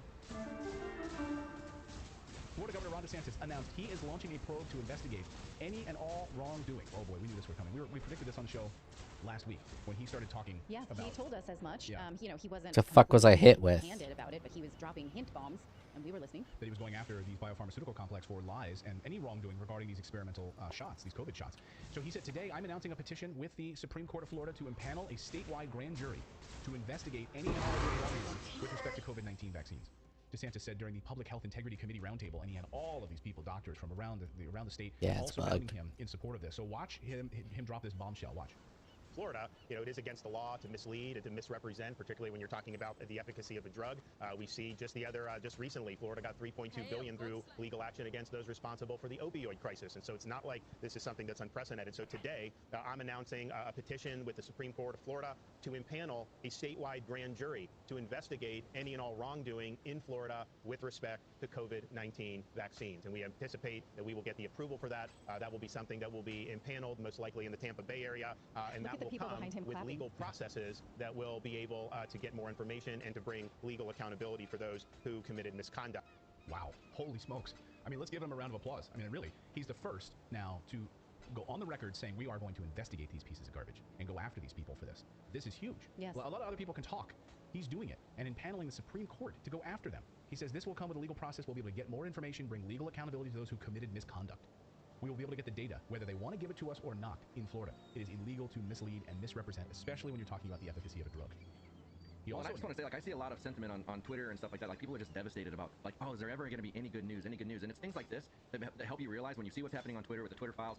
The power is crumbling. They are worried. There's more people going after them. More stuff is coming to light. And that's a positive thing for me, because the more this stuff comes to light, the more they're held into account, the better it is for us. Yeah, sunlight is the ultimate disinfectant, isn't it? Anna wrote us earlier today, and Natalie and I, and said, I just stumbled across and found your show. Thank God I found your show.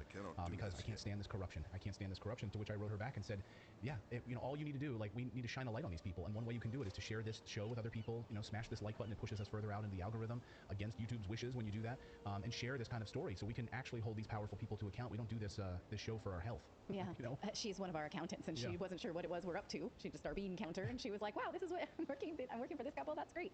And we have started to see certain, like, nuanced pieces fall apart. For instance, in other countries, we saw in Canada, there was litigation against the vaccine mandate by people who I think they were immigrants, who said, what was the science? Show us how government, related the science to mandates. And we saw government employees writing each other and said, quick, I need some science. Right? So we've seen already these cracks in litigation in other countries. In the United Kingdom, now a regulatory board for the pharmaceutical industry says that Pfizer CEO Albert Bourla did mislead when he talked about the risk of COVID to young children when he was promoting the vaccines before they were approved for children. So these things are not small pieces. They all add up to a narrative full of questions we were not allowed to ask. And this is maybe why DeSantis is also going up against the CDC. So he also announced today that he wants to establish in Florida, get rid of the CDC, and instead place a Public Health Integrity Committee, which may replace, we don't know if it's fully going to, the much publicized CDC. He said, we're creating a public health integrity committee, a committee of expert researchers that will be able to assess recommendations and guidance related to public health care, but particularly being able to offer critical assessments of things like the bureaucracies like the FDA, CDC, and the NIH are doing. You know, Fauci's outfit. Listen to him talk about this. And then finally, and this is exciting, we've seen over the past few years really the bankruptcy of the public health establishment. You know, we've seen a lot of ridiculous partisanship. I mean, I'll never forget that after hectoring people in April of 2020, you can't leave your house. They were all upset at Florida because people were on the beach and playing golf and all this stuff. That if you left your house, you were almost like a bad person until you started to have George Floyd protests. And you had massive numbers of people that are meeting to protest. And these public health people wrote a letter where like hundreds, maybe thousands of them signed saying, yes, we don't think you should be leaving your house normally, but we endorse the protest, and basically said that it was important that people went out even in big groups and protested. And then they said in the letter that does not mean they support protests for other things, like people that wanted to protest lockdowns. And so if that just didn't take the mask off and just show, you know, that this is all just a huge political farce, I don't know what is. But the reality is, even this in May of June of 2020, I think you've continued to see people in these bureaucracies and in this establishment behave in ways that have totally squandered any type of confidence or goodwill that people would have. And our CDC at this point, anything they put out, you just assume at this point that it's not worth the paper that it's printed on. And so it's not serving a useful function. It's really serving to advance narratives rather than do evidence-based medicine. And so that's when he announced this new committee in Florida, the Public Health Integrity Committee. I see someone in our chat just explained on Twitter, said that the CDC is what did he say? CDC is a controlled organization now, like you know, basically. Well, run. yeah. It's sad. It's true. You know, in It's Candace like a marketing arm Owens, for the pharmaceutical industry. Yes. In Candace Owens' book, she talks about the protests, how we had all been in lockdowns. You can't leave your home. You can't have Halloween. Oh, but there's protests. Okay, go out. That's okay. And her narrative around it, which has a lot of truth to it, is that you know, the Democratic policies are really meant to keep minority groups sort of in a victim mentality and keep them on the dole, basically, in order to be dependent on the government so that they can assure their votes forever. It's not really an empowerment movement at all. And so anything that stirs up dependency on the government and, you know, victim mentality and hatred absolutely does work in the favor of the Democratic Party. And that's why these protests were good for one party and not the other. So that same party that had kept canceling people because they wanted to go to Red Robin, then we're empowering another group, COVID be damned. And you can't make an answer for that. There's no answer for that. Even if you felt like very viscerally affected by the protests, you had to realize that you were promoting a different set of standards for two different types of people. Yeah, yeah. Well, and also the arbitrary, like at the very beginning, they were charging companies $1,000 a day if they stayed open. So Walmart, Target, all these big companies that could afford that $1,000 were open like nothing was going on. They just paid the $1,000 fine, and then you had all these small businesses that couldn't afford that, so they had to shut down. So from the very beginning, this looked like a ploy to just completely like corporatize this whole thing, and it corporatized even through the CDC because they were doing the bidding of the pharmaceutical industry, as was the FDA, because they were complicit in hiding those documents for 75 years. We had an interview with Carol Roth, the author of the great book, The War on Small Business, where she lays out exactly how the government chose winners and losers during the pandemic. For instance, a small like dog hair cutting place, right, couldn't stay open, but PetSmart could still cut dogs' hair. Why does that make it, you know, why could you cut a dog's hair, not a human's hair? Those kind of things the government just allowed. It didn't stop Nancy Pelosi from getting her hair done. Remember that? Yes. Yeah. She was above the law, of course, as usual. I mean, the thing that really made me so crazy is there's a restaurant in Southern California that spent $80,000 to retrofit for outdoor dining, and then they closed down again due to COVID surges, but let Hollywood film a movie in that parking lot and offer outdoor dining for craft services. Why is that allowed? Why can't the private business make money with outdoor dining, but craft services can for Hollywood? Yeah. These things they were blaring injustices. One final note from Governor DeSantis on some of the final points here that he was making at this press conference. Listen to this. And just show, you know, that this is all just a huge political farce. I don't know what is. But the reality is, even this in May of June of 2020, I think you've continued to see people in these bureaucracies and in this establishment behave in ways that have totally squandered any type of confidence or goodwill that people would have. And our CDC at this point, anything they put out, you just assume at this point that it's not worth the paper that it's printed on. So I'm going to play that again. It's so good. So he also noted not only did the vaccines not result in a reduction of all the all-cause mortality, but excess mortality actually increased in their state. So they want to investigate this and get to the bottom of this. You know, again, I'm all about, it's enough, to me, talk is cheap, right? Like, okay, a politician who actually takes action to show, and I'm not saying I'm a huge, like, DeSantis supporter of any kind. I'm just saying this is a huge moment. This is a huge move by a sitting governor of a state to investigate these clowns and get to the bottom of it. When you have the federal government who had been working in lockstep with them to hide and keep this information from ever getting out to the American people. So this is a big moment. Also, Florida Surgeon General was there, Joseph Ladapo, who was also present at that roundtable and claimed that the state is going to study the incidence in surveillance of myocarditis within a few weeks of COVID-19 vaccinations appearing and people who died. So they're absolutely going to start to study that specific issue as well about myocarditis in Florida. So we're going to get some really interesting data from the state of Florida. So good on DeSantis. And really quick too, it's a positive thing because like we as people are stripped from the conversation. Like, we do not have the power to do what he's doing. We try, and we get shut down. You can't protest, you can't ask questions. But when it's somebody like this, we need people like him to do this because we can't do it alone. And so I commend him for that. I'm not a big fan either, but I commend him for that. But I have some reservations because what if the CDC then mounts its own defense? Then that's on taxpayer dollars. Then we will be paying for the defense of the CDC against this litigation. What if the Justice Department decides to, for some reason, defend pharmaceuticals in lockstep with the FDA? That is something that, like, we could also be on the defense side, and I don't like that at all. Maybe. I mean, you know, they have indemnification over the vaccine itself, right? Those are the government contracts they signed with Pfizer and Moderna. But it does not, from what I understand, cover them for misleading the public about their vaccines. So that's one thing, like, to have the vaccine and have a contract, but it's totally another thing to mislead the public about what you knew and when you knew. Yes, but we have seen states now suing the Biden administration, such as Missouri and Louisiana, that are suing around what information is censored. And so that is also a possibility. But again, it's taxpayer dollars that will mount the defense. Right. And so that turns your stomach. At the same time, you want to see answers. I support these attorneys generals for what they're doing, but you know that it's federal tax dollars that's working against them, and that sucks. Thank you so much for watching this segment here at Redacted. We are live every day at 4 p.m. Eastern Time, trying to share the stories that the mainstream media will not cover. You should also come over and join our community of Redacted Rebels over at redacted.inc. That's our private locals community where we can share exclusive content that we simply cannot share here on YouTube. Come over and join the rebellion together right now by going to redacted.inc. We'll see you next time. MSNBC's ultra-left activist Joy Reid has sputtered into a complete meltdown over Elon's takeover of Twitter. We're going to have some fun analyzing the way she actually refutes her own argument in the midst of her hysterics. And make sure to stick with me to the very end of this video when I'll reveal how Joy has some skeletons in her own closet she may want to take care of first before pointing the finger at anyone else. You are not going to want to miss this.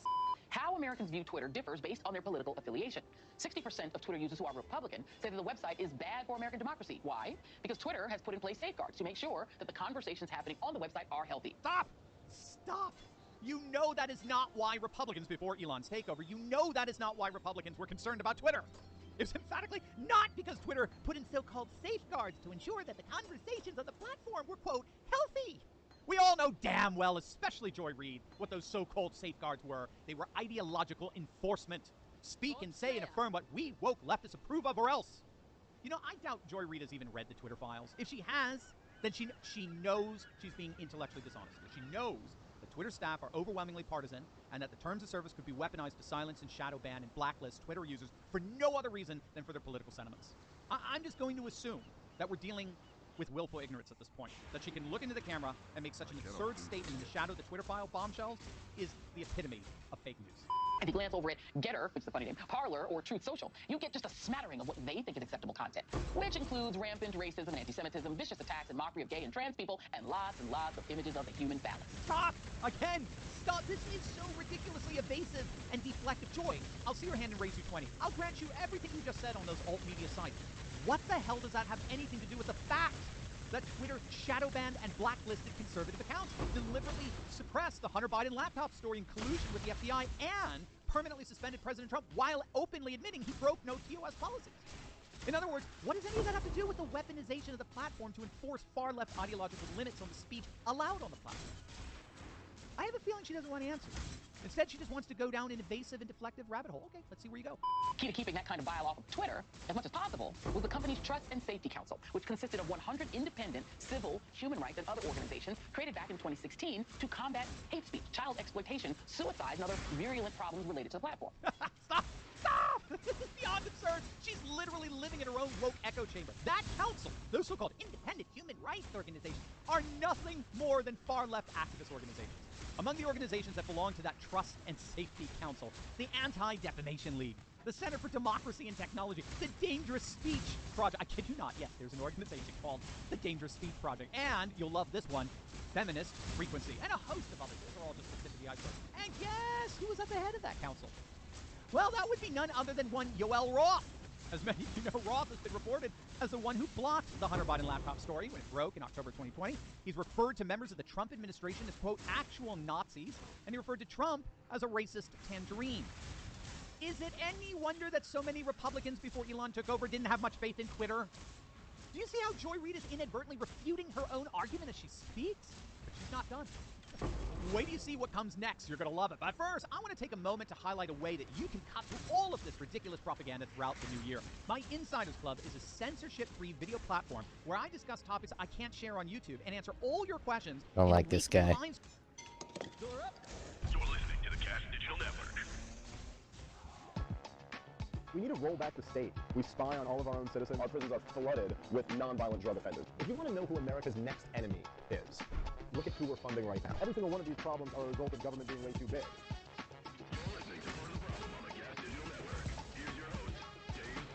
What's up, everybody? Welcome to a brand new episode of Part of the Problem. I'm Dave Smith. He is, of course, the king of the cops. Robbie the Fire Bernstein. COVID, Jesus, how you doing, brother? Coming to us from a very dark hotel room. Yeah, well, dude, time zones are tricky. You know, you'd think that it should be simple, but I seem to fuck them up a lot. It does seem like it should be the same time everywhere. Like we're all existing in the same, the same time. I would certainly appreciate it if they just coordinated it and just did one flat time. Just make universal time. I would also appreciate if the sun would go up and down everywhere at the same time. If there's a way to work that out, where like the sun rises at the same time in California as it does in New York, makes life a lot easier when I'm on the West Coast and I'm trying to call my family back here on the East Coast. It's just something to think about. Whoever's in charge of the sun. I think, according to Kanye, me and you are. But I don't know how to exercise these powers, these weather-wielding powers yet. But as soon as I get them under control, I'll let you guys know where the progress is. All right, so real quick before we get into the show, what do we got coming up? Obviously, I'm going to be out in Los Angeles with Luis J. Gomez for New Year's Eve at the Comedy Store, December 31st, in case you didn't know when New Year's Eve is. Very few tickets still left for that. If you want to come spend New Year's with me and Luis J. Gomez, go grab tickets now and come out to the Comedy Store. Me and Rob got a bunch of stuff coming up in 2023. We're going to be all over the place. ComicDaveSmith.com for all the ticket links. What do you got, Rob? Well, at this point, if you're hearing this, you missed St. Louis. You should have came out. I played this liberal bookstore, got into a huge fight, and could have used your support. So, next time show up for that one. But you can still come. Kansas City nearly sold out. Omaha, Nebraska on Saturday, and then big New Year's party at the Shell. Possibly more. I don't even think I should fight this boss. This boss is a dick. News that happened just yesterday. I guess the deal was finalized. There has been a prisoner swap. The Biden administration pulled off negotiations with huge Vladimir dick. Putin. We negotiate with terrorists now. I mean, I think Putin's a war criminal, so really changing policies here. We negotiate with terrorists. From what I understand, the negotiations were aided by the Saudis. So really get some more terrorists in there. It was a terrorist negotiation all the way around. However, Brittany Grinner, if I'm saying her name correct, is coming home in exchange for Viktor Bout, who is evidently a Russian arms dealer. We're in the middle of a war, so they're going to need whatever military personnel and merchant jets they can get on hand. They sure can. So I had a few thoughts on this. I do think my initial takeaway from this is much different than what I've been seeing on social media, which a bunch of people kind of like slamming Biden because like whatever, this is a bad trade or something like that. You're giving this like this dangerous arms dealer up. There are people criticizing him for not getting some other military guy out of Russia who's been charged with like spying on the government or something like that. And it's always very hard to tell like in any of these countries who's actually guilty of anything. Like, you know what I mean? Whether was this person actually spying, was it not? Who the hell knows? It's kind of hard for me to gauge. And there certainly are some like absurdities to all of this. It is really something bizarre, and I'm far from the first person to make this point, but it is really funny that this chick was basically in prison for drug possession, and we're like doing all these things to negotiate her release. Meanwhile, in every state of this country, you have, even the ones where pot's legal, you have people in jail for drug possession. And it's just, I don't know, I know people could argue with me, it's like, well, the numbers that are in there for drug possession are very small, there's much more in there for drug dealing, it's okay, fine. But still, just saying, it's pretty crazy that it's like, we'll go through these, painstaking efforts to negotiate for some American, imprisoned for things that we imprison people for here in this country, and not like, yeah, wouldn't it be a lot easier for Joe Biden to like get on the horn with like a Democratic governor?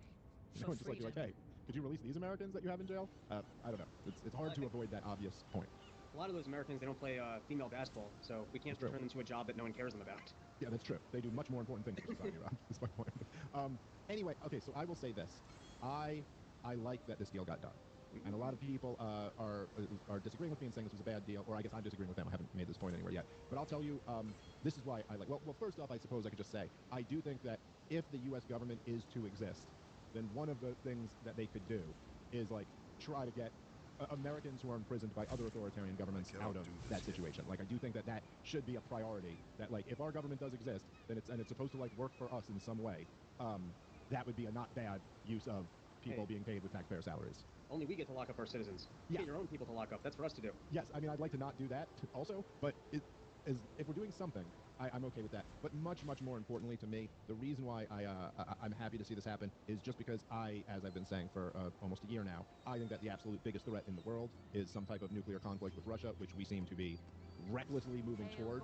And the fact that there was some negotiation, even if they're saying it was completely removed from the war negotiations, just makes me, like, I think of that as a positive sign overall. Some type of, like, okay, there is still, like, a phone conversation between Blinken and Sergei Lavrov of some sort. Okay. By the way, I mean, it is being reported that this is the only contact that they've had since February of 2022. They've only had this conversation, or maybe there were two conversations two conversations, both in regards to this situation with like working out the prisoner swaps, which is just like holy shit, the biggest fucking scandal. I mean, it's unbelievable that you're telling me that like at the very least, when the stakes are at the level of human extinction, that there's not like daily conversations going on. You know what I'm saying? Like there wouldn't just be like, okay, we can't just like lock the top American and Russian diplomats in a room and insist that they work something out here. You know what I mean? Because the stakes are just too high. Not only is that not happening at all, it seems that, yeah, it's being reported that Blinken's first call with Lavrov since February didn't discuss a ceasefire or anything like that. They were literally talking about this prisoner swap. And I guess there was one more phone call after that. So there's been 2 phone calls. They're saying neither of which had to do with the war. Maybe we like this war and we wanted to give this guy back. Get a player back in the game. Well, it does seem, there was a report, Putin said something the other day about how the war in Ukraine was going to be a long project. And it does seem more and more like if you look at the actions of the U.S. government over, say, like the last, let's say, 8 years, it does seem like they certainly weren't not trying to get Russia to invade. And all along the way, you have people discussing the possibility that this could happen. You know, I was reading this quote the other day when I was doing a debate on this topic.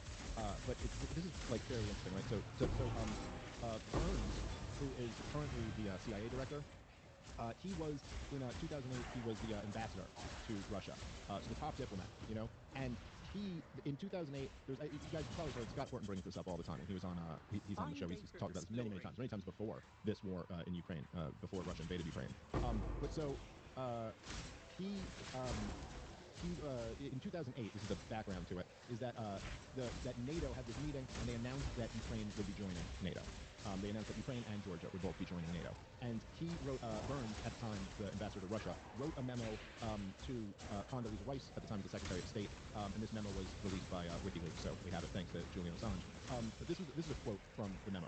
And he says, Ukrainian entry into NATO is the brightest of all red lines for the Russian elite, not just Putin. In the more than 2.5 years of conversations with key Russian players, from knuckle-draggers in the darkest recesses of the Kremlin to Putin's sharpest liberal critics, I have yet to find anyone who views Ukraine in NATO as anything other than a direct challenge to Russia's interests. He wrote, it would be, quote, hard to overstate the strategic consequences of bringing Ukraine into NATO, and it will, quote, create fertile soil for Russian meddling in Crimea and eastern Ukraine.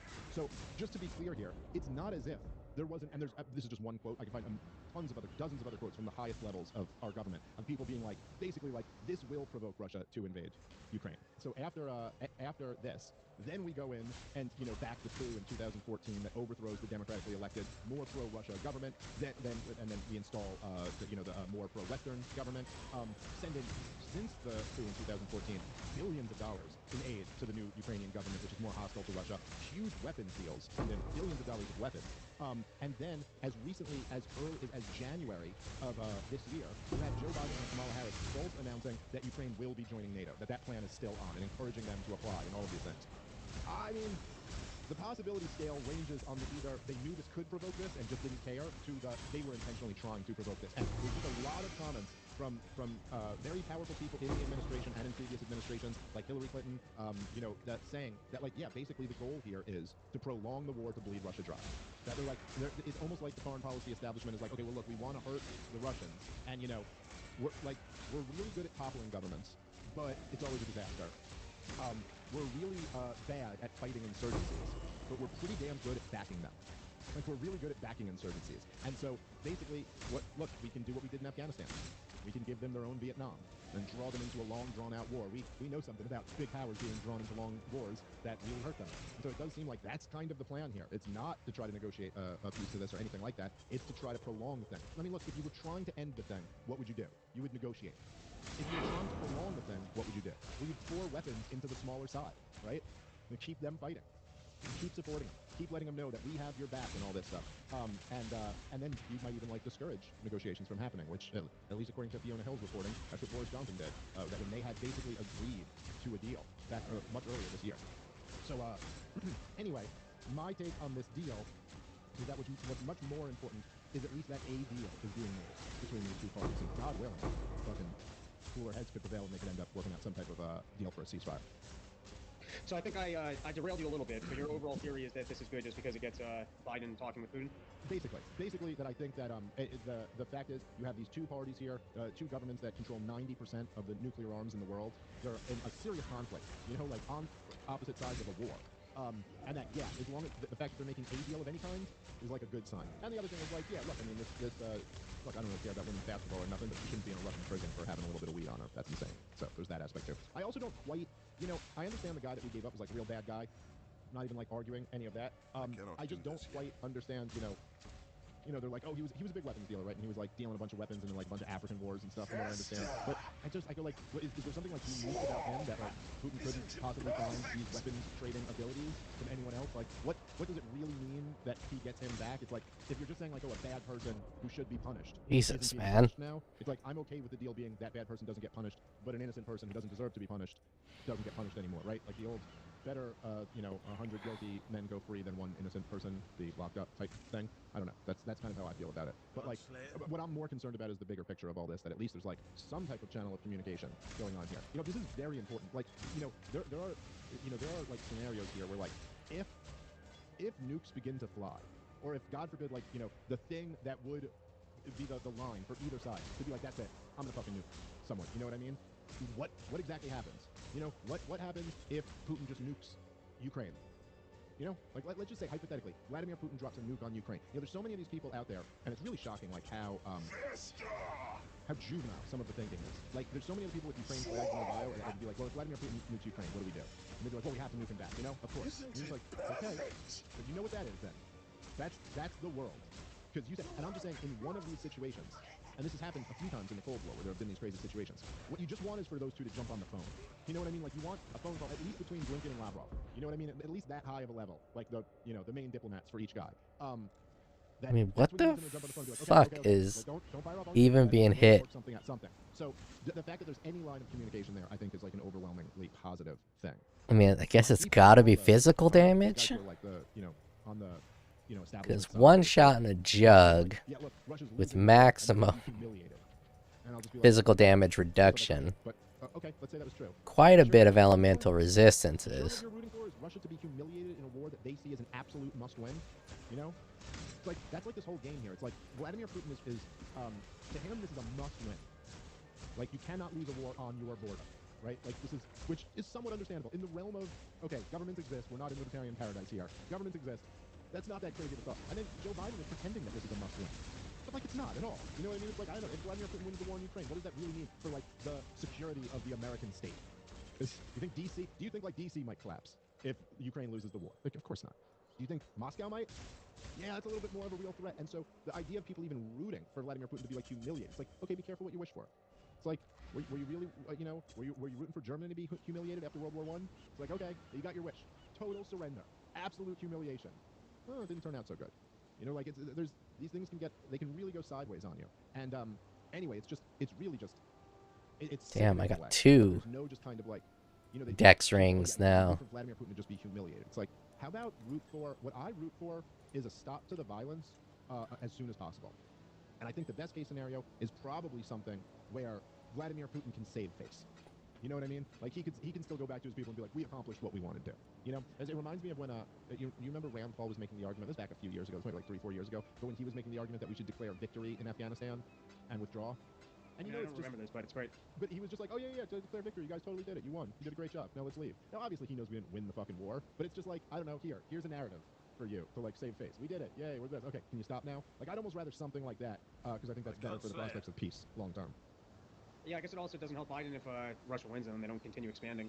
But part of this really just seems to be we really don't want that Nord Stream thing, which the giant threat was that I guess the energy price in Europe could have been cheaper, and that there would have been more of an incentive for collaboration between Russia and Europe without being able to go, hey, there's a boogeyman enemy over there. Yeah, well, so George Friedman, he's the guy who like founded Stratford. He wrote an interesting piece about this, and his theory is like, in terms of like what the motivation of that is that basically America, U.S. foreign policy revolves around not letting anyone get too powerful.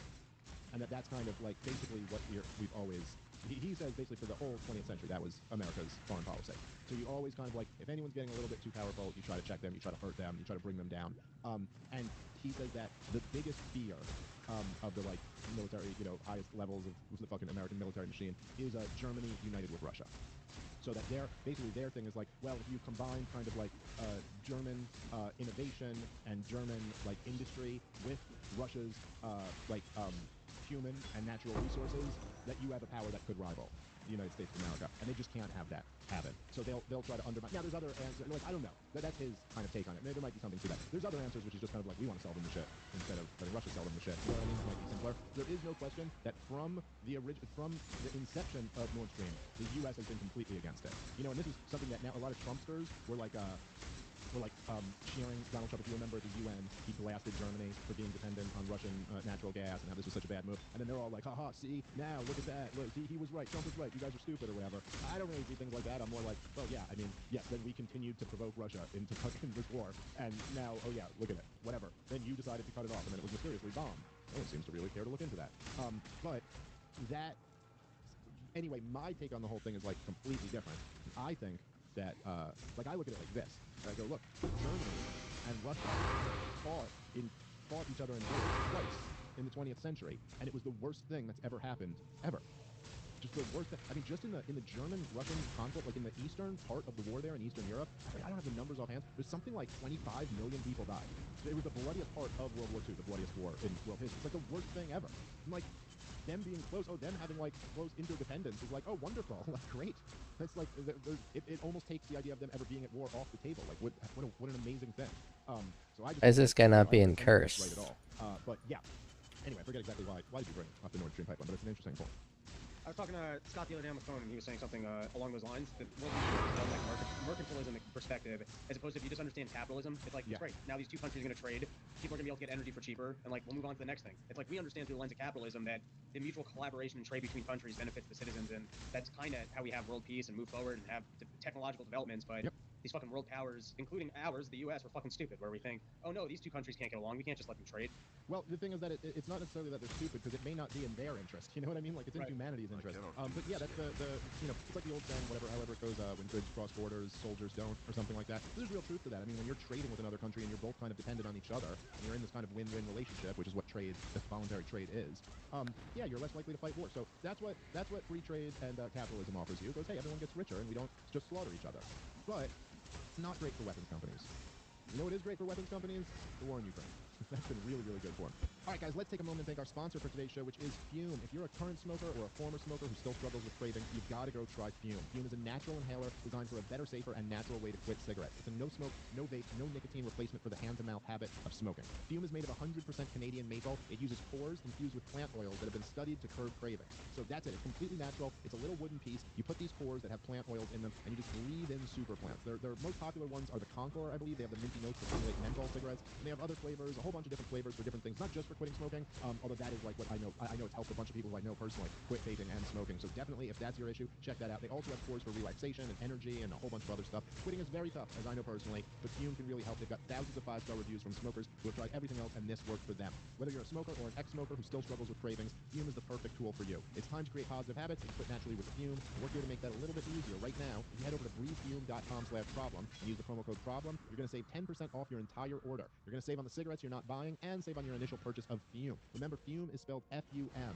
so that's breathefume.com/problem, B-R-E-A-T-H. All right, I am done for the day. All right, let's get back into the show. By the way, you see, I'll check you guys later.